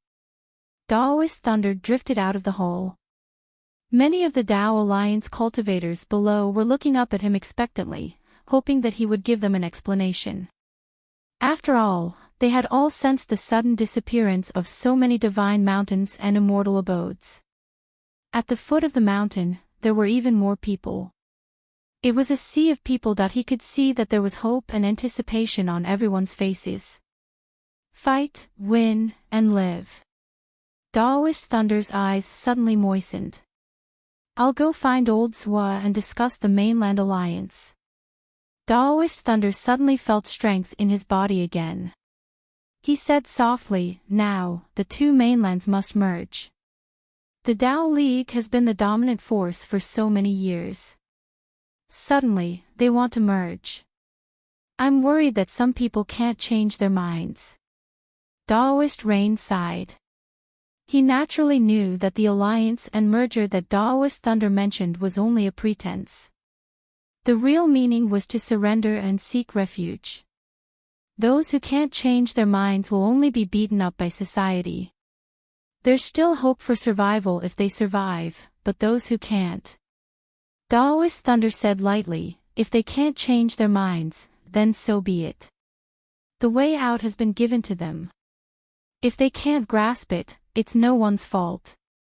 Zhua Chonglu was extremely surprised by Daoist Thunder's visit. His eyeballs almost fell out.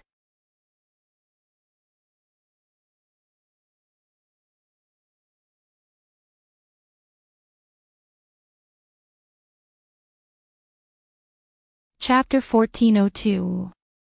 Zhua Chonglu had only heard that his old friend was in the midst of a fierce battle at the front lines. Why did he come here?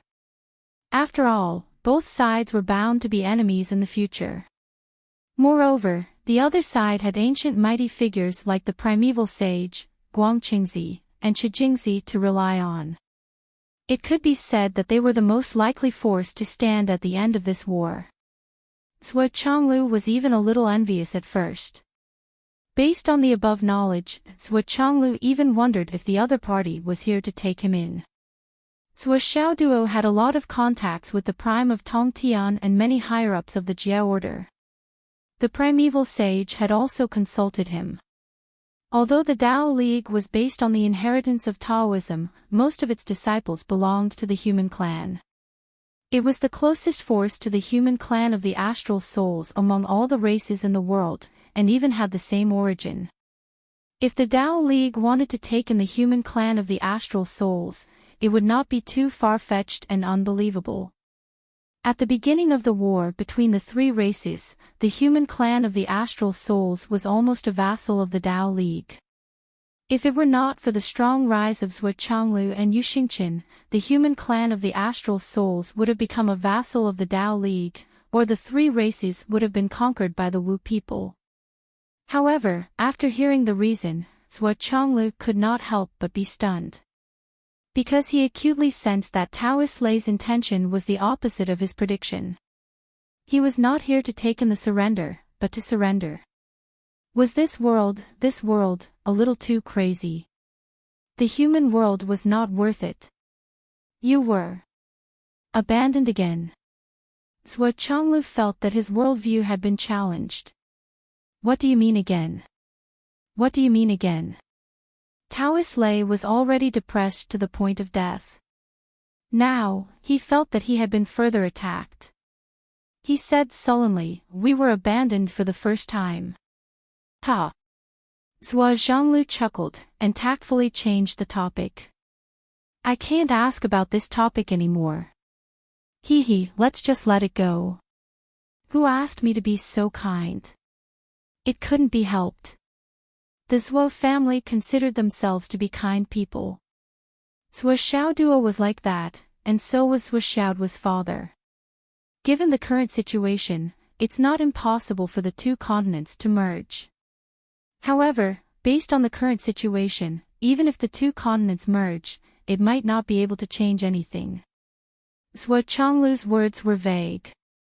However, Daoist Thunder could understand the meaning behind Zhuo Changlu's words. All the top masters of the Tao League have left. Even if you merge, what can you do? Let's not talk about other things. Just these 5 materials are the only high-quality resources that you can take out right now that we don't want it anymore. Daoist Thunder felt bitterness in his mouth. However, he had to admit that this was the truth and the reality. This time, he suddenly realized that Yu Dongtian and Yun Zhonghu, who were originally one realm lower than him and didn't even enter his eyes, had not only caught up with him, but had even far surpassed him. Zhuo Changlu and Wu Yuding were so strong that he didn't even dare to think about it. He had to look up to them. His current cultivation base was indeed. What do you mean, Brother Zhuo? The past is still vivid in my mind. The Tao League did protect the astral souls of the human race for a long time in the past. The astral souls of the human race have been engraved in their hearts. However, friendship is friendship. The current situation must be considered first. What I mean is that the merging can't be carried out in the name of merging. The priority must be clear. Zhuo Changlu said, if the priority is not clear, there will be chaos in the future command. That kind of merging is better than not merging. Daoist Thunder nodded slowly.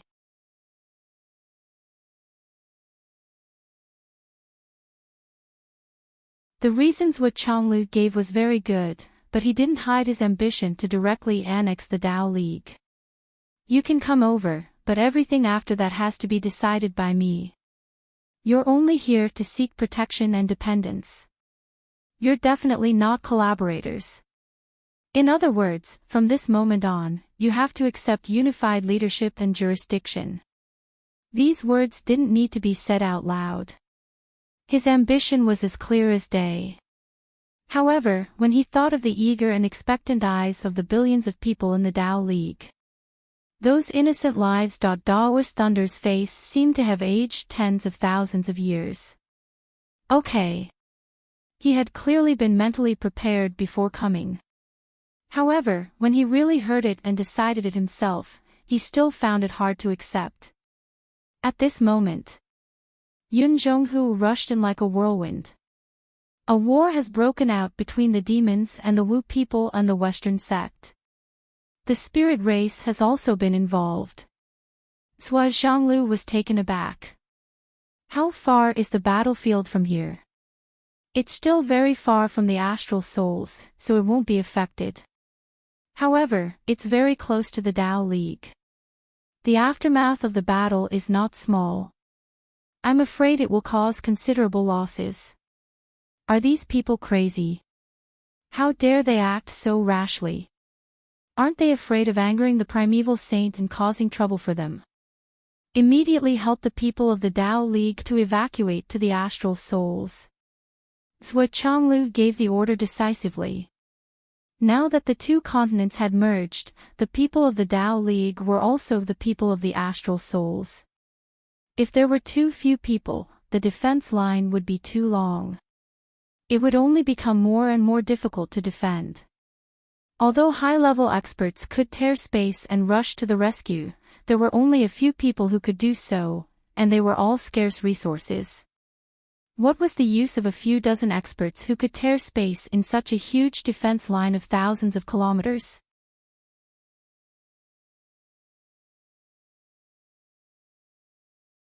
In particular, the construction of the Tao League's defense line on the mainland was so fucked up. Therefore, it was inevitable that the Tao League would give up on the mainland. Okay. Daoist Thunder, who understood the situation, did not waste time. He simply agreed, stood up, and hurried back to pass the order. Master. What's going on? Is the Tao League coming over? I thought he came over today to accept surrender. Yun Zhonghu said. It had to be said that Yun Zhonghu was indeed Zhuo Chonglu's top disciple. The two of them had the same idea. Yes, it's just as you think. So those old ancestors came and left. Yun Zhonghu sneered. At the end of the day, it was us old natives who shouldered everything. Those ancestor experts have always been like this. Zhuo Chonglu smiled faintly. If they really had the heart to fight to the death, they would have done it back then. Why would they wait until now? So what if the clear sky calamity starts? It can't stop them at all. Naturally, they would seek advantages and avoid disadvantages as soon as possible. Besides, if the saints wait until the clear sky calamity ends, they won't be able to leave. If that's the case, why come back? If they don't come back, how would they know that this is the only chance for freedom? You're right, Master. But you have to be careful during this period. What do you mean, Master? There are too many strong enemies. You are unstable. Have you forgotten Xiao Duo's repeated reminders? Xiao Duo had reminded Zhuo Chonglu of this many times. The fact that Yun Zhonghu's life was in danger was still like a sharp knife hanging over his head. During this period of time, if you encounter any problems, remember to deal with them together with Yu Dongtian. It's not necessarily a bad habit to seek advantages and avoid disadvantages. In this aspect, Dongtian is much better than you. When it comes to shirking the responsibility, you have to be behind 3 times. Yes, I understand. It didn't take long. The ground shook a little. After 10 minutes, Yu Dongtian rushed over. The big move is here. The Dragon, Phoenix, and Qilin races, the Azura race, and the Demon race are attacking the Astral Souls continent from 5 directions. The Ancestral Dragon is personally attacking and destroying the Heroic Soul Pass in the west. What? Everyone stood up in shock. Everyone was at White Mountain now, and the Heroic Soul Pass had the geographical advantage. After the ancestral land was reunited, the Heroic Soul Pass's sturdiness had increased exponentially. Unless one was a top-notch almighty in this world, it would be impossible to shake it. It had been stable during this period of time, and it had become a blind spot for the attack. Which side are they? Where's military advisor Li? Zhuo Chonglu immediately summoned Li Chenglong. During this period of time, Li Chenglong was sent by Zhuo Chonglu to command the allied forces when he had nothing to do. Although the Astral Souls continent didn't suffer a large-scale attack, Li Chenglong secretly commanded the troops and did a lot of sneaky things. Moreover, Li Chenglong analyzed the situation of the entire 9 continents and made all the decisions under his comprehensive consideration. Every decision he made was extremely correct. This kind of big-picture view made the 4 marshals sigh at their inferiority. After all, everyone was originally in charge of their own affairs, and they could control the area under their jurisdiction accurately. However, if the area suddenly increased by a few hundred times, it was really beyond their power. Moreover, the 4 marshals' knowledge of high-end combat power was not as accurate as Li Chenglong's. Therefore, although this kid wasn't officially appointed, the actual position of military advisor of the Allied forces was already on his head. In the beginning, the marshals would slap him on the back of his head and laugh at him.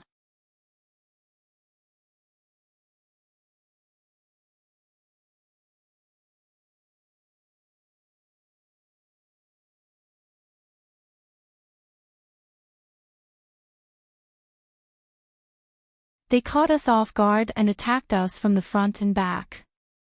We are overwhelmed. Now, some of the heroic soul passes have been lost. They are so decisive.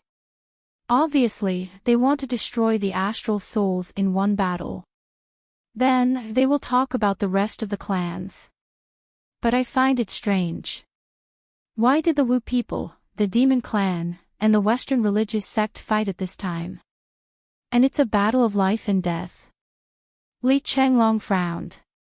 This is really puzzling. They just started fighting, and there is a fatal crisis here. What does it mean? Is there any other connection? Either all the clans are colluding, or the Wu people and the demon clan are being schemed against. What is it? Li Chenglong frowned. The enemies have shown up. We can just send troops. However, the 3 clans are the biggest uncertainty. You're tuning into the LoveLore Library YouTube channel. We're so grateful for your support, and don't forget to subscribe to join us on this incredible journey through captivating stories. Your generosity through donations truly makes a world of difference, as it's the primary source of revenue that allows me to expand and enhance this channel for you. Thank you from the bottom of my heart for being a part of this adventure.